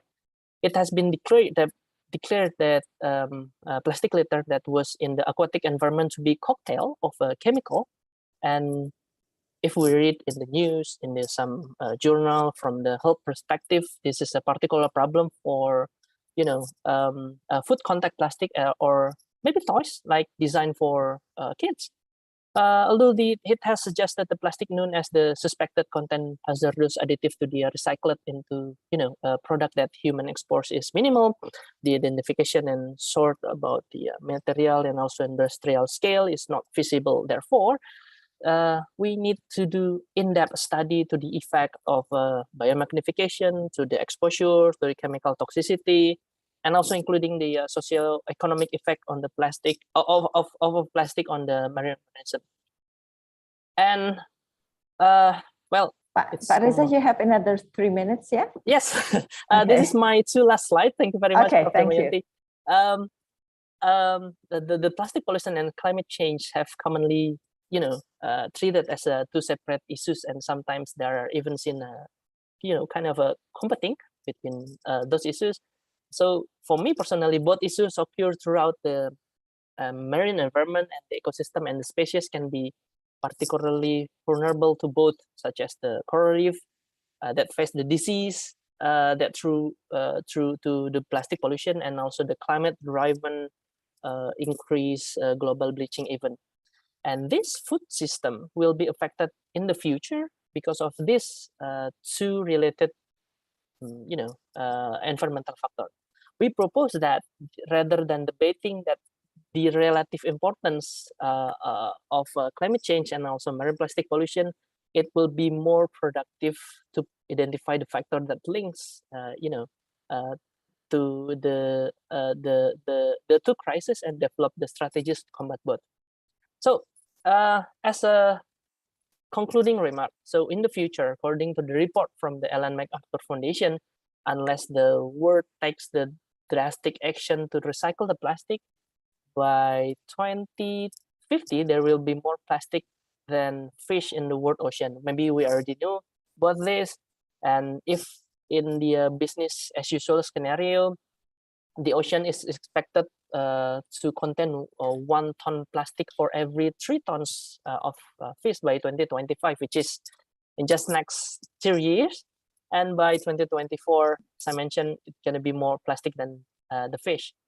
So the author of this paper stated by 2050, the ocean could sustainably provide 80 until 100,000 kilograms of food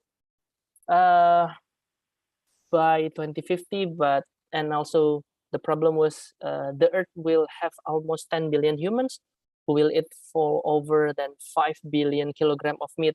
That is 2 billion over more people than around 150 until 170 billion more kilogram of meat than the Earth currently has. With the land-based meat fraud, the climate and environmental impact, how much animal protein can be sustained by the ocean. So moreover, the threat of the plastic pollution is already in sight. We must act now to save our future. So I think that's from me, and thank you for having me and listening to my presentation.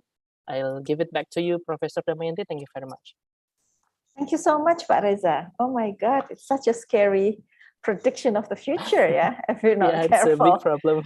Oh my God, a very big problem. So thank you for the inspiring presentation that really makes me think a lot that there's no more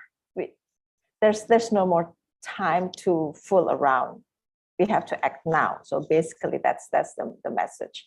Thank you so much, Pak Reza. So now we are coming to the last speaker, and Pak Chris, Dr. Chris Bennett is already here. So I would like to invite Pak Chris to come forward and allow me to read a little bit of his CV. Maybe Rashid, you can put it up. So Pak Chris Bennett, very dear friend. He is an agroforester working in Indonesia. So he's been here for 30 years. Works on natural resource governance and impact evaluation analytics for projects and policies to bring about pragmatic strategies for sustainable landscape.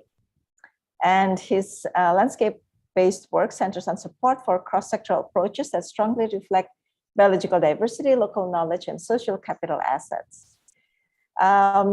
He has a big interest on economic growth and biodiversity conservation, and how they can complement each other rather than be perceived as conflict, as what we usually hear a lot.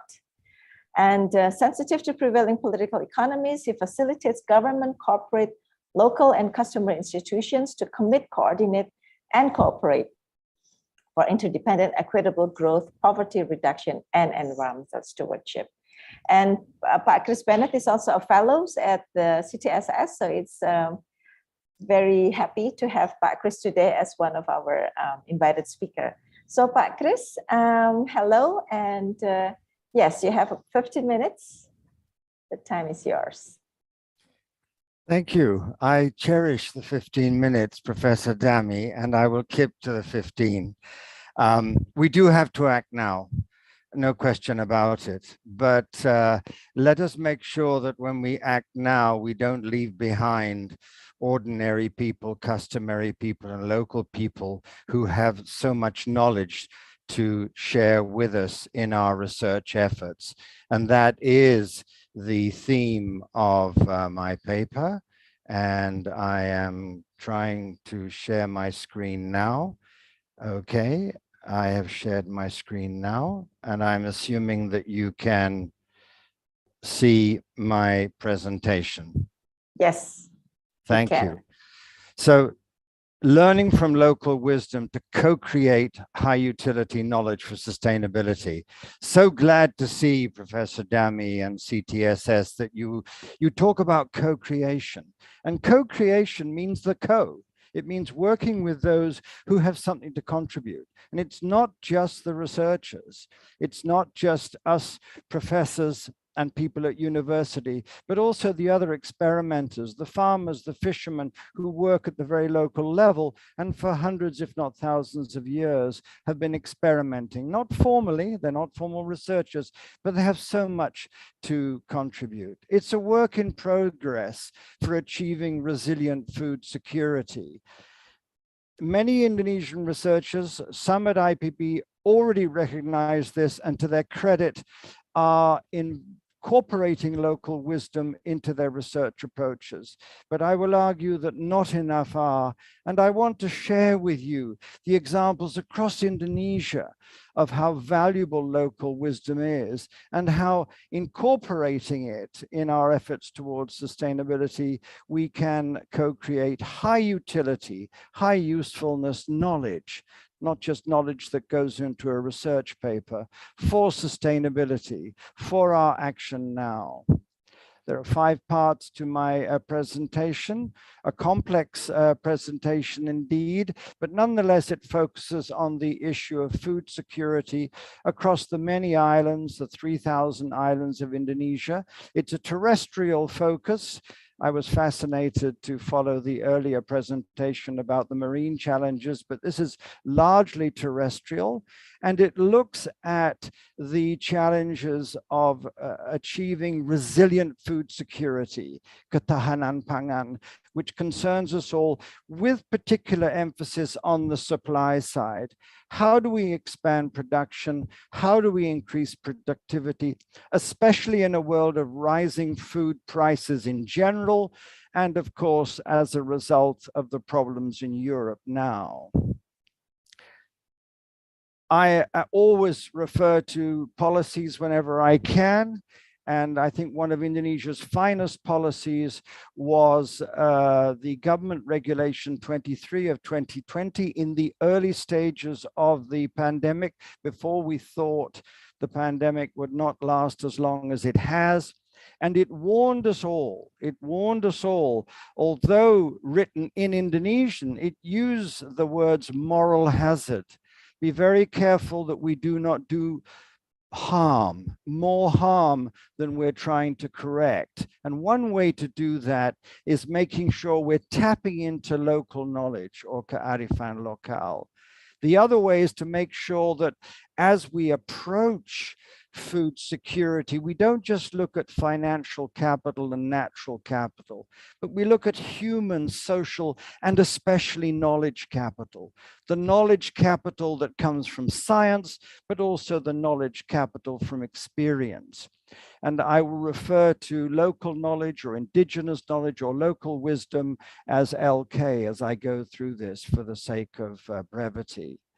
There have been two major approaches to assure food security in Indonesia. One is large food estates in Kalimantan and Papua, and the other one is small-scale initiatives.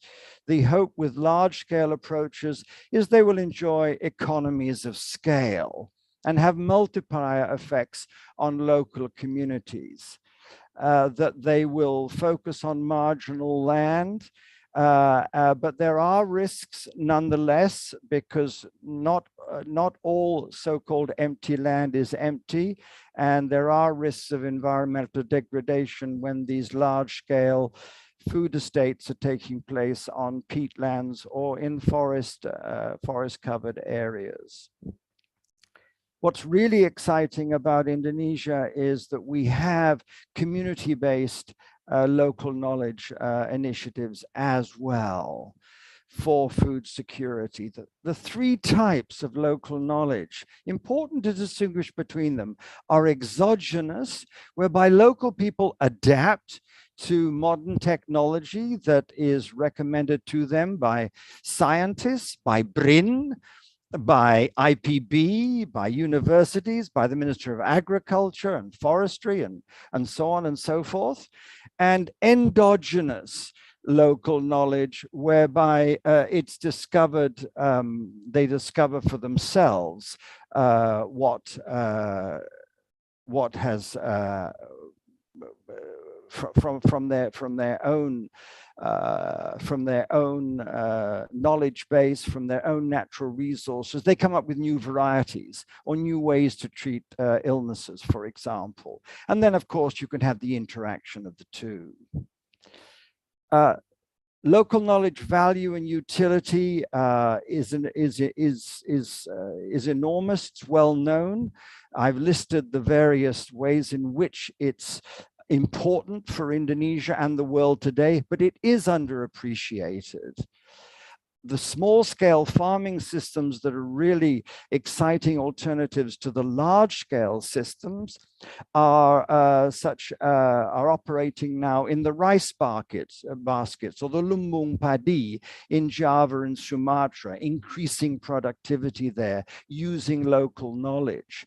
But equally well, they could do the same in Papua in the Sago areas. My focus here with you all is soil and water conservation for food resilience, and reminding us all that experience is a great teacher. Experientia magistra rerum from the Latin, from the Romans, from over 2,000 years ago. I'll run through some examples which are so exciting because they are, these are endogenous. They were developed by Indonesian communities. This is 150 years old, this system in Krui in West Lombok, and it is an agroforestry system which in itself provides cash income for buying food, but also protects the downstream, the water resources for the rice. We see across Indonesia the incredible water conservation concern of farmers all across Indonesia, not just through the terracing itself, but the water flow across the terracing, as you can see in the plastic here. Sorry about the plastic, Pak Reza, yeah? But nonetheless, this is preventing the soil erosion of the terraces. Other examples from Aceh in northern Sumatra show that these rainforests are not rainforests. They're entirely created by local communities, and they are based on nutmeg and cloves and generate cash for people to buy food, but also protect the water resources for the downstream rice paddies you can see in the picture here. Perhaps one of the most remarkable of all examples of local knowledge. In my actually 40 years, damn me, I've been here rather long, which is why I've got no more hair, but basically is the steep slope cultivation by farmers in the highlands of Papua. And these farmers cultivate slopes so steep that you need ropes to climb up the slopes, and they use terracing, wood terracing. And they shade their sweet potatoes using casuarina or chamara to make sure the rainfall is not too heavy. And even on these steep slopes, which are illegal, which are improper according to the Food and Agricultural Organization of the United Nations, we see after heavy rain, I waited 3 days in this village and found that there was no sediment, no erosion from these steep slopes into the waterways down below. In Central Java, the most sophisticated drip irrigation, which I say challenges the most famous drip irrigation scientists in the Middle East, and that was discovered and conducted by farmers in Kali Biru. And here they used bamboo to contain water, which then through a crack made by an axe, drip fed this seedling. And over time, if we look to the right-hand picture, this local knowledge about water conservation resulted in reforestation of previously denuded areas. And now, very recently in East Kalimantan, actually in North Kalimantan, we have a community in private land refusing to capitalize their rainforests to sell the timber. This tree alone would earn 20,000 net US dollars. And the villagers of the Kenya customary people protecting these rainforests, not so much because they love the trees or the insects and the flora and the fauna, but because it protects their water resources. And then other examples again of local knowledge are, for example, zonation, land use zonation and spatial planning, the knowledge of local people. Local women here in Aceh have together worked with the Ministry of Forestry to rezone state forest areas, very small forest areas, for their own agroforestry, leaving the larger conservation area untouched. So what we learn also from local knowledge is that people's demands are quite modest. They're not after grabbing hundreds and thousands of hectares. They're only after their local needs. And yet this knowledge about where the rivers are, where the landslide risks are, can be incredibly valuable to sophisticated GIS mapping. And this was replicated, I found, not so far from IPB Bogor on the other side of Gede Pangrango Mountain, where local people in Cisarua were helping this spatial planner from the Ministry of Forestry to improve his spatial planning maps, using their local knowledge, correcting sophisticated GIS knowledge. So again, we need action, but we need to make sure that we incorporate the action from local people. More recently, in central Kalimantan, wherever local knowledge has been incorporated into peatland management, we have, as in the case of Desa Garung, village of Garung, we have the blocking of canals, we have the managing of the peatlands, and in 2019, almost no fire. In the next door village where that knowledge was not incorporated by researchers and engineers, there was lots of fire. The only fire we had in this village spread from the northern village, and I've hid its name in case I get sued for defamation. So basically, and now we come to, I must rush because time is of the essence, and I need time for my last slide, which Professor Dami is familiar with. Look at what IPB has done, an example of how researchers have learned from indigenous knowledge, have learned from local knowledge, and incorporated this in higher yielding, sophisticated system. It's called it's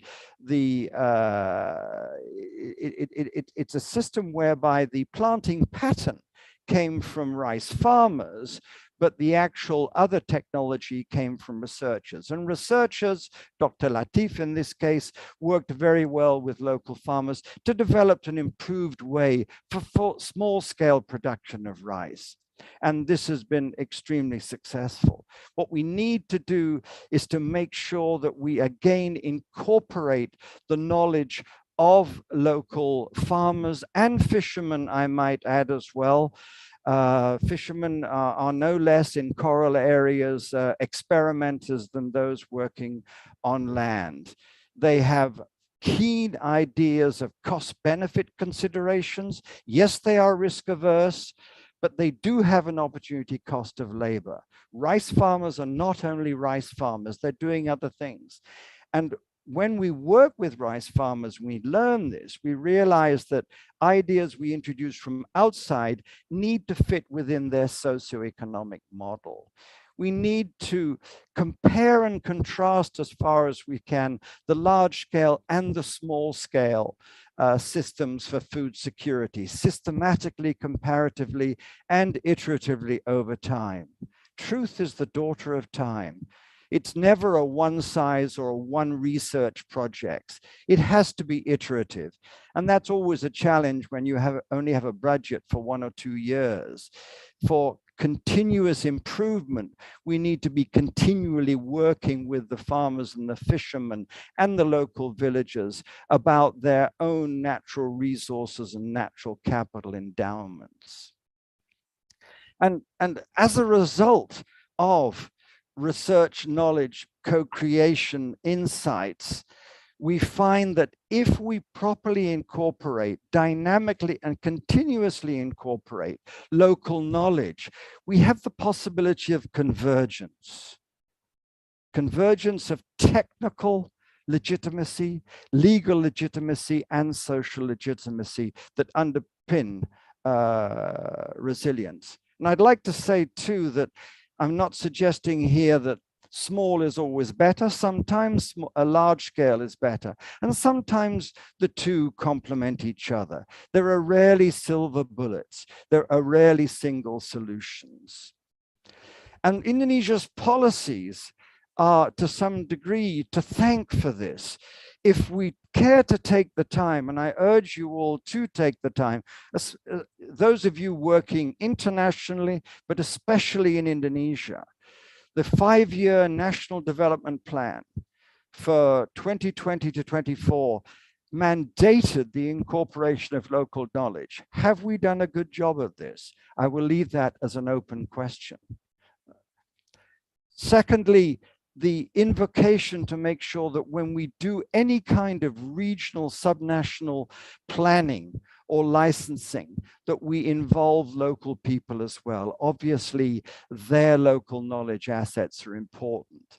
Free, prior, and informed consent of local people is crucial, not just to safeguard their rights, as was written in the Agency for Rehabilitation of Mangroves and Peatlands in 2016, but also to tap into their knowledge assets so that we can learn from them. And then finally, to make sure that policies, whenever they are coming up with grand ideas for food resilience, they be truly spatially based. And if we pay attention to these policies, if we incorporate local knowledge, there's a good chance there'll be shared ownership. Rumongso melu handarbeni in Javanese, and a greater chance of sustainability beyond the lifetime of projects. My last slide, I fear I may have gone over 15 minutes, but I wanted to have the time for this slide above all. And I would like to suggest, Professor Dami, you might like to use this poem. One of my hobbies is that I am a poet as well as a very, very bad poet and a very amateur philosopher. But nonetheless, I borrow from a great poet and a great philosopher from 800 years ago, in line with the theme of co-creation of knowledge sustainability and the importance of really being aware of what we know. And my final slide then is his poem from 800 years ago. I have a rough Indonesian translation there as well. Anyone who knows and knows that he knows makes the steed of intelligence leap over the vault of heaven. I certainly don't belong to that category. I added, anyone who does not know, but knows that he does not know. Perhaps some of you watching this do not know how important local knowledge is and will pay more attention to it, can bring his lame little donkey to the destination nonetheless. But anyone who does not know and does not know that he does not know is stuck forever in double ignorance. Thank you. Thank you. What a wonderful end. Thank you so much. Beautiful. Okay, wow. Okay, now we have about, let's say, 20 minutes for discussion. So allow me to a bit wrap up of what the three wonderful speakers have been presenting from this morning to now. So first of all, just to remind us all again that the title for this session is about redesigning food system for a sustainable future. So why do we need to redesign? Well, that's obvious, because we are developing technology that are not always environmental friendly, and there are already impact of the negative impact of the food system technology to date. Pak Reza has explained to us about the plastic debris, and how it is not only a marine pollution issue per se, but it can also affect the food system, and then it goes back to our health. So with Pak Reza's presentation, we can really see the interconnectedness, between marine, terrestrial ecosystem, and how our health is impacted by that. And then Pak Diki has a very wonderful approach of redesigning, I would say, because he already has an answer on how to redesign the food system. And that is based on local knowledge, based on local strength. The history, the understanding of the local wisdom that brings with it the local ecological knowledge is a strength that we need to disseminate across Indonesia, across the world. And the connection between the art, the culture, and the food is really being explained very well by Pak Diki.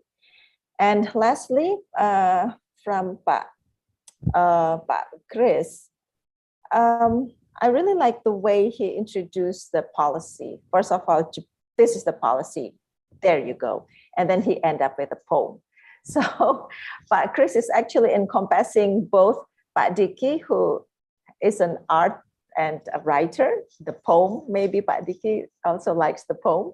And the policy that Pak Reza is really focusing is you need to have a good sound policy. So with Pak Chris, it's really about co-creating the exogenous, the endogenous, and how is it that we can redesign from the science, using the science to affect the policy, etc. So thank you so much to all of you. Well, some friend asked me, why do you have male only panels? I was like, oh no. Well, I'm a woman though, so hopefully that can that can balance. But I really enjoyed all the presentations and the insights that you've given, and I hope all the audience, we have about 110, and I don't know how many in YouTube. So there are questions, and I myself have questions, but I have to stop myself from just reading my own questions. So why don't we start with the questions that we have here in the chat? So the first question is from Eko Waskito from Jambi. Bagaimana program pemerintah dalam ketahanan pangan, contoh food estate, yang tidak mengedepankan kearifan lokal dan menggerus lahan pangan lokal, dan program nasional harus sesuai standar proyek pemerintah. Okay, so let me try to explain it in English. Even though we have an interpreter here, so actually I don't need to translate that in English, but just the keywords here.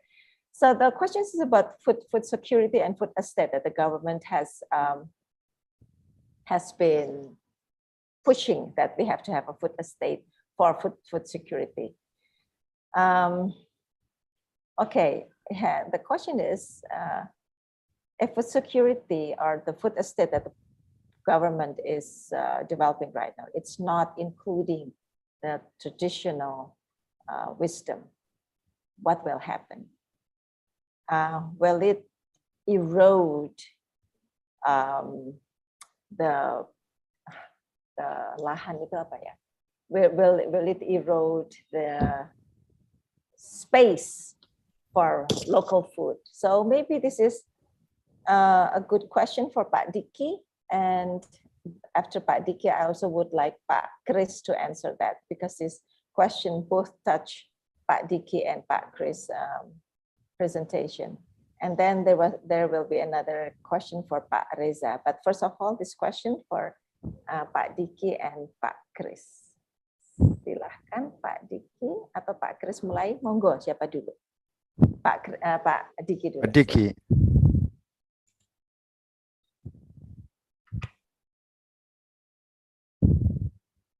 Yeah, thank you for the question.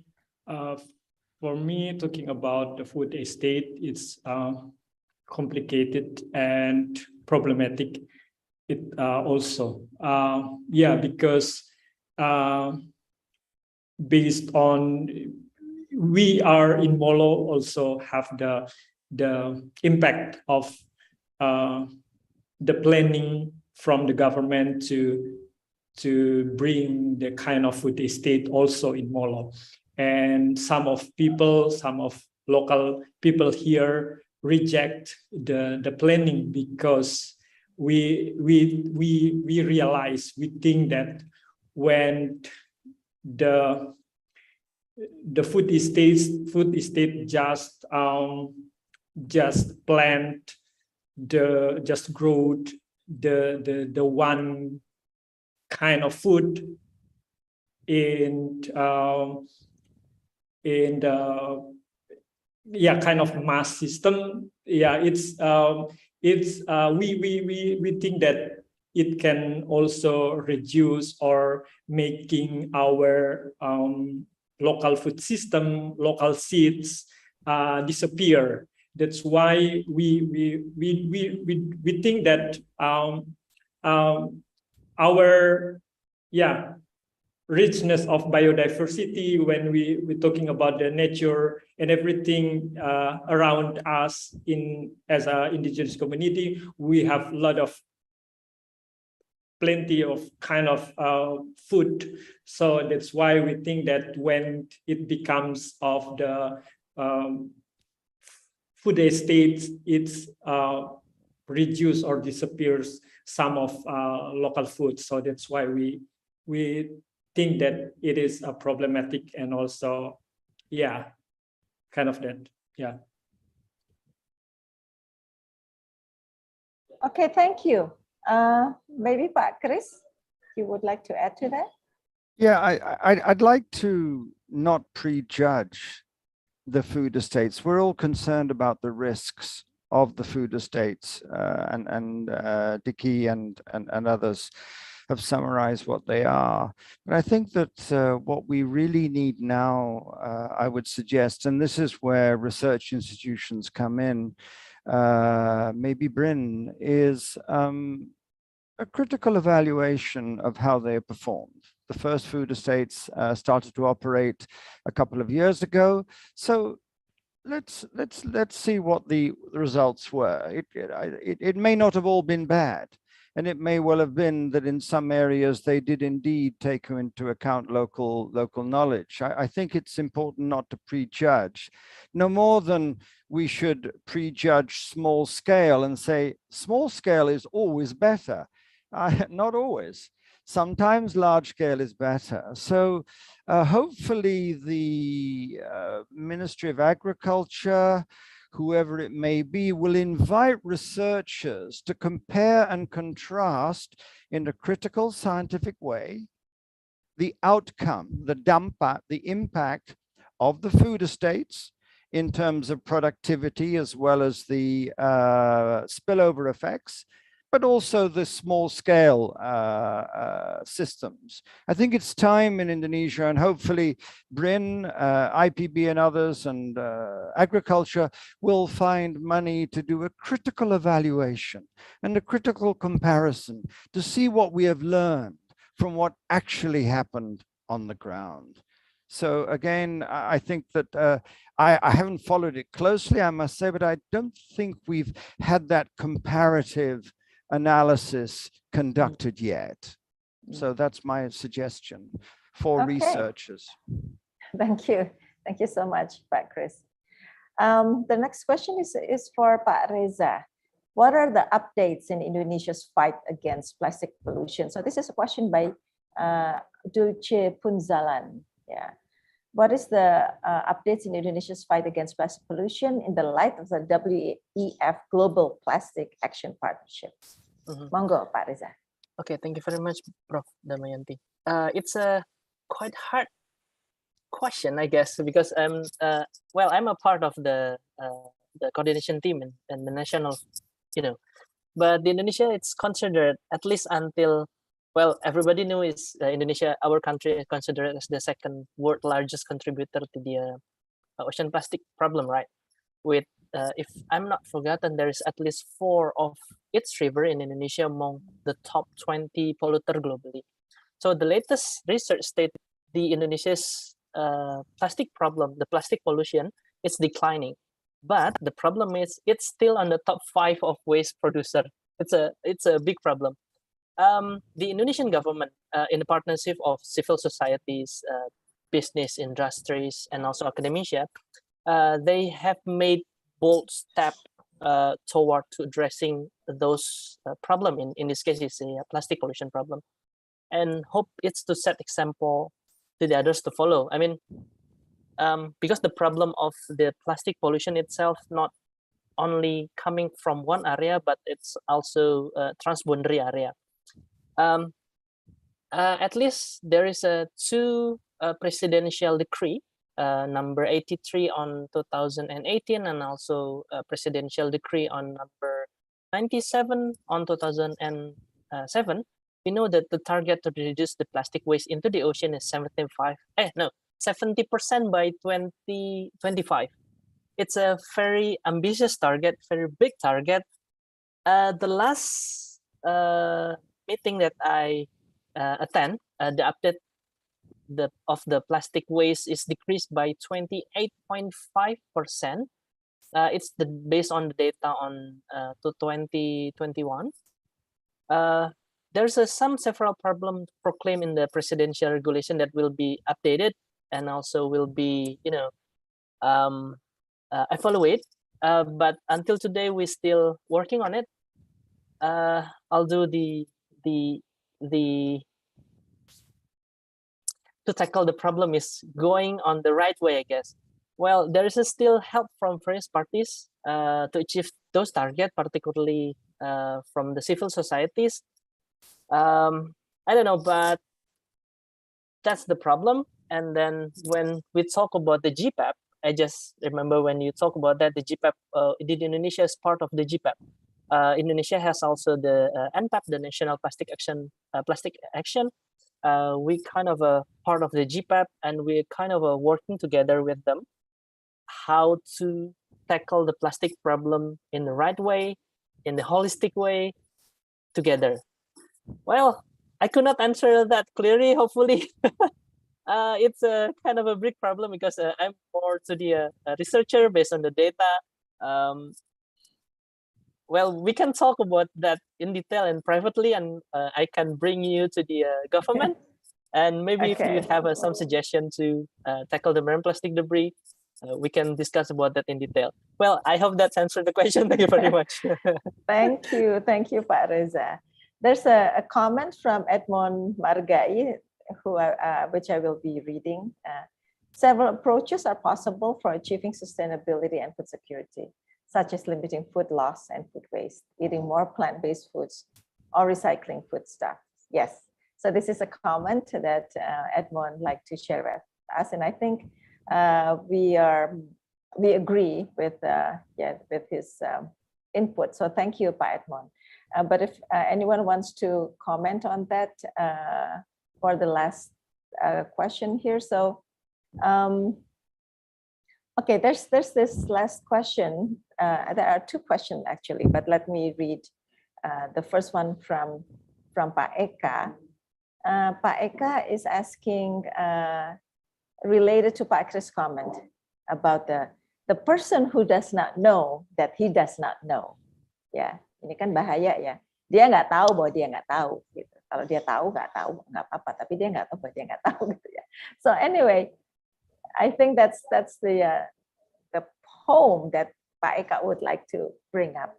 So how do you think we can avoid or come out from that condition with regards to what was presented by Pak Diki and Pak Reza?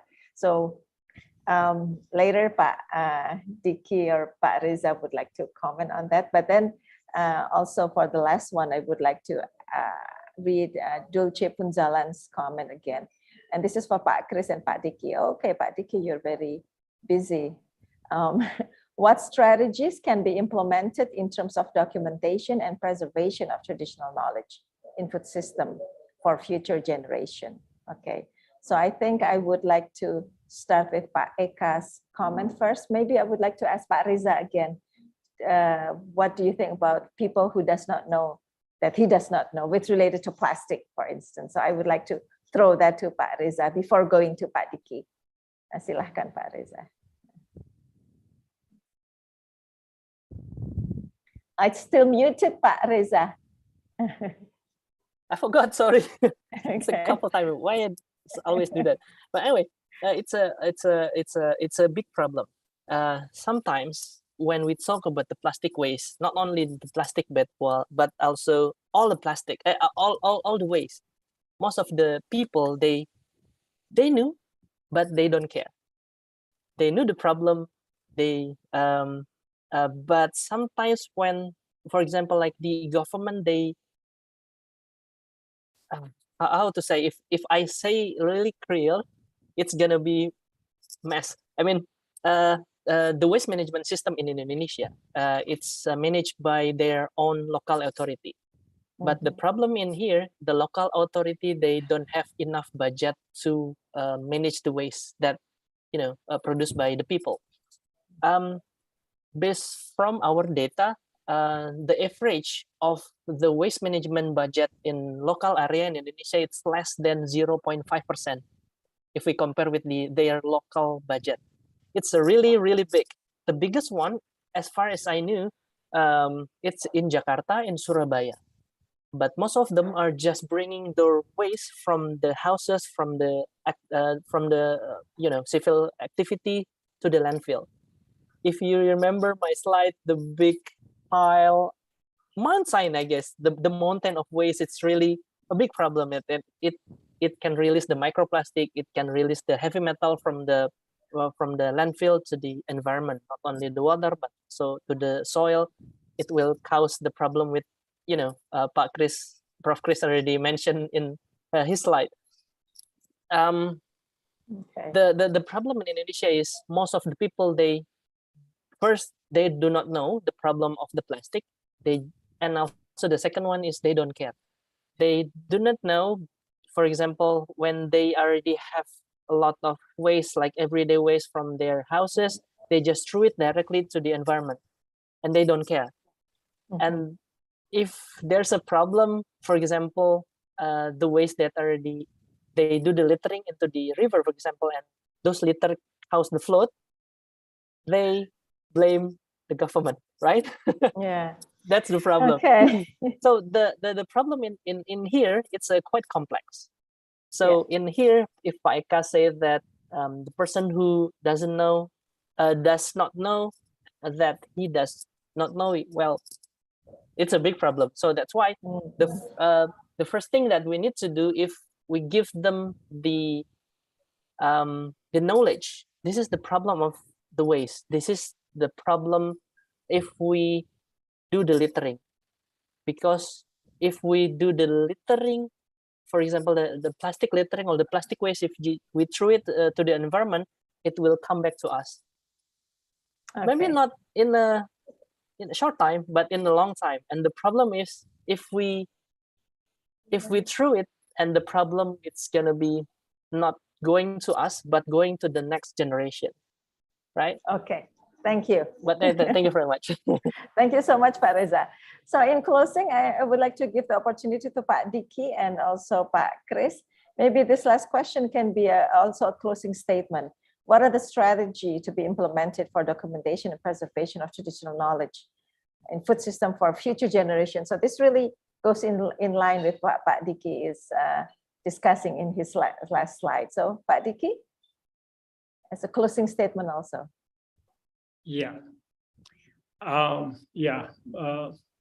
Talking about the strategy for the community, we are in Molo, in Lakwat Kujawas community. We have collaboration, working together with the public schools in our village. So we have some program in creative writing, how to have a collaboration to documenting, rewriting about local knowledge, collaborating with the children, younger generation. So we have the program together in extracurricular hours in schools, and we have some of program together. So we do research and about food system, traditional food recipes, and also about the story behind the food, like story about the land, forest, and then we rewrite it into the Bahasa Indonesia and also the local language together with children, and then we publish it into the several books, poetry, short story, photos, and local food recipes. For us, it's a good way for us as a community working together with children and younger generation in our community, so we can invite them to. It's interesting to know their perspective as a younger generation of indigenous community to see their own food, the local food, and how we using the art performance, film, photography, and workshops itself to invite them to working together with us. So my conclusion is, yeah, it's better to invite the younger generation, especially the children, and using art as a way to, yeah, talking about the food system, redesigning everything with the community. Thank you. Thank you. Thank you so much, Pak Diki. Pak Chris. One, not the only, but one great challenge for us all is to make sure that the knowledge we have been sharing during ISTAKCOS, the knowledge that we share as researchers reaches this. What is that? HP? Cell phone? It reaches the cell phone. I mean, basically, that is the one thing that everybody accesses. Yes. And it's. I mean, this is not something that we do. We're not communicate. We're not in the journalism, communication, social media side of things. But unless you get it onto here, it's going nowhere. So make sure that when somebody picks up their phone, and everybody here. Pak Reza, Diki, Professor Dami, myself, every day I pick this up. And this feeds me what I want to see. Somehow we need to get these environmental issues into the feed so they become self-replicating and self-generating. You know how the algorithm work. I'm saying that's not the only solution, but I want the ministers, the president, everybody to be getting these messages onto here somehow. That's all I have to add at this stage. There are many other ways to increase awareness and to make sure that those who don't know that they don't know get to know. But that's one area that we need to spend more attention on. Thank you, Professor Dami. Thank you so much. So ladies and gentlemen, with that, we end our session. We would like to thank to Pak Chris, Pak Diki, and Pak Reza for a wonderful, wonderful presentation. Thank you so much. And we hope to see you all again in another time. Terima kasih, Bapak-Bapak. And the time I give back to Ibu Mega as the MC. Yeah, so thank you, Ibu Professor Damayanti, for moderating the wonderful panel, because we're already having the very fruitful panels for today, and we're gonna have lunch break until 1:30. So yeah, we're gonna back to this Zoom webinar and hope to see you guys in our last panel with the theme Nature and Society, the Paradigm Shift for a Sustainable Future. And those who are not yet filling out the following attendance form on the Zoom chat, please fill out the attendance form. To all participants, and thank you.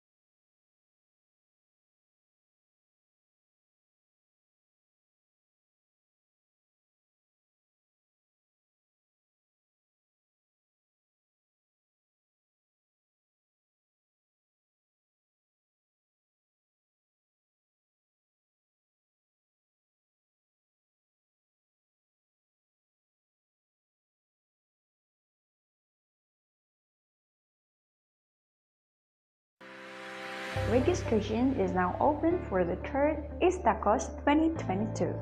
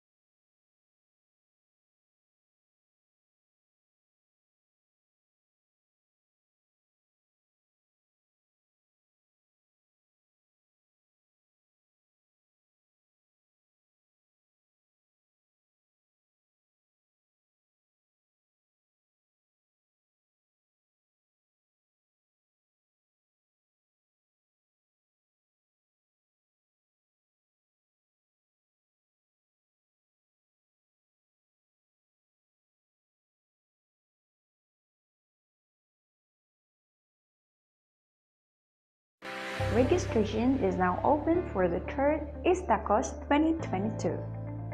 The Center for Transdisciplinary and Sustainability Sciences, IPB University, is inviting you to join us this September for the third International Symposium on Transdisciplinary Approach for Knowledge Co-Creation and Sustainability, or ISTAKCOS.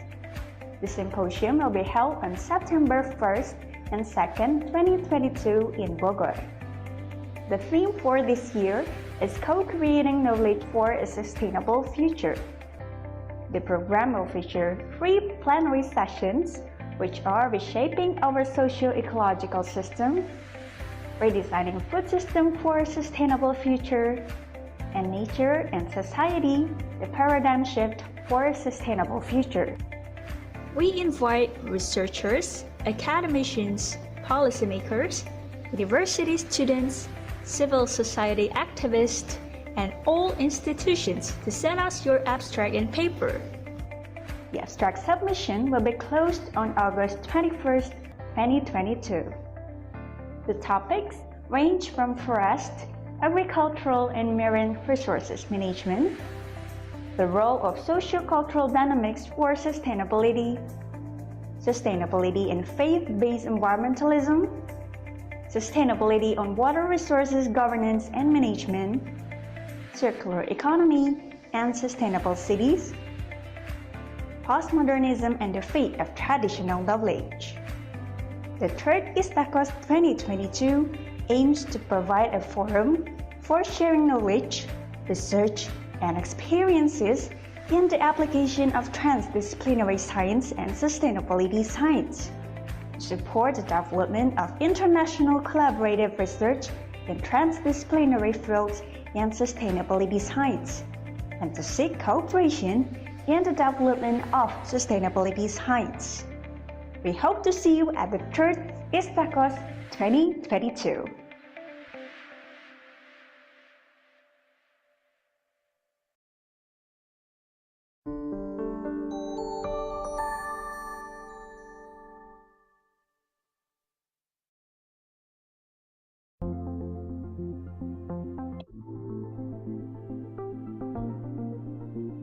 CTSS atau Center for Transdisciplinary and Sustainability Science didirikan pada tanggal 24 Januari 2018. Sejarah berdirinya CTSS karena ada mandat dari Senat Akademik IPB yang melihat bahwa sudah saatnya IPB memiliki sebuah pusat kajian yang memang fokus kepada sains keberlanjutan atau sustainability science. Melalui proses diskusi yang cukup panjang di dalam Senat Akademik, kemudian keluar SK Senat Akademik dan akhirnya ditindaklanjuti oleh Profesor Dr. Arief Satria yang secara resmi mengeluarkan SK Rektor untuk berdirinya CTSS tersebut. Salah satu harapan beliau dengan berdirinya CTSS ini bisa menjadi window bagi IPB dalam mengembangkan ilmu-ilmu terbaru terkait dengan lingkungan ya, dan keberlanjutan dari kehidupan itu sendiri. CTSS ini kalau secara struktur ada ketua, sekretaris eksekutif, kemudian ada 3 kepala divisi. Yang menarik dari CTSS ini memang keberadaan kami yang beragam ya, jadi itu betul-betul transdisiplin. CTSS juga memiliki board ya, jadi board ini adalah dewan penasehat yang tugas utamanya memberikan strategic direction. Di samping itu sebetulnya kita juga ada fellows, jadi CTSS ini membuka diri terhadap siapapun yang ingin gabung menjadi fellows of CTSS. Saat ini yang memang menjadi trademarknya CTSS itu adalah kegiatan-kegiatan yang justru berupa diskusi-diskusi, karena saat ini diskusi-diskusi yang berani berpikir bebas itu agak kurang. Harapannya IPB bisa menjadi salah satu ikon di Indonesia dengan adanya CTSS yang menyelenggarakan seminar-seminar yang out of the box ini.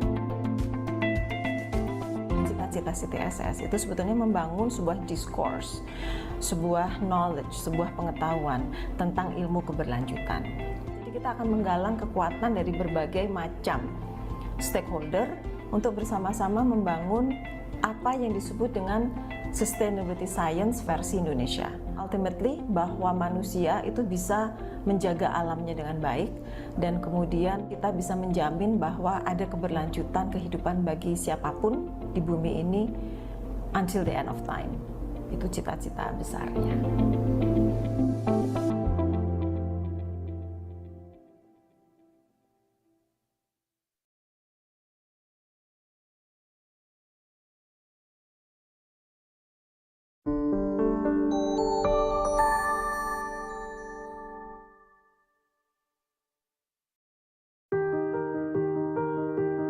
Sustainability science adalah ilmu yang menyatukan antara the heart and the mind, hati dan rasio pemikiran. Ketika manusia terlalu dipengaruhi oleh rasio, kita bisa-bisa melupakan bahwa ada hal-hal yang secara rasio mungkin itu tidak penting, tetapi secara hati itu justru penting. Landscape itu adalah sebuah sistem yang kompleks. Sebuah sistem yang kompleks, ya, ketika dia mengalami perubahan sifat atau kelakuan, kita tidak tahu mana yang bertanggung jawab atas perubahan sikap tersebut atau perubahan perilaku tersebut. Kenapa? Karena perubahan tersebut murni karena koordinasi antar bagian dari sistem tersebut. Kalau kita bisa memanage koordinasi interaksi antar subbagian dari sistem kompleks tersebut, ya, sistem tersebut akan sustain, akan berlanjut. Ketika kita melakukan reduksi terhadap suatu sistem atau terhadap suatu problem dengan memilah-milahnya menjadi bagian-bagian yang kecil, kita akan kehilangan satu sifat yang hanya dimiliki oleh sistem tersebut. Nah, sifat yang hanya dimiliki oleh sistem tersebut ketika dia tidak direduksi, itu kita sebut sebagai emergent property. Ilmu ya untuk membuat sebuah sistem yang kompleks itu menjadi berkelanjutan bisa kita definisikan sebagai sustainability science. Jadi sustainability science ini adalah ilmu yang harus ada rasanya, harus ada cintanya, harus ada compassion-nya, memastikan bahwa ekosistem itu bisa function terus-menerus, ya, ekosistem services-nya juga bisa berjalan, and that is sustainability science. Sebagai negara maritim, kita tidak bisa memisahkan antara daratan dengan lautan. Kita harus melihat itu sebagai satu sistem kompleks yang terintegrasi. Ya, seperti yang sekarang dikerjakan oleh CTSS ya, dalam proyek kelola Sendang. Kita memiliki satu area di daerah Sumatera Selatan yang cukup luas ya, yang sebetulnya dia menyatu dengan laut. Antara landscape daratan dengan seascape lautan itu ada fase transisi. Tentunya kita harus memahami dengan benar hal tersebut ya, kalau tidak sistem yang ada itu bisa terancam ya. Artinya kita akan mendapati emergent property yang bagi kita itu tidak menguntungkan. Percaya atau tidak, ternyata Indonesia itu sudah punya sustainability science dari dulu. Contoh yang paling nyata itu adalah subak di Bali. Dengan adanya masyarakat yang kemudian menjalankan bagaimana caranya mengatur aliran air, itu air terbagi dengan baik, kemudian juga ada titik-titik utama dari mata air yang kemudian tidak rusak karena mereka paham bahwa itu adalah sumber mata air sehingga hutannya terjaga, dan di samping itu kelembagaannya itu sudah terjamin karena masyarakat mengadopsi kepercayaan tersebut dalam bentuk kelembagaan dan kemudian menjalankannya dengan baik ya. Jadi sustainability science itu bukan hanya teknologi saja, kelembagaannya, ilmunya, manajemennya, itu semua secara holistik. Jadi sustainability science adalah science yang secara holistik mempertimbangkan semuanya secara utuh, dan itu bisa direpresentasikan oleh keberadaan subak sebagai sebuah science. Jadi science itu tidak terpisah hanya kemudian melihat nilai-nilai kuantitatif ya, tetapi juga isu socio-culturalnya itu ada di dalam sustainability science tersebut. Tentunya kita berbuat hari ini bukan untuk kita saja kan hari ini kan, tapi kita berbuat untuk generasi yang akan datang. Kita berharap apa resource yang kita miliki saat ini itu tetap akan dinikmati oleh generasi-generasi mendatang.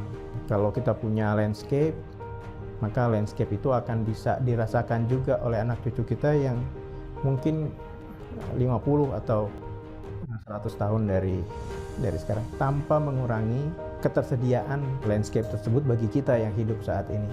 Ketika sustainability science ini menjadi sebuah science yang dirangkul oleh semua pihak, maka keberlanjutan ekosistem, keberlanjutan dari kehidupan ini bisa terjamin, sehingga semua pihak bisa bersama-sama duduk dan hidup bahagia gitu, karena sebetulnya ekonomi livelihood-nya terpenuhi, tetapi keberadaan environment, lingkungannya juga terjaga.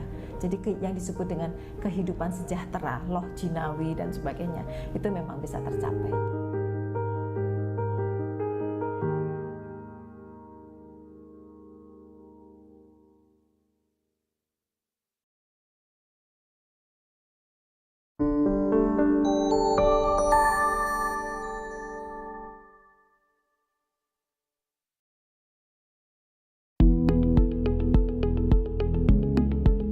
Transdisiplin itu interdisiplin, jadi integrasi keilmuan tapi secara partisipatoris. Sebenarnya ada 4 klasifikasi ya, multi, cross, inter, kemudian baru trans. Jadi misalnya dalam multidisipliner dan interdisciplinary, berbagai macam ilmu nih, dari latar belakang matematika, misalnya biologi, terus sosiologi, antropologi, apapun itu, yang berdasarkan paradigma ilmiah. Tetapi kalau transdisciplinary itu beyond scientific paradigm. Jadi kalau orang bilang misalnya TD atau transdisciplinary, dia harus juga menginclude, harus juga meliputi paradigma lain yang di luar paradigma saintifik atau ilmiah.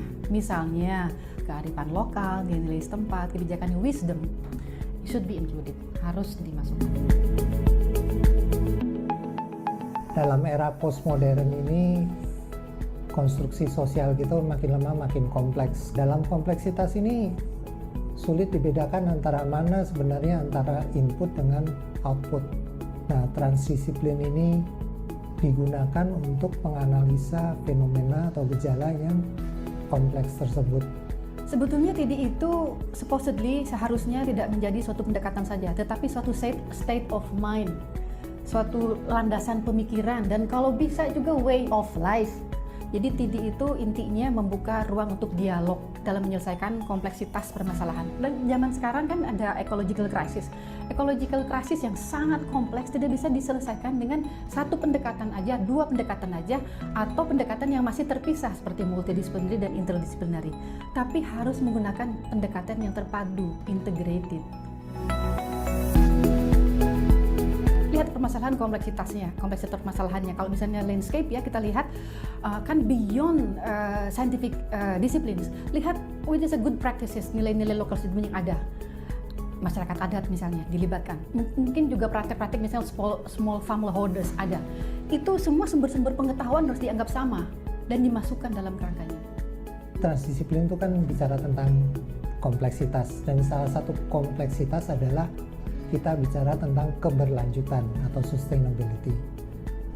Nah, bila mana sustainability ini dikaitkan dengan landscape, jadi bagaimana landscape ini bisa dikelola sehingga keberlanjutan tetap eksis dan landscape memberikan manfaat untuk semua stakeholder, disitulah kita menerapkan transdisciplinary.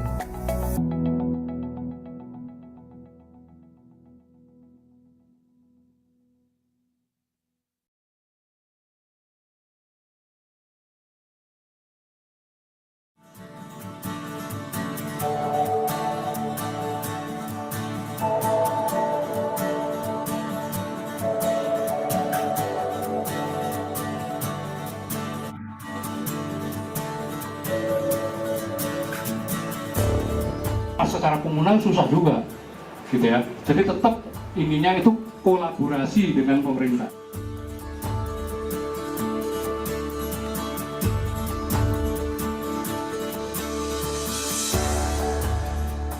Pendekatan lanskap itu penting. Manfaatnya sebenarnya adalah terkait dengan dampak-dampak sumber daya alam dan lingkungan hidup yang tidak bisa dibatasi menurut wilayah administrasi.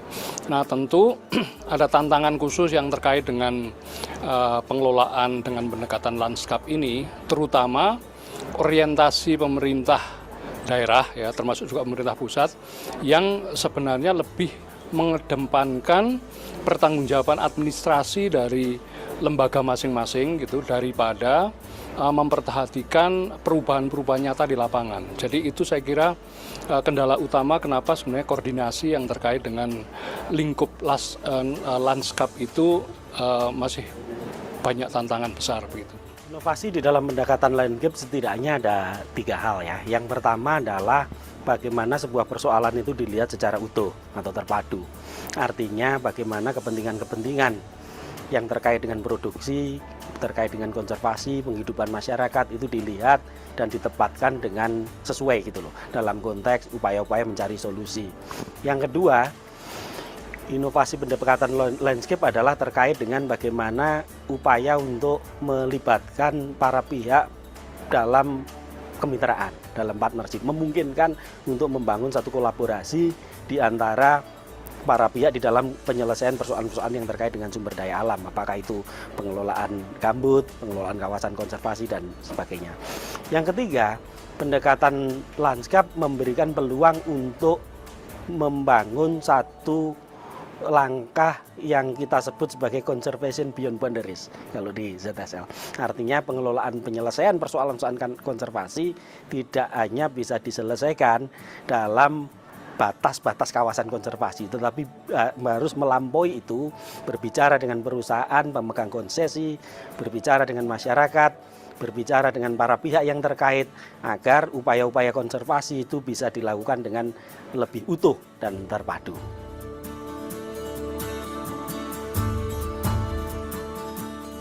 Terkait dengan pendekatan transdisiplin. Saya kira begini, ketika pendekatan lanskap tadi dilakukan, itu hampir mustahil kalau menurut pendapat saya tanpa diikuti oleh transdisciplinary, apakah itu riset ataupun langsung di lapangan untuk problem solving. Nah, tentu pilihan dari transdisiplin ini sangat tergantung pada tipologi lanskap yang dihadapi. Jadi banyak sekali sebenarnya perbedaan-perbedaan terkait dengan itu. Nah, oleh karena itu dasar utama yang dipakai sebetulnya adalah semacam apakah itu social mapping ya, atau identifikasi dari pengaruh karakteristik sumber daya alam di sana untuk memastikan sebetulnya kalau saya istilahkan action arena ya. Jadi bagaimana aktor-aktor ini bisa bekerja sama ya untuk menyelesaikan persoalan-persoalan yang mereka hadapi. Jadi nggak mungkin di sini hanya berbasis program begitu tanpa identifikasi masalah yang ada di situ. Nah, pengalaman saya juga masalah utama itu terkait dengan kewenangan dan power yang diperlukan terhadap problematika sumber daya alam yang selama ini sudah terjadi. Apakah itu sifatnya adalah ketidakadilan pemanfaatan sumber daya alam itu, apakah itu sifatnya adalah banyak korupsi perizinan, gitu ya, termasuk juga penggunaan peta-peta yang keliru dan tidak terpadu dan seterusnya. Itu harus menjadi landasan dari pilihan transdisiplin tadi itu yang digunakan untuk pemecahan masalah. Kaitan pendekatan transdisiplin dalam konteks penerapan sustainable landscape management adalah sangat erat. Karena di dalam konteks pendekatan transdisiplin itu orientasinya adalah problem solving, penyelesaian masalah. Sehingga fokus dari pendekatan transdisiplin adalah bagaimana kemudian upaya-upaya yang dikembangkan sebagai solusi diarahkan pada bagaimana para pihak di dalam konteks landscape fokus pada penyelesaian masalah-masalah inti di dalam pengelolaan landscape. Sebagai contoh, misalnya ketika kita bicara masalah konflik di kawasan konservasi, kita bisa menggunakan pendekatan transdisiplin ini untuk kemudian mencari jawaban langsung terhadap aktor-aktor yang terlibat di dalam konflik. Tentu saja proses-proses ke depannya perlu diperlukan. Ya, yang pertama adalah bagaimana membangun satu kerangka yang lebih sistematik dan juga terterima oleh kalangan saintis dalam konteks pengembangan transdisiplin ini ke depan.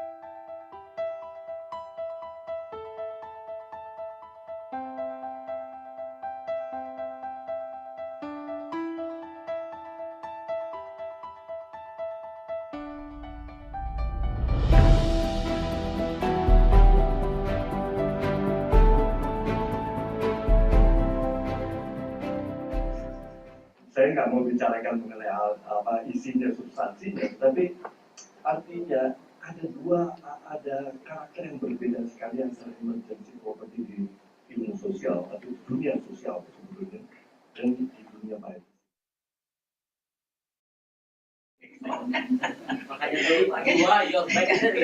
Makanya tadi sebenarnya bisa ada dua itu tadi kan, enggak. Karena kalau sebetulnya kayak tadi bakteri yang ngeluarin luminescent tuh, dia kalau disuruh luminescent semua, dia nggak ada yang kemudian interpretasinya berbeda begitu. Tapi kan kalau memang second brain ini kan sebetulnya isinya bakteri juga, di gerombolan bakteri yang ada di situ semuanya. Tapi brain kita lain lagi, yang nggak tahu ini memang belum. Ini juga pertanyaan yang mungkin perlu dijawab gitu sebetulnya. Makanya dari semua saya nggak dapatkan aspek biologinya, Pak Anton. Jadi seperti membedakan antara biologi, psikologi, dan sosiologi. Nah, dari Pak Pausin, saya lihat tadi perilaku elektron, kemudian punya seperti habit sendiri. Jadi dia begitu dilihat, kemudian merubah behaviornya. Saya tadi sekilas Pak ya, mungkin koreksi kalau salah. Kemudian itu merupakan satu keputusan dari individu, dan keputusan individu bisa menjadi keputusan bersama. Nah, di biologi kita lihat ikan schooling fish itu nggak salah ya, yang set tapi rame-rame gitu, terus burung layang-layang, apalagi ya. Nah, satu aja yang ini tidak sesuai dengan kelompok, tabrakan kan semua. Terus ya itulah yang merupakan saya pikir contoh emergent properties di aspek biologi. Michael Polanyi ini sangat tertarik dengan emergent property. Asalnya dari mana sih? Ya, dan memang itu the greatest mystery mungkin sekarang. Ya, dari mana itu bisa muncul yang namanya emergent property? Bagaimana tadi quark 3 terkoneksi satu sama lain terus kemudian menjadi proton? Kemudian bagaimana proton dengan neutron berkomunikasi satu sama lain menjadi inti atom.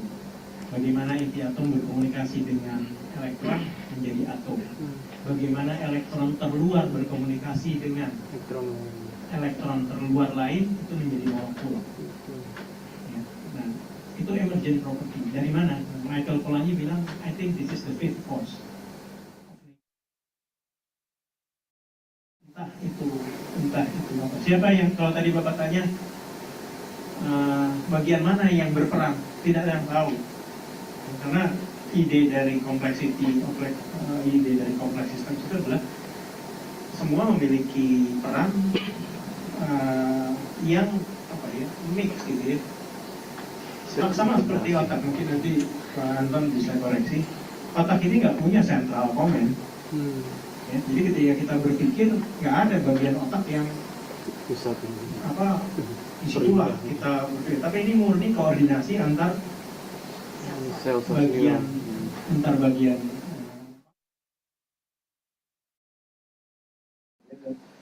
Kalau saya percaya bahwa ilmu ini nanti satu saat akan borderless, ya, artinya jangan kaget juga nanti orang fisika bicara biologi, orang fisika, sosial science bicara fisika, karena satu kata kuncinya itu adalah adanya similaritas di masing-masing.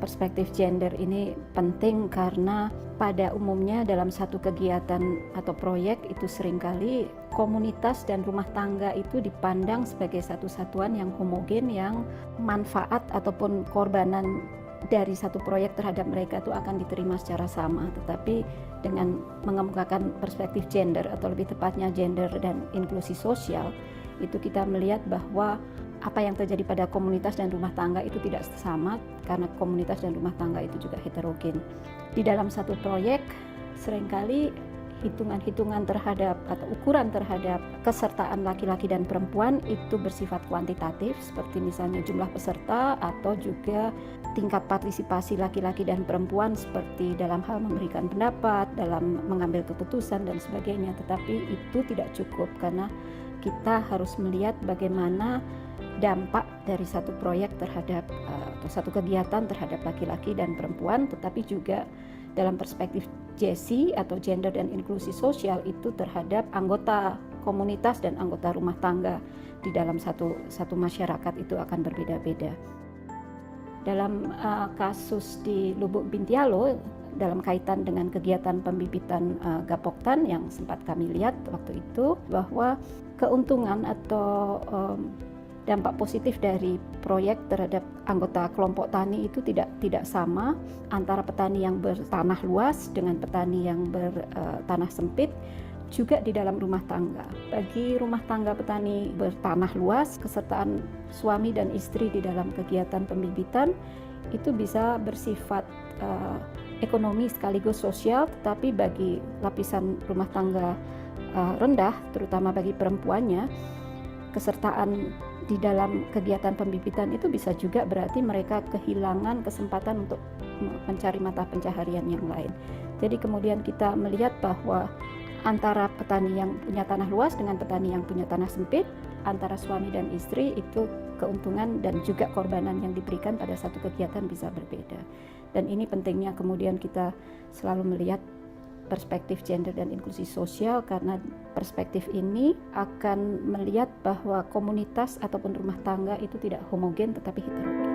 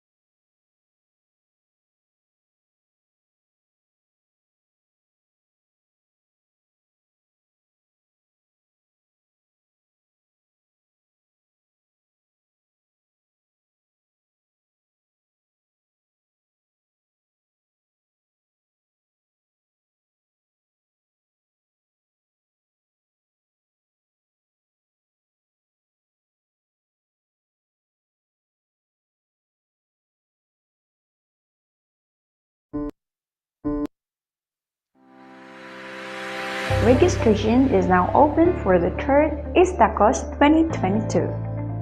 The Center for Transdisciplinary and Sustainability Sciences, IPB University, is inviting you to join us this September for the third International Symposium on Transdisciplinary Approach for Knowledge Co-Creation and Sustainability, or ISTAKCOS.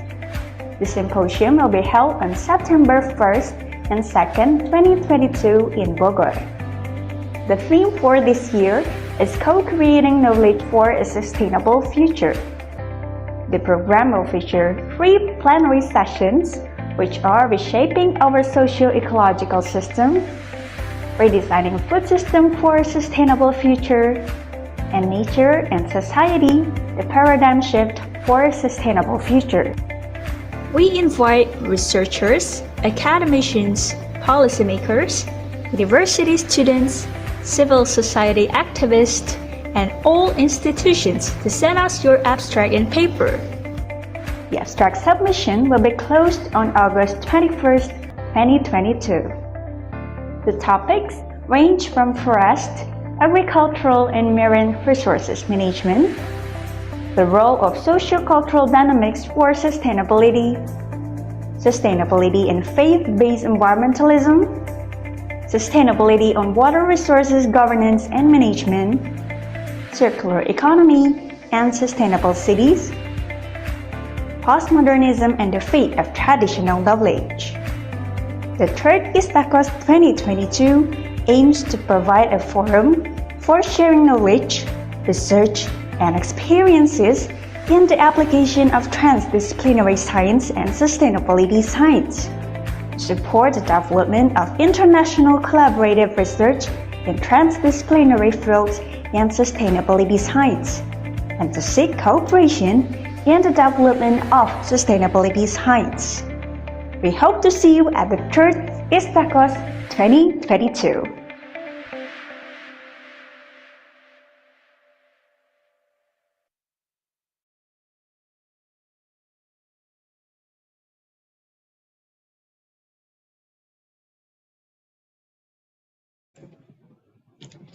All right, good afternoon, ladies and gentlemen. Welcome to the 3rd plenary session for our ISTAKCOS today. And for this theme, we'd like to focus on nature and society, the paradigm shift for a sustainable future. And now we have already here Ibu Yulia Sugandi, PhD from UNDP as our great moderator for this session.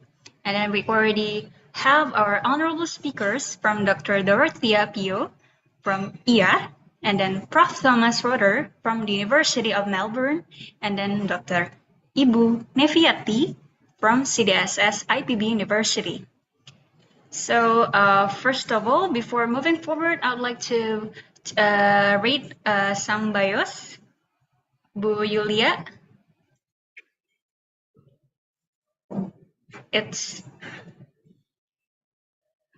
with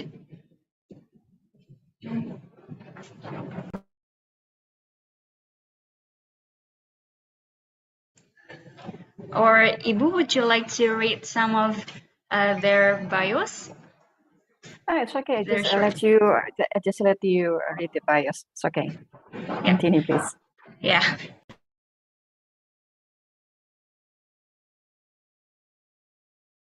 You're still muted, Mega.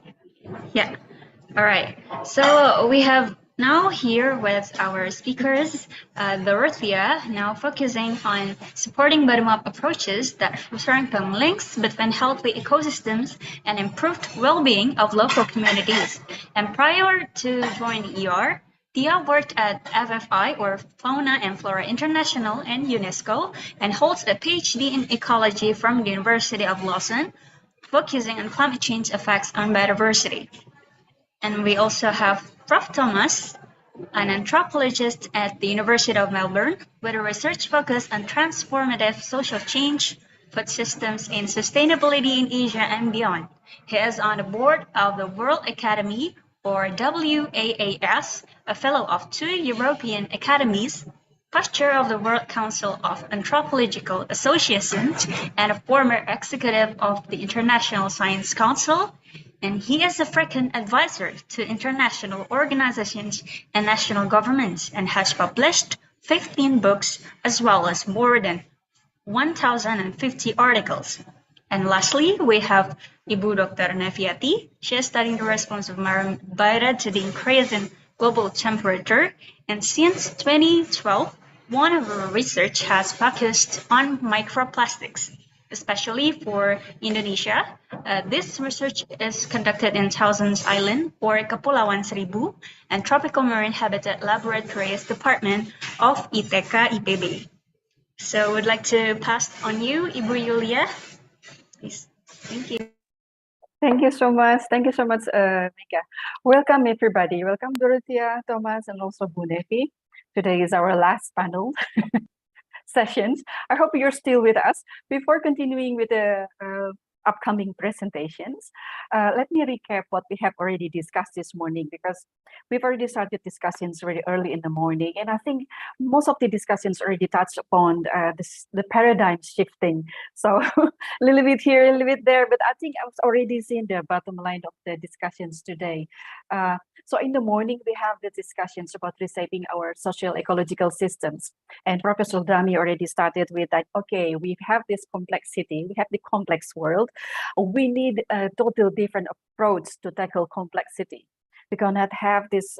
We cannot have this like really what she already mentioned here, Dorothea, silver bullet, like really linear approach. So we need a holistic way of approach. And Pak Arifin Rudiantoro from Bappenas National Development Agencies already stressed, if we talk about food systems, we cannot leave behind the issues about the equality and equity. So the health foods for all, we need to tackle the issues of sustainable agriculture and food business, for instance. And the discussions continue with what kind of paradigms we need to tackle this complexity. Professor Melanie addressed about the importance to pay attention of the power relations. So, for instance, in the capitalisms and neoliberalisms, there's no such things as interconnectedness.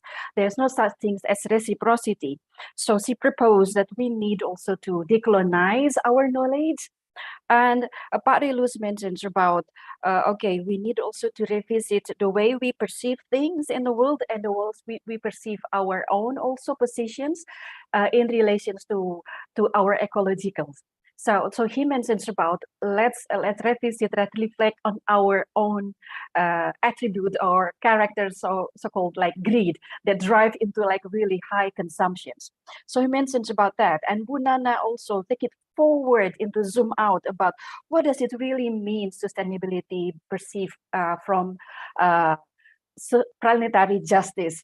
So she mentions about, okay, sustainability from planetary justice, meaning that we need to acknowledge there is such things as compromise quality of life, started from compromise mindset. And Professor Miguel displays an excellent examples about the agroecological principles. But that eating is not only about the ecological act, but eating is also can be political act. So he supported Ibu Melanie arguments about the need for collaborations and co-creating. But Melanie also mentions, people also mentions about what, this decolonizing knowledge, how to tackle this compromise mindset. But there's no enabling environment. We need more enabling environments to have to provide the space for collaboration and co-creations of knowledge. And this is like carried forward in the next sessions by, for instance, Pak Diki displays very good examples about the experience-based knowledge starting from the community-based and actually practiced by the community, indigenous peoples. He mentions about, he described about the new different type of relations between indigenous community and also the surrounding by relations of identity, how these indigenous communities also have the totally different kind of pattern of relations with that identity, which build that holistic paradigm, and not of relations of property, which leads to like really high consumptions and also extractions of natural resources. And Pak Reza mentions that this type of imbalanced relations of identity between people and an ecological surrounding lead to crisis. So he described about one of the examples of the crisis related to marine plastic debris, which is this bring back also the importance of this interconnectedness paradigms in viewings and analyzing the crisis that we are having today. So he described in detail about this crisis of marine debris and how it's related also to our like really well-being and also access to the food security. Then Pak Bennett, Professor Chris Bennett also described more about the examples around Indonesia, how this is a practice of the co-creations of knowledge.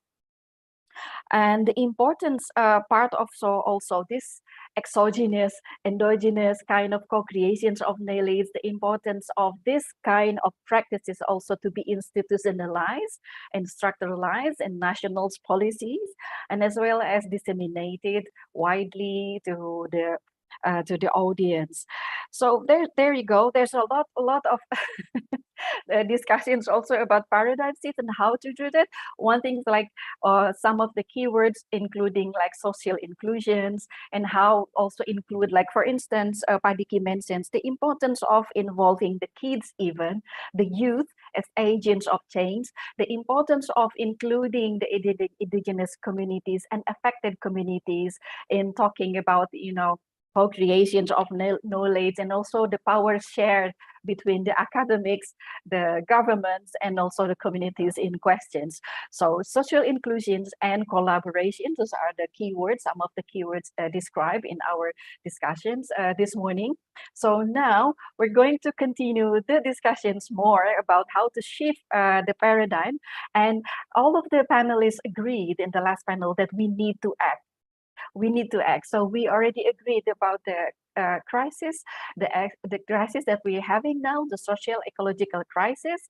It is depicted from the issues on the food securities, and how we're going to formulate our collective intelligence into actionable intelligence. So hopefully we can have that kind of discussions in these panels. I'm happy to have these three distinguished panelists now, and I would like to have maybe Ibu Nevi first, and our first panelist, presenters for this session. Ibu Nevi, are you there? Are you there, Ibu?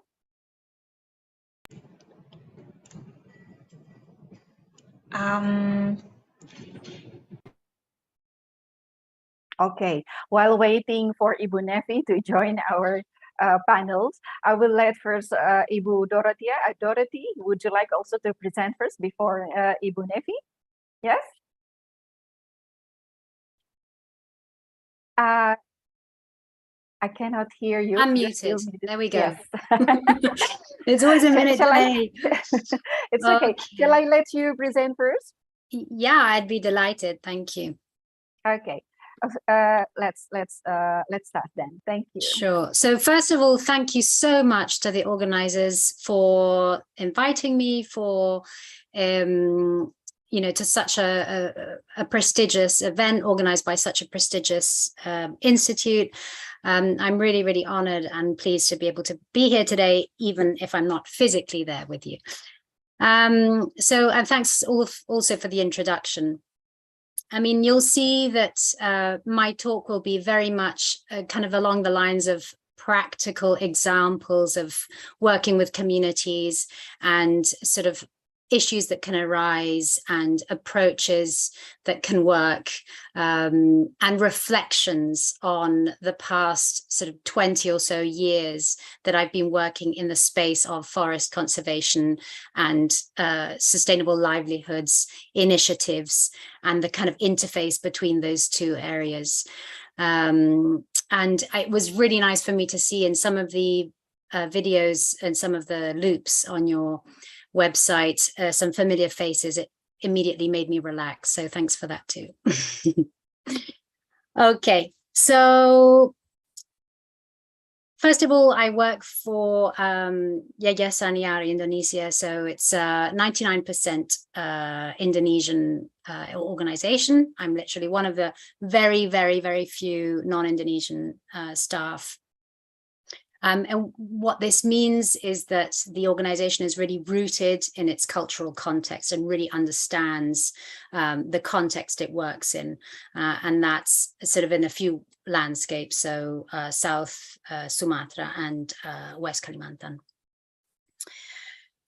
It's led by a very talented director who happens to be a woman. It's a very dynamic, creative, and entrepreneurial organization, and it's very low on bureaucracy and very fast and responsive, which is something I really like.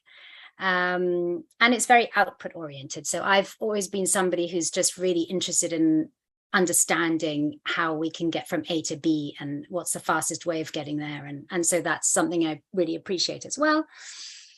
And although historically it has focused on rescue, rehabilitation, and release of endangered primate species, it now focuses on habitat conservation, education, sustainable livelihood support, and lots more.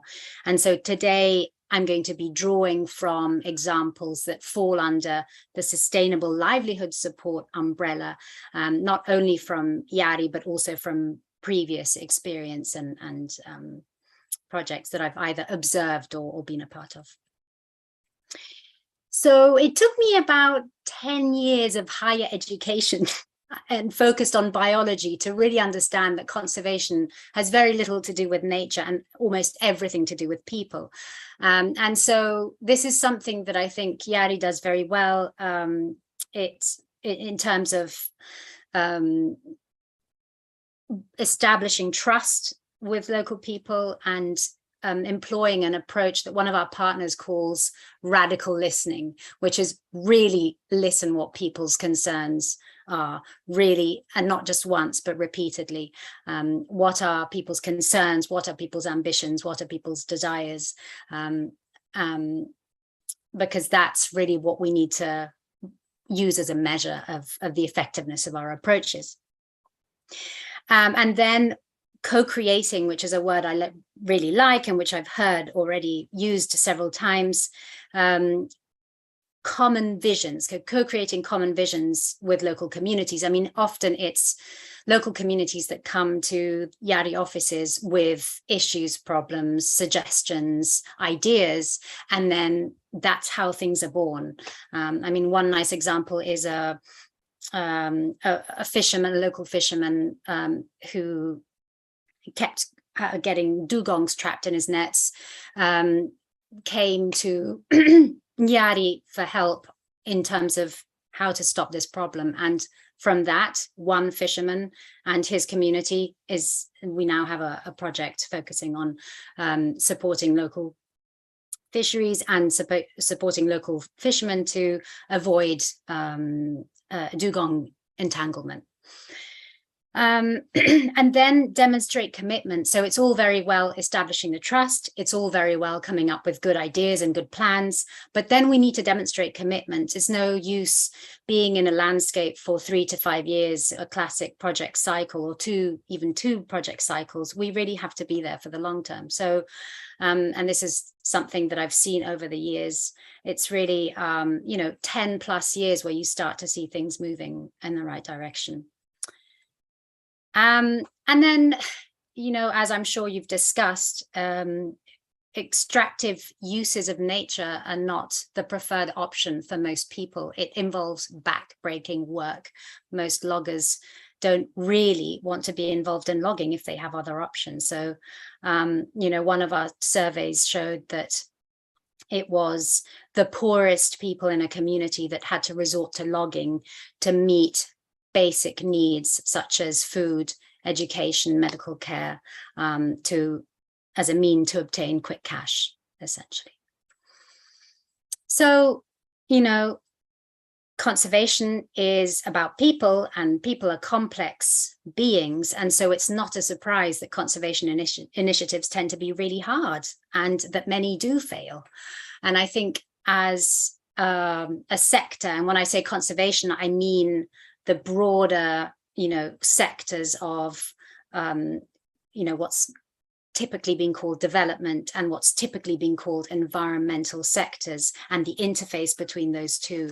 It's a really complex area, and much of that complexity comes from, environmental externalities that are not included in our market mechanisms and how our markets work. We don't account for what we lose. Apology, Tia, for interrupting. Do you have a slide to show while we're talking? Because we don't see any slides. Oh, I'm so sorry. I thought I was sharing, but no, it's not. So that's what I wonder. Because sorry, I had shared, and then I think it just. Sorry, I should have asked whether you could see my slides, because I. It's okay. It's okay. I could see them, but yeah. It doesn't seem to be.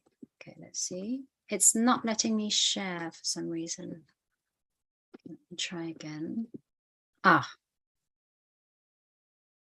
Here we go. Okay, now you have 15 minutes to share. Sorry about that. You should have stopped me first earlier. No problem. Please continue. Okay. Could you put it in the full screen, please? Yes. Slideshow. Thanks. There we go. Okay, so yeah, so as I was saying, I think one thing that the sector as a whole has been very bad at, and it's not surprising, is sharing failures. It's not something that's unique to this sector. It's something that's, you know, nobody likes to say how badly their project went.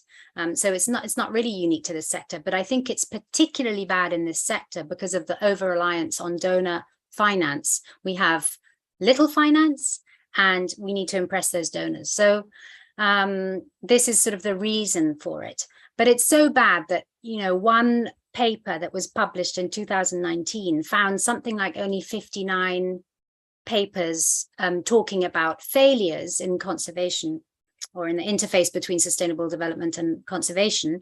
And all of those were projects implemented by somebody else. So almost nobody was talking about their own failures.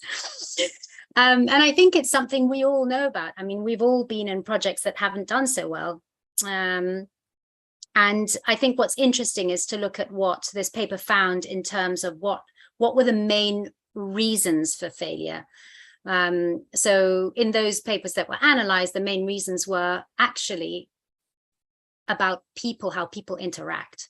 So conflict, lack of trust, and then poor communication following closely after. And then only in third place, lack of funding, and only in fourth place, economic and political context. But I thought it was really telling that in the first kind of ranking really highly were really, you know, issues of conflict, and probably due to poor free, prior and informed consent practices, poor inclusivity practices, not considering marginalized community members and how to involve them. And we all know that if we don't do that groundwork, the projects aren't going to work. So I thought that was interesting.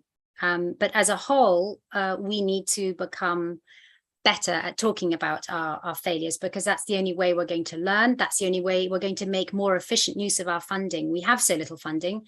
Let's share so that we can make more efficient use of it. So and then I'd say that, you know, it's difficult to say a project can be 100% failure or 100% success. Most projects, especially long-term projects, go through ups and downs, go through some successes and some failures. And actually, the attitude of the partners co-creating that process and the persistence of those partners will then dictate how well that project, in my experience, does ultimately.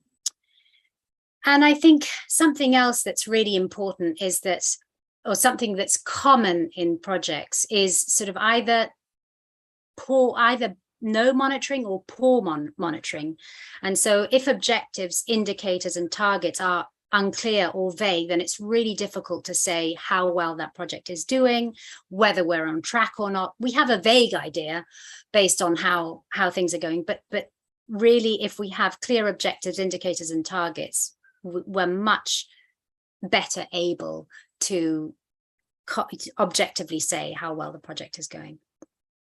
So that's something we all need to do as a sector as well. And so getting a little bit more specific in terms of, you know, the things at least I've been involved in, or I've observed that haven't gone wrong, or haven't gone well. And specifically in the sustainable livelihoods initiatives space have been limited when we try and encourage communities to produce things that have a limited or non-existent market. There's no point us pushing communities to produce something that can't be sold. And I've seen this quite a few times. So we need to stop doing that. We need to learn from the development sector. We need to stop propping up a market that doesn't exist. So using the NGO as part of the market chain, purchasing things that can't be sold on.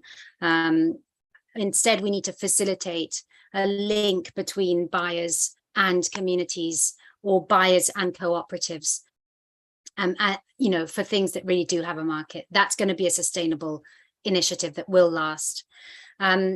Often what we do is we fail to address market access. We focus on producing something and maybe, producing it better, but then we forget that, some of these communities live really remotely and can't actually get to market. So how do we solve that problem? And then sometimes we focus on, products that we think are, a nice non-timber forest product, but actually it can't be produced in a sort of steady way. We can't get the same amounts of product year on year because perhaps it's a dipterocarp species that flowers every 5 years. And so that we run into problems with that too. There has to be a steady supply if that buyer expects a steady supply. And then sometimes we sort of pick livelihoods, or we fail to do the groundwork to really understand what livelihoods are going to be compatible with sort of lessening the ecological crisis. So we pick livelihoods, or we end up supporting or encouraging livelihoods that actually fuel deforestation or fuel forest degradation. I've seen examples of that too. And then sometimes we assume that an increase in wealth automatically means a disengagement from extractive uses of nature. And this typically happens when the project is just looking at one tiny little aspect and not looking at the sort of a holistic paradigm shift, as you've spoken, from a sort of purely extractive use of nature to a more regenerative use of nature. And then finally, failing to predict worsening climate change impacts. That's something we've done recently. We sort of like, okay, this is what people have been growing, let's go with this. And then, flood happens because we're right next to a river, or saltwater intrusion happens in agricultural lands because there's some degradation along the coast, things that we really should have known.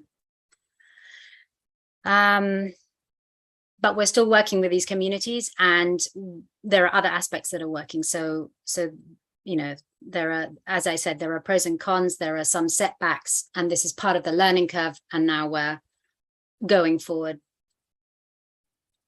So I've got two very, very short case studies, just two sort of reflections on initiatives that I'm involved in. One is supporting loggers to shift to sustainable livelihoods in coastal peatlands. So these are loggers that we speak to that tell us they don't actually want to be logging because it's far too hard, and actually they would prefer doing something that doesn't keep them away from their families for weeks and weeks on end.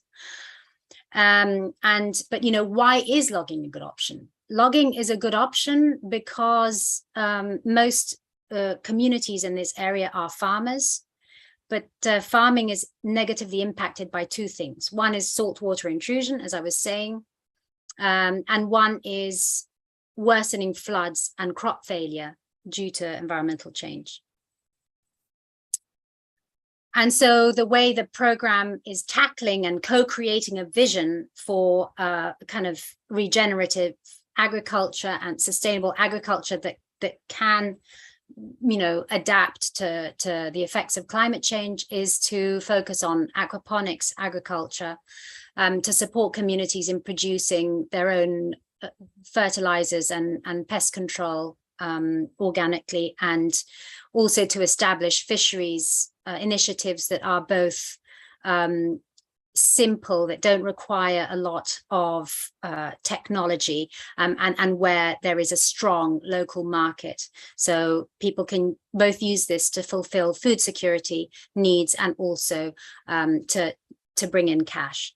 And then finally, mangrove restoration, which is, really key to then bolster farming in the long term.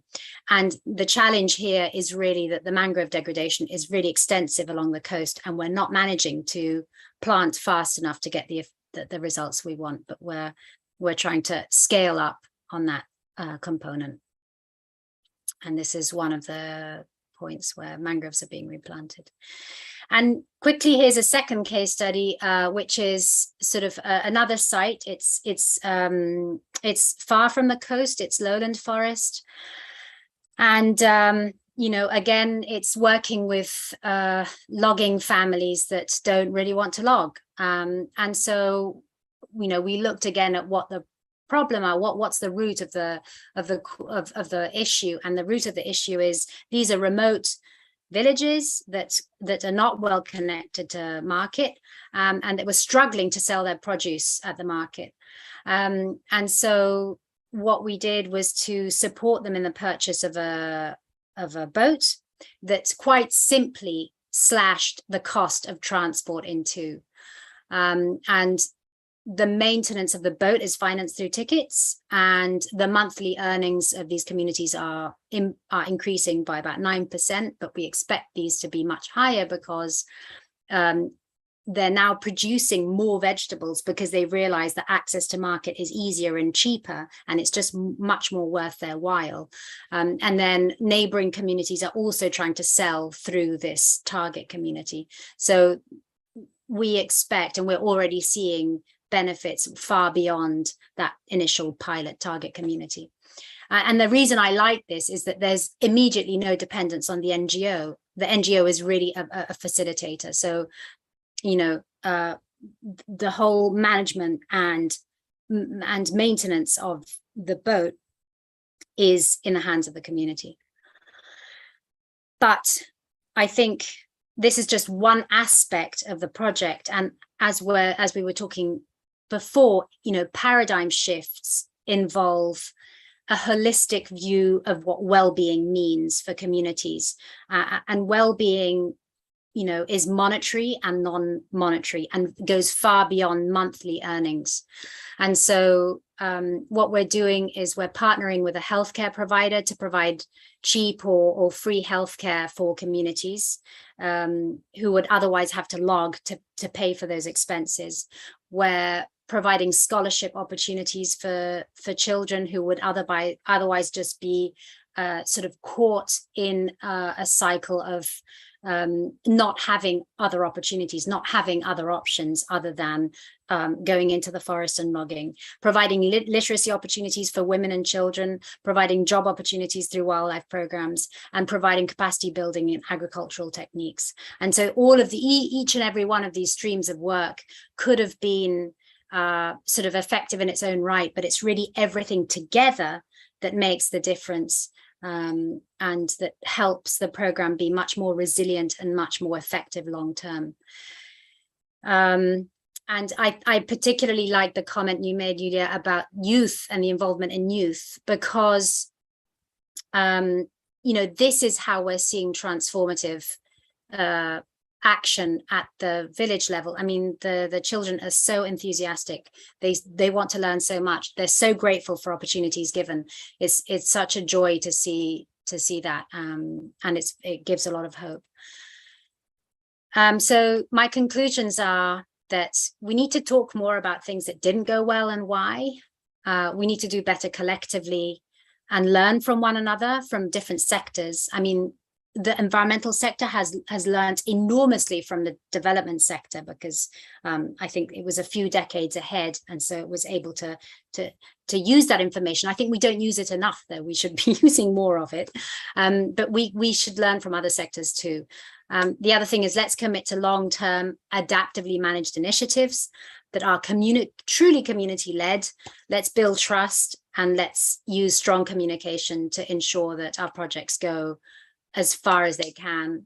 And then let's monitor our progress towards desired goals every 6 months with simple, smart indicators that include multi-dimensional aspects of well-being, not just monetary, everything, because that's what really truly matters to community members. And I think I'm just within my 20 minutes. And so I will thank very much the community members that we work with, because without them, we would be poorer in knowledge and we wouldn't be able to implement a thing. And then I would like to thank all the all the lead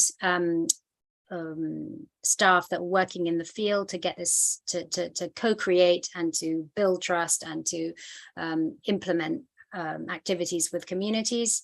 And then my email is just there.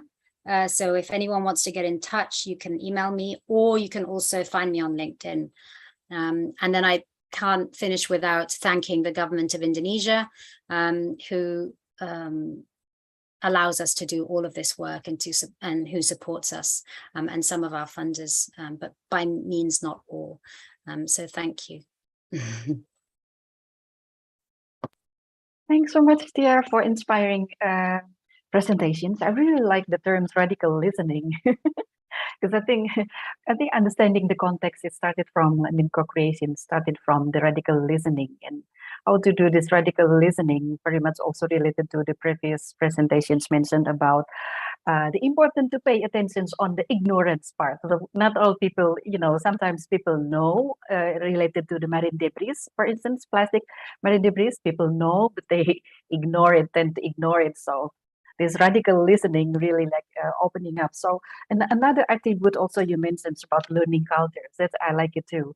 Yes, indeed, about sharing failures, not only the success story, because we need to I would say to understand our process, a thinking process, also interventions by also acknowledging and even sharing our failures. So those two highlight I took from your presentation, and on the top of other also important keywords such as inclusions, trust, I think build the trust, and also ownerships. So who are really the agents of change?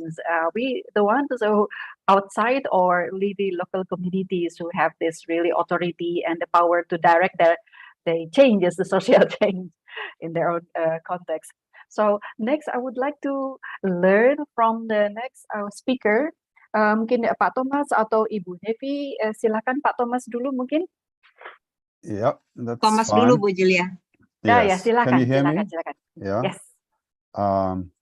Will you show my slides or shall I share my screen? You can also share your screen, Thomas. Okay, I'll do that.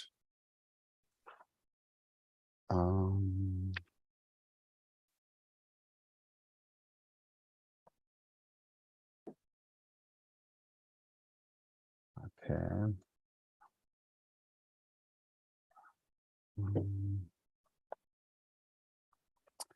Okay, well, my talk was supposed to be the last one, and the one that looked into the future. So you've given me a rather difficult question to answer. Are we heading for a sustainable future for all? Yeah? So the whole thing about the future is that we think we have the ability to control it. So we think that the future is to some extent in our hands. But as we all also are beginning to realize, the future is sort of getting away from us because the consequences of some of our actions are slow in coming. They're like a slow moving train. And when we say stop, it doesn't stop. It'll stop much later. So, and the other thing is that we are not fully conscious. Our awareness is not sufficient to be able to completely control the future. If we had full self-awareness, and radical listening is a part of that, not just to each other, but to the world, we would be fully aware of the consequences of our actions, and we would act accordingly, and also with compassion, especially towards future generations, which we seem to have completely shortchanged. So,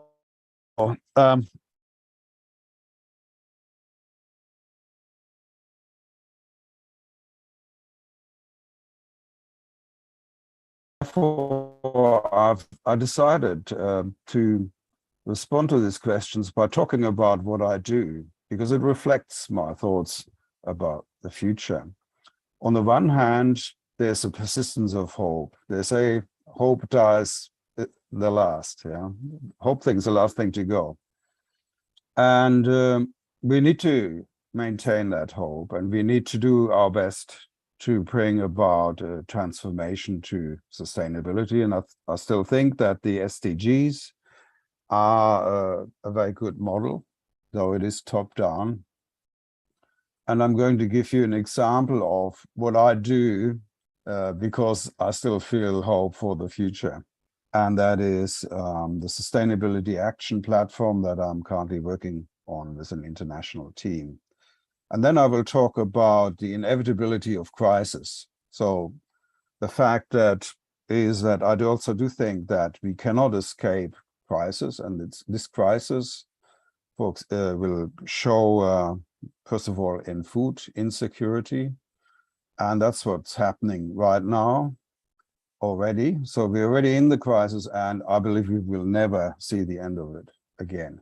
So how do we live with a perpetual crisis, which is no longer avoidable, at least in the foreseeable future? Okay, let me talk first about my attempts to act on what hope I have for the future. I work with an international team from Germany, US, Sweden, and Taiwan. We're in stage 2 of an application to the Belmont Forum to create the Sustainability Action Platform, or SAP.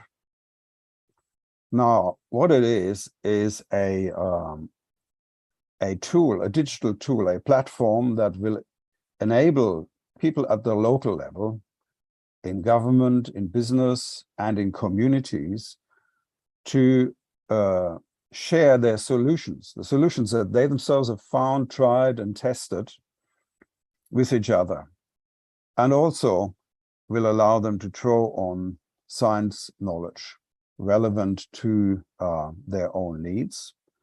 So the platform, when users come to the platform, there will be a self-assessment tool in which they will be quizzed about their actions. And in that process, they will deposit information about their solutions, the solutions that they found, and then they will get feedback on the areas across the spectrum of the SDGs where they haven't succeeded yet, or where they haven't done enough. So basically, the assumption is that the reason why the SDGs have not been realized is because they have not been localized. Action is always in place, it's always local. Therefore, we need to empower those people at the local level who actually change things, who actually do things. Communities, local governments, small businesses, and they don't have access to science. Mostly that, except for the very large cities, most of them do not have good access to science. So, and we believe that a digital platform is a good way to go about it. So I already mentioned, yeah, SDG, localization, but it's also using a systems approach. You know, the SDGs describe a systemic change. Yeah, they try and look at all the different aspects and their interactions. So we want to encourage local actors to also understand and use a systems approach. Okay, that's really enough. And we, of course, did our homeworks. We did a major review of existing digital platforms and really found that none of them quite addressed, even though there are an increasing number of such platforms dealing with sustainability, none of them really are very usable. So here's a brief outline of the design. So it's about building the technology together with local partners. So we want to co-design the digital tools to suit them and their needs. So we'll involve them right from the beginning. And by local partners, I mean so networks like ICLEI and C40 and other organizations of local government or global networks of small and medium enterprises. So they are our local partners. They're really networks of local actors. And then, of course, we have the science community that we will draw on from Future Earth, the World Academy, UNESCO, and Club of Rome and others that we have strong connections with. And we will try and co-design the best possible technology for the use of local actors. And then the most difficult thing will be to populate the database, to get local actors to actually put their information on the platform. That's a little bit of an overview of the design features. I don't want to go into the details here, but except to say that, you know, we're very much concerned with inclusiveness. So we want it to be global. We want to give special attention to local actors in the global south and reach out to them, make it usable for them as well. We're looking into multiple languages and how we can overcome those language barriers. Yes, the main principle is co-design. So it should, we don't want it to be top down, we want it to be bottom up. Okay, and that's some of our team members. And so you can, in any case, you can contact me at that email. All right. Now to part two, the crisis. Now, I want to start by talking about the COVID crisis because it's all still very fresh in our memory. Now, a lot of the time we talk about injustice. You know, injustice is very a critical factor in a crisis. In the case of COVID, we saw that certain countries had privileged access to vaccines. You can see there, Indonesia didn't fare too well. Africa, much worse again. So that's basically, you know, COVID injustice. People thought about it in terms of vaccines. But it's not just the vaccines. What happens is if you have an external shock to a system, then it works its way around the system. You have secondary effects. And the same was true of COVID. A lot of people, because of the lockdowns, lost their jobs, their income. So it increased poverty. And if you look at the consequences of increased poverty, the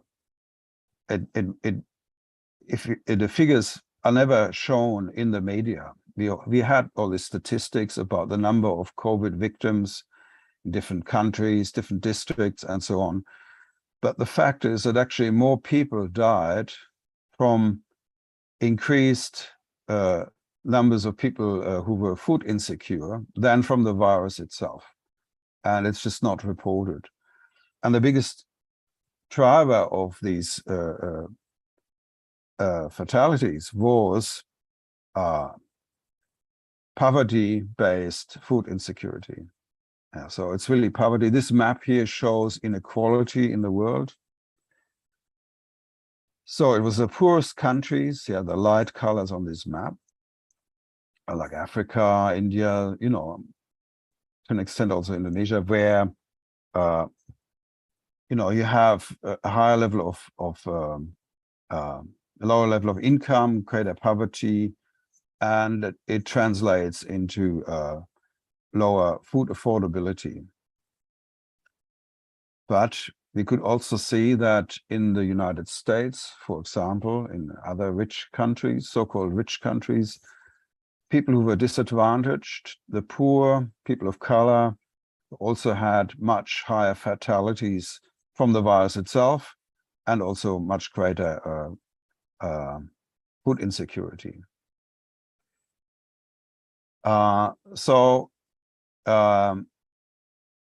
What you can say basically is that the amount of income that somebody has is a very, very strong predictor of their food security.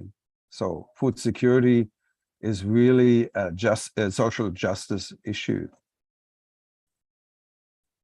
And in every crisis, inequality is a major factor. It's always those, the poorest, who bear the burden in a crisis. These are global food prices, and you can see how they've went up in 2020 as a result of the COVID crisis. But if you look at this graph, you see this is percentage increases. Okay, in some countries, prices increased in 1 year by 500–600% in the poorer countries. That didn't happen in Europe or the US. We might have a 10% increase in some staples, but in those poorer countries, the prices skyrocketed. And for many people, that was a deadly threat to their survival.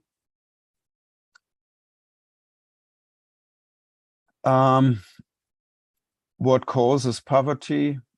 If we look at the statistic, this is a statistic that shows what happens when you reduce inequality. And it shows very clearly that the driver of poverty is inequality. It's a matter of distribution. Okay. So poverty is not somehow necessary. It's a consequence of inequality, of injustice. What does all that mean? You know, what did the COVID crisis mean, and what will future food security crisis mean? One thing it means is mass displacement, mass migration, increased conflict, and so on. And we're seeing all that already happening, especially in Africa. Now, what happened in the COVID crisis, though, is quite interesting. And I want to talk about that because my point in talking about, the reason I want to talk about crisis is not because I want to sort of make you feel depressed, but because it poses a question. And the question is, how do you live with crisis? How do you live with difficult circumstances? How do you build resilience? What is your safety net? And I'm going to talk about one safety net in particular that has been not getting enough attention. And the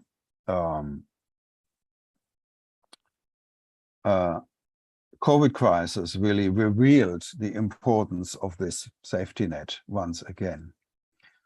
Now, for many decades, we've had people migrating into the large cities in search of employment, urbanization.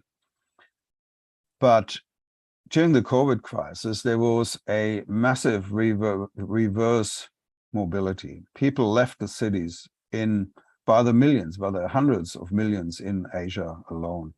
The picture here shows people leaving India, an Indian city, Delhi, actually. And we remember perhaps pictures of people streaming out of the cities, many walking because the trains were overfilled.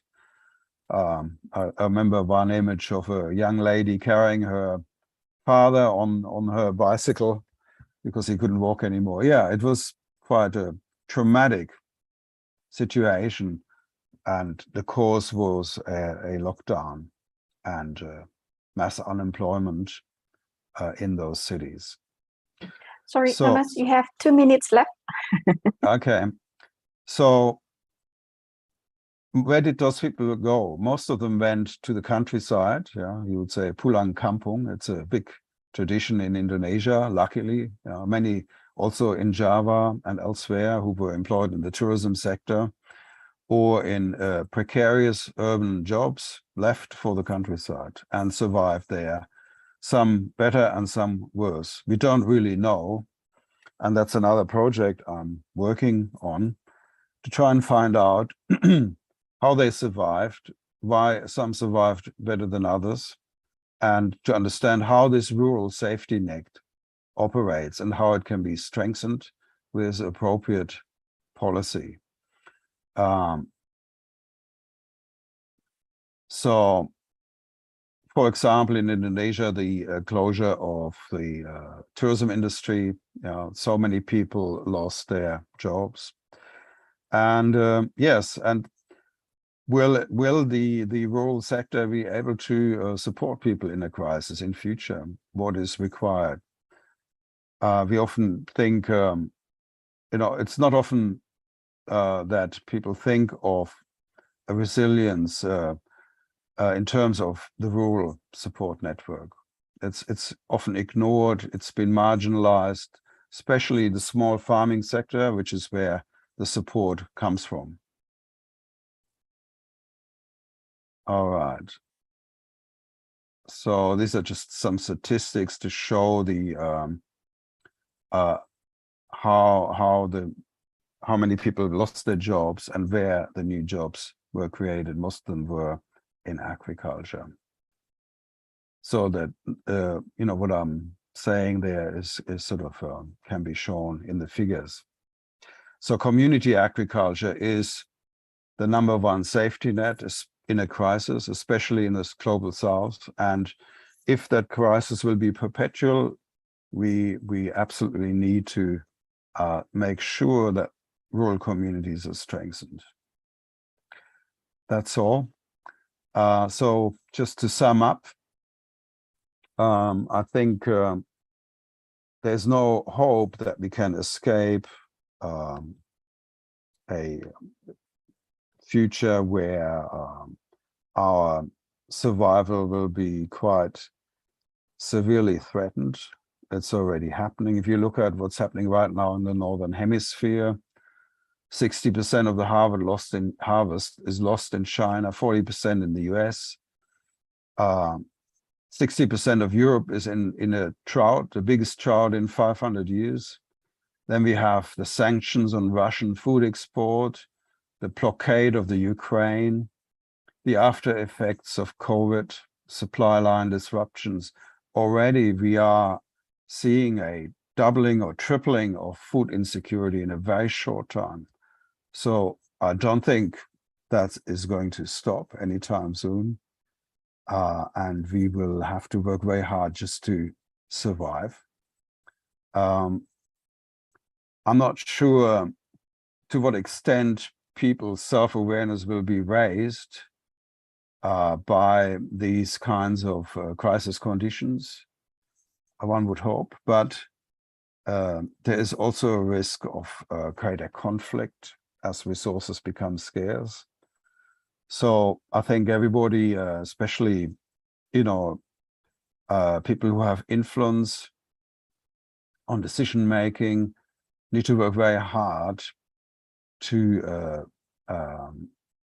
promote a course of action that is cooperative, that reduces inequality, that tries to ensure the survival of all, not just a few. So it's a difficult task. It's a busy time for anyone who cares about the future of humanity. Everybody in such a position is called upon. Okay, thank you. Thank you, Thomas, for another insightful presentations. I find it very interesting about your digital platform, this SAB. Because before, I think Professor Bennett, Pak Chris mentions about how it is important also to have this knowledge management within our hand. It means in the smartphone, so to speak. So this kind of platform might be also one of the solutions that can be proposed. And I think it's also Pak Arifin mentioned this morning about the important roles of SDG centers to localize, to contextualize the SDG. So it's like combinations within digital and the knowledge management that can be accessed by so many people, because it's very, Many Indonesians also have access to that smartphone, for instance, and also activating more, maybe integrating also with the existing SDG centers in many different universities in Indonesia. And also another point of your presentation is, I find it also a little bit also alerting us, but at the same time also bear in mind that we in this together, and we can also do collaborate more on work on hope, to I think dissect the root causes of the problem. So the food security, one of the root causes that you described related to inequality, which also already mentioned in the beginning, in the sessions in the beginning, how this poverty-based food insecurity, we have to really pay attention to understanding the root causes of the problem. So this is like really complex, but get into the root causes that requires also a lot of understanding of the system thinking that you already mentioned. So then we can also formulate the strategic interventions together. Yeah. Thanks so much, Thomas, for your insightful presentations. Next, we're going to learn from Ibu Nevi, who's already here. Ibu Nevi, silahkan. Moving forward from the terrestrial into the now marine ecosystems, would like to learn from Ibu Nevi. Silahkan. Okay. Thank you very much, Ibu Yulia. Please let me share my presentation. Can you see the presentation?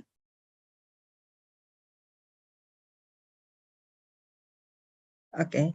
Can you see, Ibu Yulia? Yes. Okay. Yes, Thank you very much. Thank you.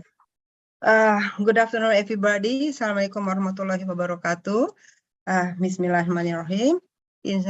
Today, this afternoon, I would like to present my speech with the title From ICM to TCM.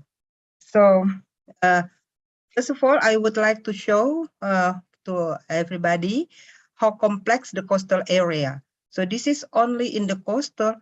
We have many activities, start from the exploiting the resources, transportation, industrial, and a lot of deep sea mining. And this is only in the coastal area. In fact, coastal area is not a closed system like this. They are an open system and integrated with the upper land. So sometimes the main problem in this complex system, it is not come from the coastal, but come from the upper land. For example, we see in Jakarta Bay, and nobody want to have a pilot project for ICM in Jakarta Bay because it's difficult to achieve the success story. And in Jakarta Bay itself is a really complex and a lot of problem for the coastal.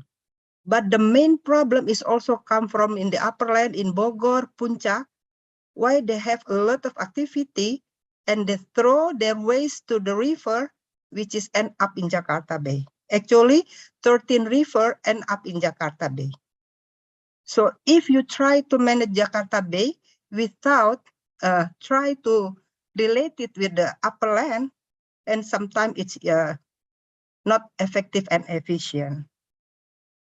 And this is just to overview to make us the same understanding about the sustainable development. So the sustainable development, they can sustain the economic development and give social welfare and still keep the environment healthy.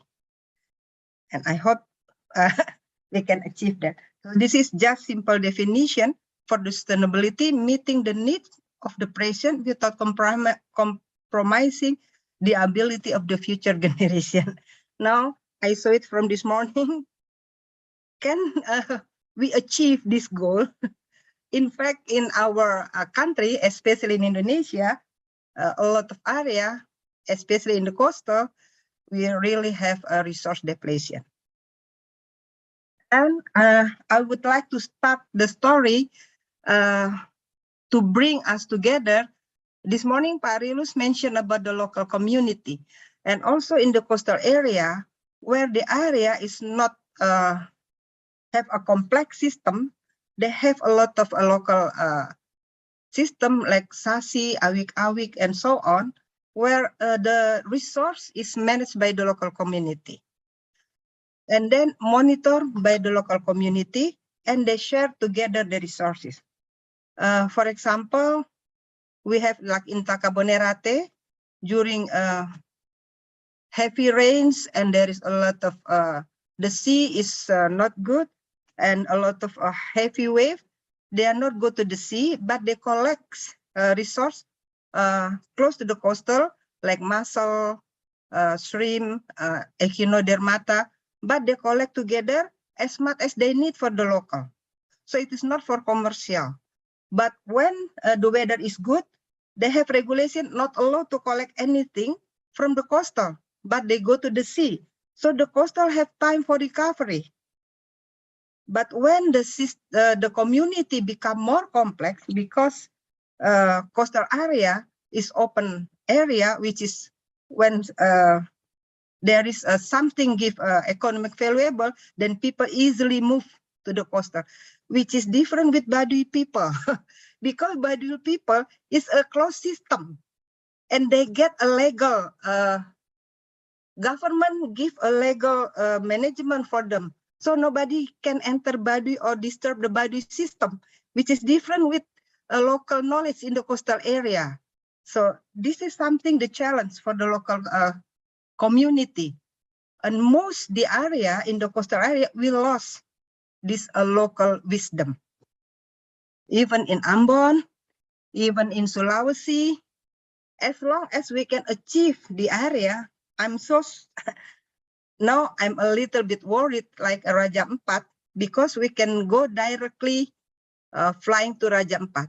And it's easy to go to Raja Ampat nowadays. It is not like 5 or 10 years ago. Need a lot of effort. And last 2 years I went there. It's now starting become a mass tourism. If there is no action, I believe next 5 or 10 years, Raja Ampat is the same with Bunaken. Bunaken is also, it is not as nice as 5-10 years ago.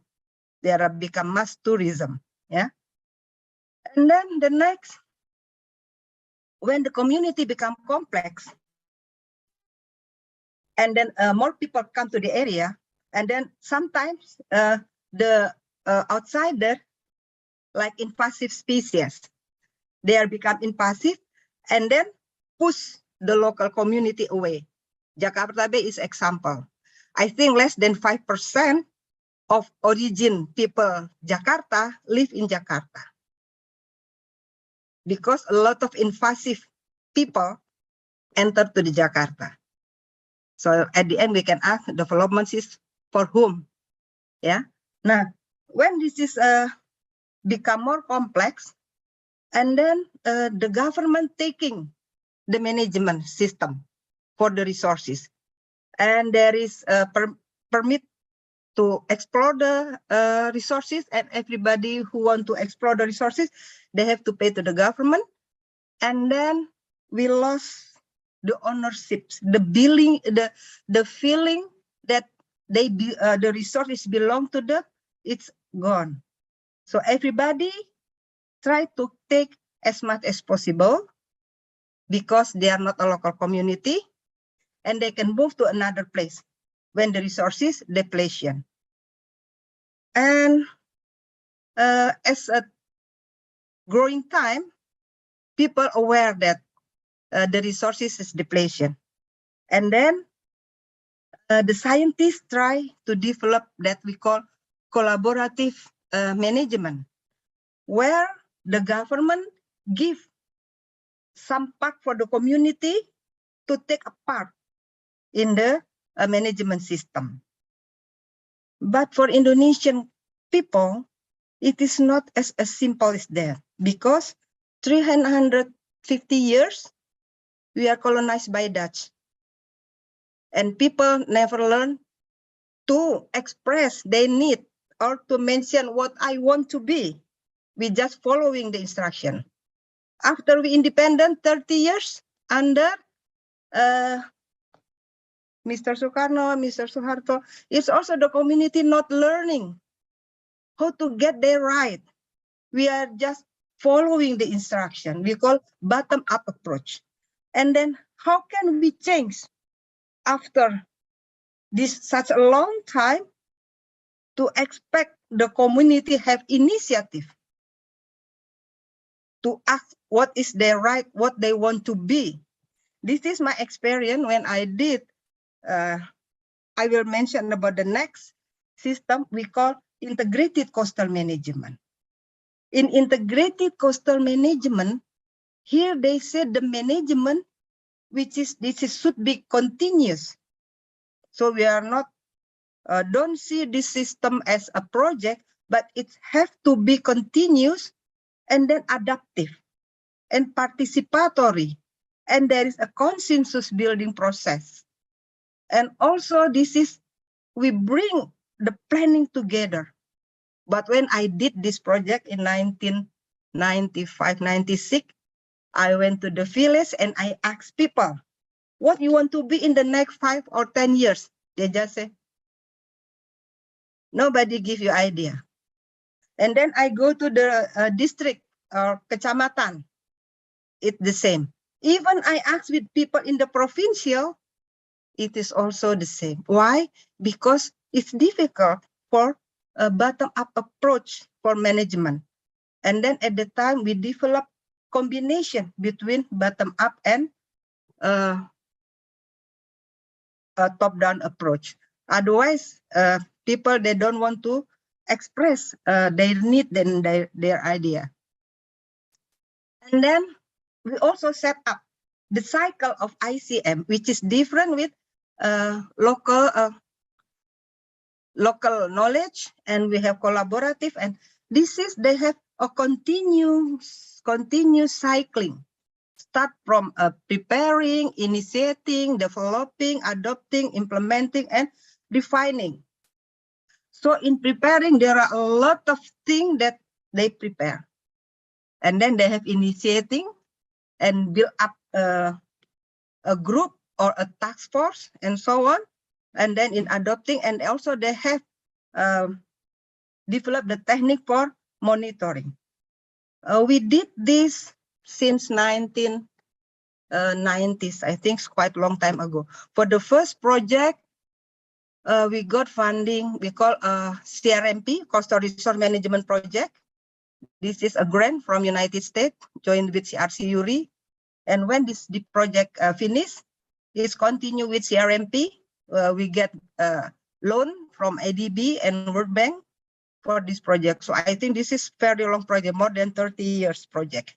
This is really long-term budgeting for this project. And we hope we have this cycle.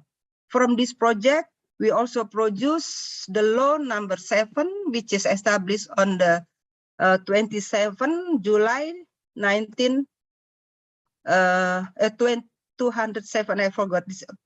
This is a law about the integrated coastal management, and they just renew it in 2014. Yeah, but so this is the idea of ICM, the blueprint for ICM. We have like a cubic for the first people. They don't have the same view, not the same issues, process. So everybody in the coastal working by themselves. And then we try to bring together, to bring them to have the same view. So when we have the same vision, the same view, and then the issues we try to bring together, and then we hope we can do the process in integrated way and expect it will be, we can develop a sustainable development. So with the sustainable development, we can protect the environment, sustainable use of resources, and minimize of resource use conflict and integrated quality of life. This is the theory that scientists built up. In the beginning, we established the ICM. But what happened when we implement it in the society? The theory is like as easy as this.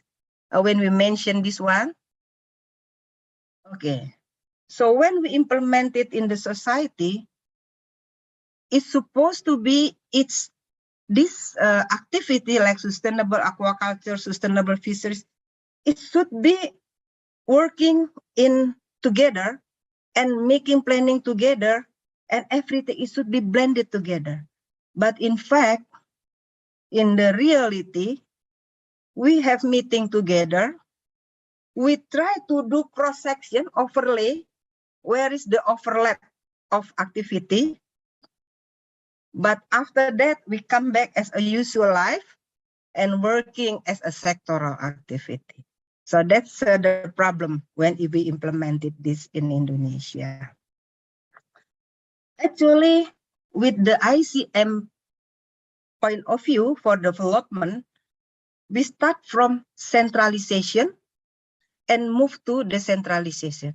But this is still centralization, it means sectoral. We lost where the community, where people take a part in this management.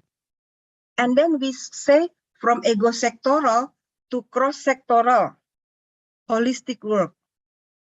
But again, what they mean with cross-sectoral, there is no mentioning about the community, human power, public power. It is still just among the government try to make interaction from their activity. For example, there is a tourism ministry, and then there is a fisheries. In the ocean, they want to put 500 boats for tourism, 500 boats for fisheries, but the coasters only can support 300 or 500. So they have to reduce which one, how much, and then they just compromise. But after that, they're working by themselves. Yeah. And then from the homogeneity to integrative. Okay. And then from the economic to the economic. Then I will show you how big the project. Almost whole the entire Indonesian, we implemented this program. Start from the Sumatra until Sulawesi, but we are not touch. I think in some part now in Papua is also there is a project. And then this is the product. There are so many products because this is a long, I think more than 25 years project. I just show you. And the government realized it's not easy to blend it. And then the government established independent body. For example, for Ciliwung River, there is one independent body to manage Ciliwung from upperland to lowland, but still doesn't work very well. And then they have kesepakatan 16 menteri, the agreement is also not working. The last, we established the Ministry of Coordinating for Maritime, which, and I think they changed the name with Coordinating Ministry of Marine Affairs and Investment. So when we are managing the coastal and marine, we cannot put everything sectoral. It should be blended. So we lesson learned from our ICM stakeholders seeing the ICM as a project. They achieve the output not through the right process, but the output, the product. For example, to make the strategic planning. We have a pilot study in Lampung. So when they implement it in Bali, they copy paste the document because the consultant who did the project not following the process. So this is another problem. And all these some list. But the homework that I would like us to think together, do the ICM is really already transdisciplinary approach which can sustain the marine resource? Okay, let's see. This is, I think, the last two slides. There is a multidiscipline. Do the ICM still only in the multidiscipline position or target? Or probably in interdisciplinary. Why? Because when we go to the management, we can still see the tourism sector, the fishery sector. But transdisciplinary, it should be, when we're talking about the management, we cannot see what is fishery. So this is what Julia mentioned, multidisciplinary, we put together in one box, egg, sugar, flour, margarine, cheese, but we didn't do anything, but just we put in one bowl. With interdisciplinary, we make the overlap, but with the transdisciplinary, it should blend it, and they are become a bread or a cake or something. So this is a question now, how to bring this. But the interesting in this, there is two words: society, stakeholders. We lost the word like a sectoral, cross-sectoral, integrated sectoral. It's lost. But so how to create this a model? That's a question, because there is no sample. So when we compare this with this one, we have to think, this is the homework. What is the difference? And how to bring all this 30 years experience, very expensive experience, a lot of budget to make this achievement, to bring society, sectoral, and there is become blended. So some principle implementing transdisciplinary, this is from my point of view, I might be wrong. I think one missing in our ICM, empowering the complex communities. I remember when Pak Harto moved from to be the president, Prof. Emil said, okay, maaf, Bu Nevi. Yeah. Okay, by Just empowering, yeah, I think the key word is empowering and increasing stakeholder responsibility in the management, and then bring sustainable vision on resource utilization, and the government acting as facilitator or serving the community.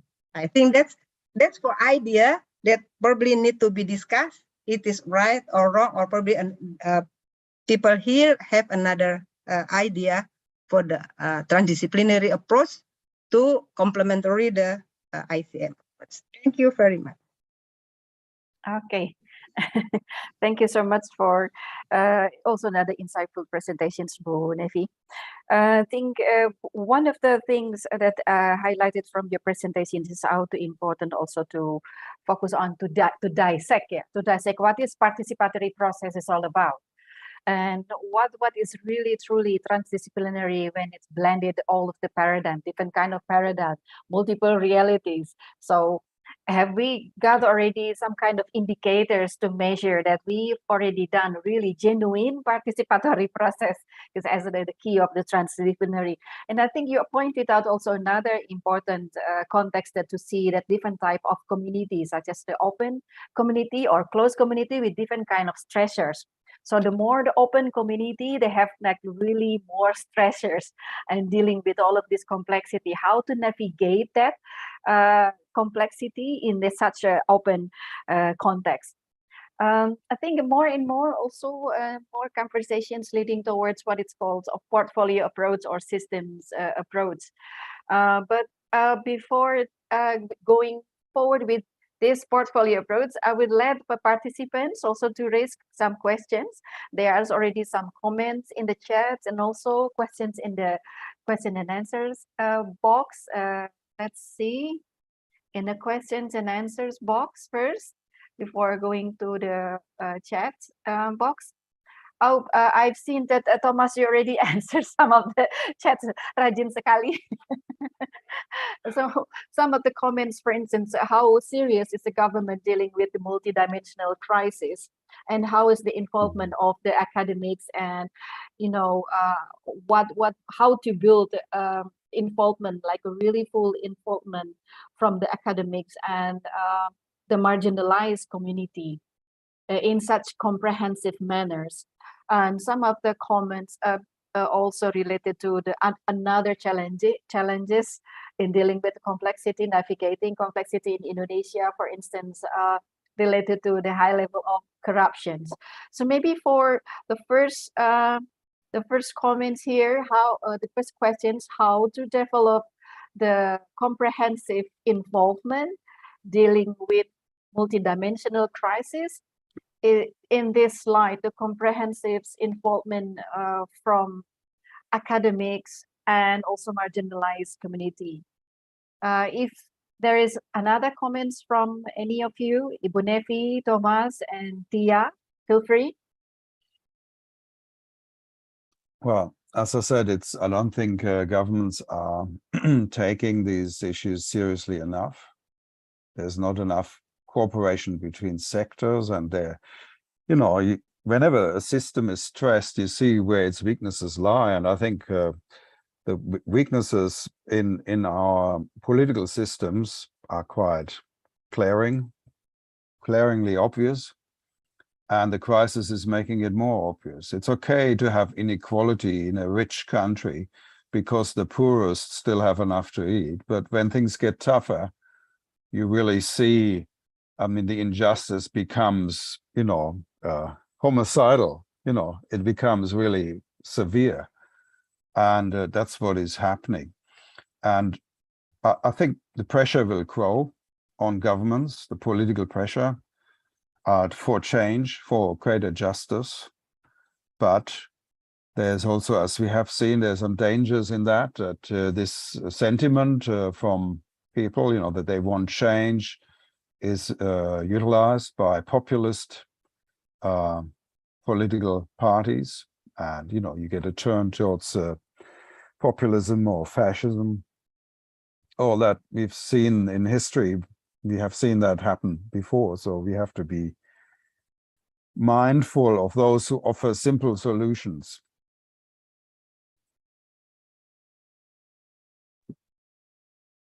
Yeah, if I can add a couple of words, I really agree with what's being said, and I would say I read the first comment, which shows quite a bit of disillusionment. I can safely say that those feelings are felt in other countries with other governments.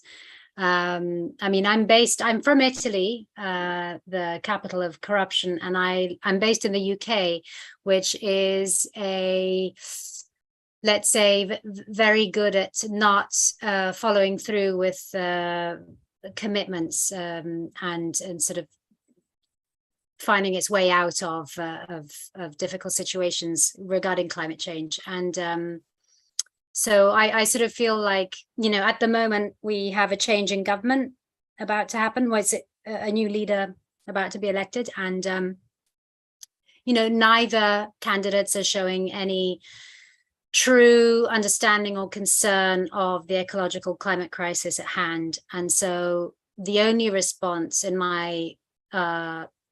the only appropriate response in my opinion is just to up the pressure. We have to up the pressure. All other sectors, civil society as a whole, it's just the only way out. Until political leaders really feel the pressure, they're not going to put themselves in difficult situations. Yeah, they're not going to take courageous decisions. They're not going to stick their neck out. Yeah.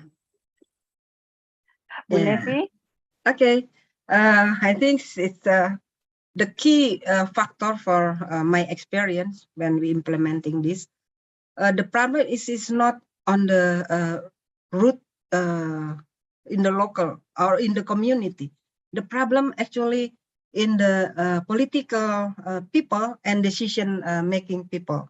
So any planning sometimes stuck, it is not implementing by the political or decision making.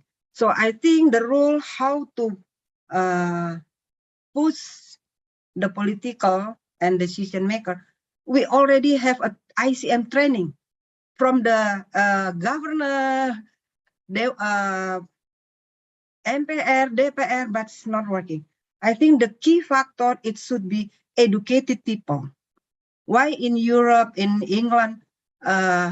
Because you have your people's well educated, and they can complaining. Even they can complaining still is depend on the president. We see in America with the President America that even public cannot do anything, well educated people. So I think in Indonesia, we have to educate our people and they know what is their right. And now I think Indonesian is also growing, and we are become more open in communication. So civilization now start to take a part in monitoring and controlling. Even it is not easy, yeah. It is not easy playing with all these things, but I'm sure in the future, Indonesia is now growing up, and then the communication is open. We can use Mr. Google and WhatsApp and everything. If we don't like something, and it's become mass protest from the local community, but it is not easy, but it is growing, it is moving. So I think I never give up to educate the society, the community, because the politician, how to empower law is really depend on how how our community become clever to see what they need and what they don't need. I think this is something that we have to educate it for people. I think a people power will make a changings of the world. We cannot depend only on the sectoral, on the president, on the ministry, but we have to bring. So from the local power and then Indonesian, or even we bring Asian, Europe, and we have to move together and bring everybody that we only have one word, and this is our word. So I think this is something, otherwise scientists have a lot of theory, 30 years ICM. I think ICM and transdisciplinary is like 12 and 13. But for me, I'm still believe that Pak Rudy said this morning, the government should act as a facilitator and a serving people, not as a king or have a strong power, but they are only actually facilitator and serving us, but they are not acting like them today. So how to bring this government to be a facilitator and serving the people? So this is the answer, the key that we have to answer together as a scientist. So probably we have to sit together and think the new paradigm and how to bring the community aware. Because now the world is more open now, especially in Indonesia. We are really open. When I went to China, it's a little bit closed. I went to Saudi Arabia, but Indonesia information, you can get any information from the pornography and the best information. We're really open now. Even I say, you can see what we use in underwear, people in the world. So I think, I hope with this modern country, modern information, open information, Indonesian people will move forward and take a positive Okay, thank you, Ibu Nevi. activity. I think the point of what you described is just, thank you. What the point that you described is just sharing the power, but not necessarily means that also the community don't have the power themselves. This morning, we already had a really excellent panels described by Bapak Diki Seda. It's really wonderful because that is really truly initiated community movement, and we've seen that also starting a lot of the community-based movement in Indonesia. The point is, can we, anybody from outside of the local communities, be humble enough and transdisciplinary, be humility, and apply humility, and what Tia also mentioned earlier, radical listening. Can we apply our radical listening practice, the government, the scientists, academics, private sectors, anybody, do this, apply this radical listening to what community have to say? Because it's not necessarily that they do not have anything to say, but we need to provide the space to facilitate that to happen. Okay, terima kasih. Next, we move to the next. Tia, you would like to add something before we move to the next? No, I just seen a question from Bu Damayanti. Can I answer that? Yes. Can I read first the questions, or so anybody aware about it? Okay. We have another questions from Ibu Dami. Thank you all for the panelists. Very insightful presentations and very important points have been raised. From all the presentations today, we have heard many cases, case studies, and local examples on how to achieve sustainability. I like Thomas' comments on it is hope and crisis, not hope or crisis. I think this is a very important point, that hope and crisis exist together as a reality, indeed.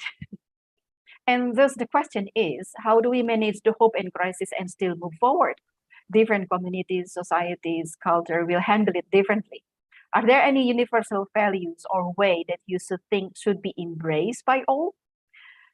This morning, one of the speakers, Ibu Nana, mentions about the cultural homeostasis as an important point to reach earth homeostasis.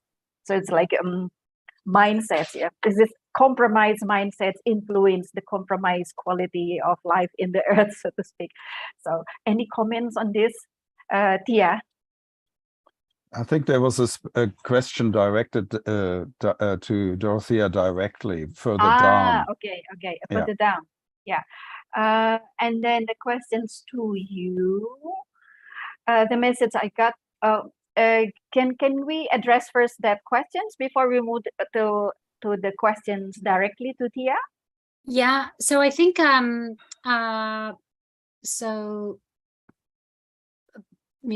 Thomas has already answered this question quite nicely. I very much agree with his response.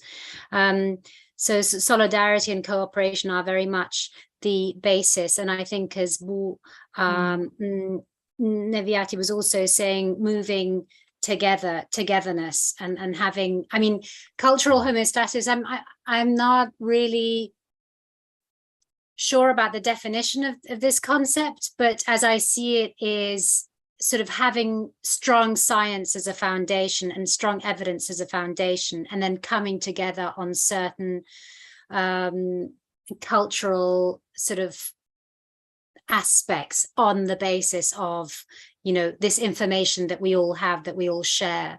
So not in terms of all of us having the same culture, but all of us having the same foundation in science that then allow us to come to the same conclusions. I like that. And then based on that, then we move towards the same objectives that are just the obvious objectives to go for. So I like that concept.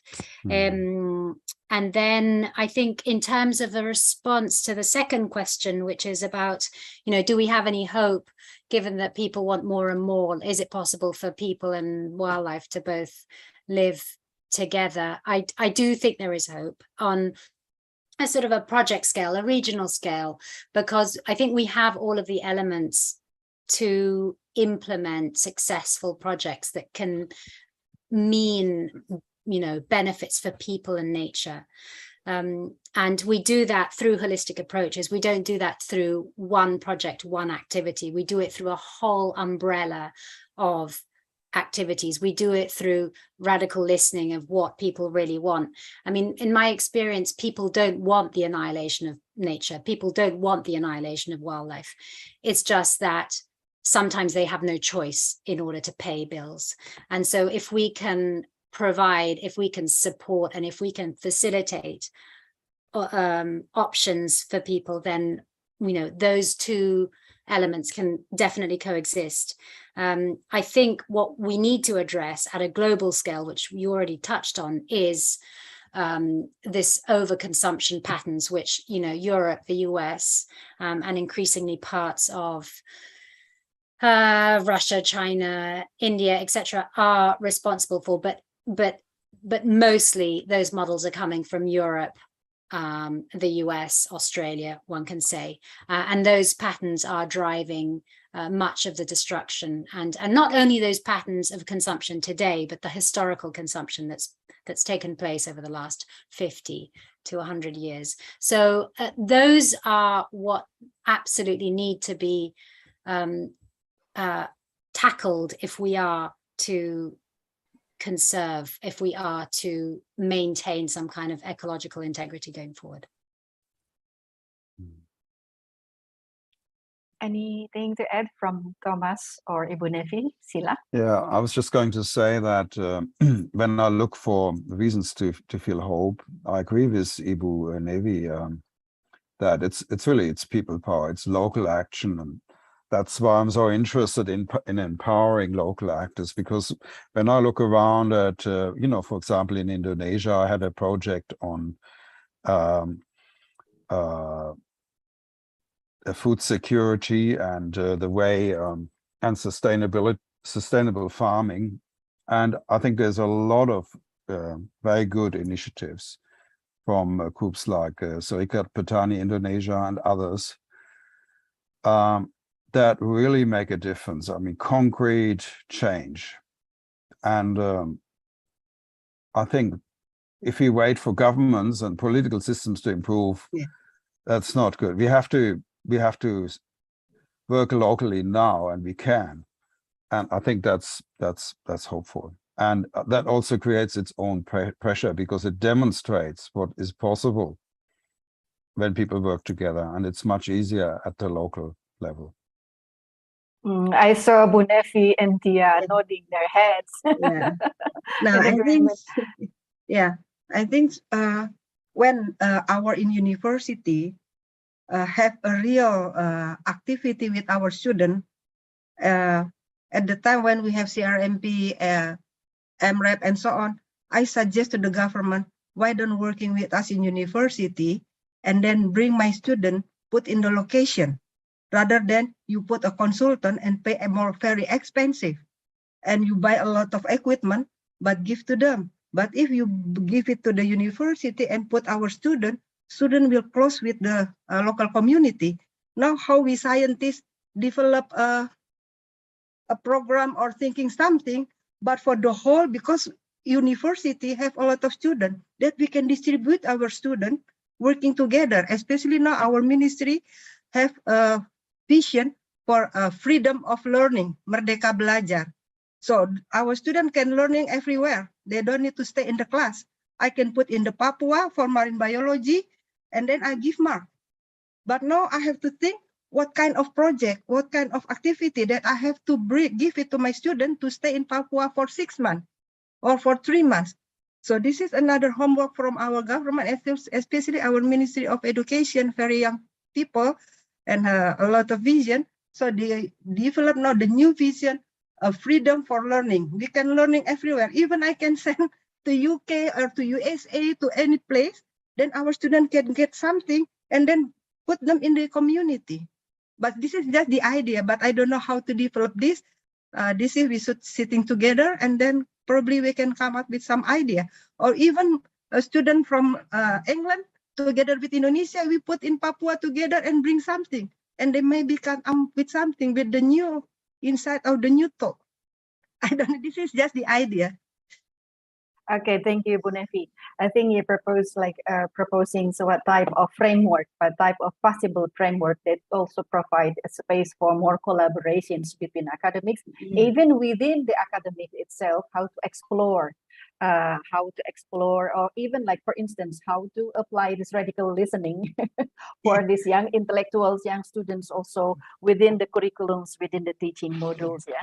Okay. Yeah, but the key is strengthening the community. But this is only one way. To be out of the university, go to the community, yeah. Yeah. Okay. So there's like a closing questions, and also you might would like also you might also like to express it as like closing statement, so to speak. One last questions from Ibu Dami. If you can only make one choice for a paradigm shift to happen, what will your answer be? Silahkan. Starting from Thomas or Tia. That's difficult. I don't think, paradigms are by nature complex. I don't think it's a simple thing. But if I had to put it down to one point, I would say, cooperation, solidarity. And that I think it's not possible to impose morality on people. Many have tried, from the Buddha to Jesus and, Muhammad and others. Many have tried to make people more moral in their behavior. But I think it's, though impossible to show that solidarity is actually necessary for survival. If you look at the human species and its rise, its success story in a way, it's all based on extremely intense cooperation. Without that, we wouldn't be human beings. It's essential to us. It's how we survive together, and not as individuals. We're highly social creatures. So it's not really a matter of morality. It's just understanding what we do best and how we are designed naturally to behave, and that is to survive and to flourish through cooperation. So I guess that's not a moral issue then, it's more about insight and understanding. Maybe that can be promoted, that kind of understanding. Thank you, Tia. Yeah, and I think, if I had a magic wand, I would, hope to influence political leaders and political systems in a way that is beneficial to the planet. But because that is sort of fiction, I think I would hope that the importance of evidence and the importance of science will gradually become more just greater, so that science will become more important in decision making. And then I think related to that, some paradigm in the way we produce food, in the way food systems work globally, and I think that would go a long way in helping improve the situation we're in. Yeah. Thank you. Bu Nevi? Probably bring science for solidarity. I just collect from Pak Thomas to strengthening the community for sustainable our resources. So the idea, if we have solidarity, I mean like Indonesia, when we manage our resources, we have to forget you are from Christian, Muslim, because all the religious is teach us to be a good person. So in Indonesia, we can work together. I think when I was in UK in 1990s, people say, how can you have a best friend, because we are from Ambonese and we cook together, we sing together, and we hold, and they say, and I go to the pub and drink something, and they say, how can you do?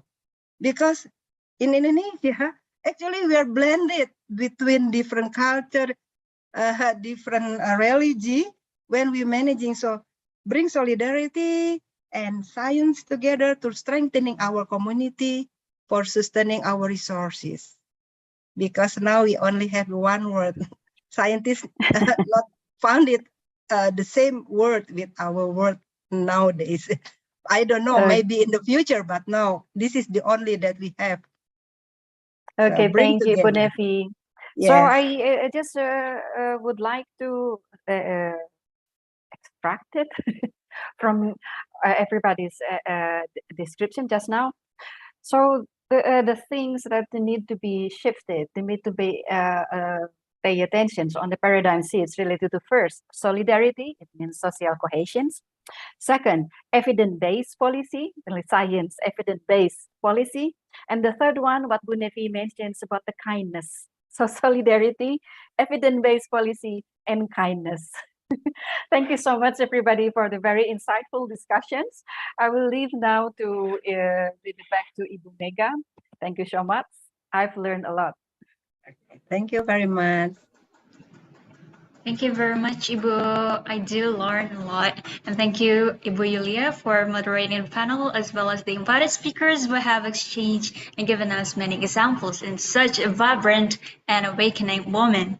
On behalf of the organizing committees, I would like to express our gratitude for having this international symposium with a diverse range of speakers, community leaders, change makers, and also various participants across the regions. Thank you also to the organizers, CTSS, or Center for Transdisciplinary and Sustainability Sciences, IPB University, and our supporting partner, Samdana Institute. This symposium has presented a diverse group of key stakeholders in collaboration with the Task Force for T20 Indonesia. Again, thanks so much for bringing us together in a fruitful way. There are 3 fruitful panels that have discussed a variety of issues from land to the sea, including the opportunities to thrive from the grassroots, civil society organizations, private, government, and all the multi-stakeholders collaboration, and etc. And lastly, for those who haven't filled the attendance form, please do so. And of course, see you in the next ISTAKCOS 2023. Thank you, Thomas. Dorothy. Thank you. Thank you. Bye. Bye. Thank you, everybody. Thank you, Pleasure to Yulia. be here. Bye. Thank you, everyone. Thank you.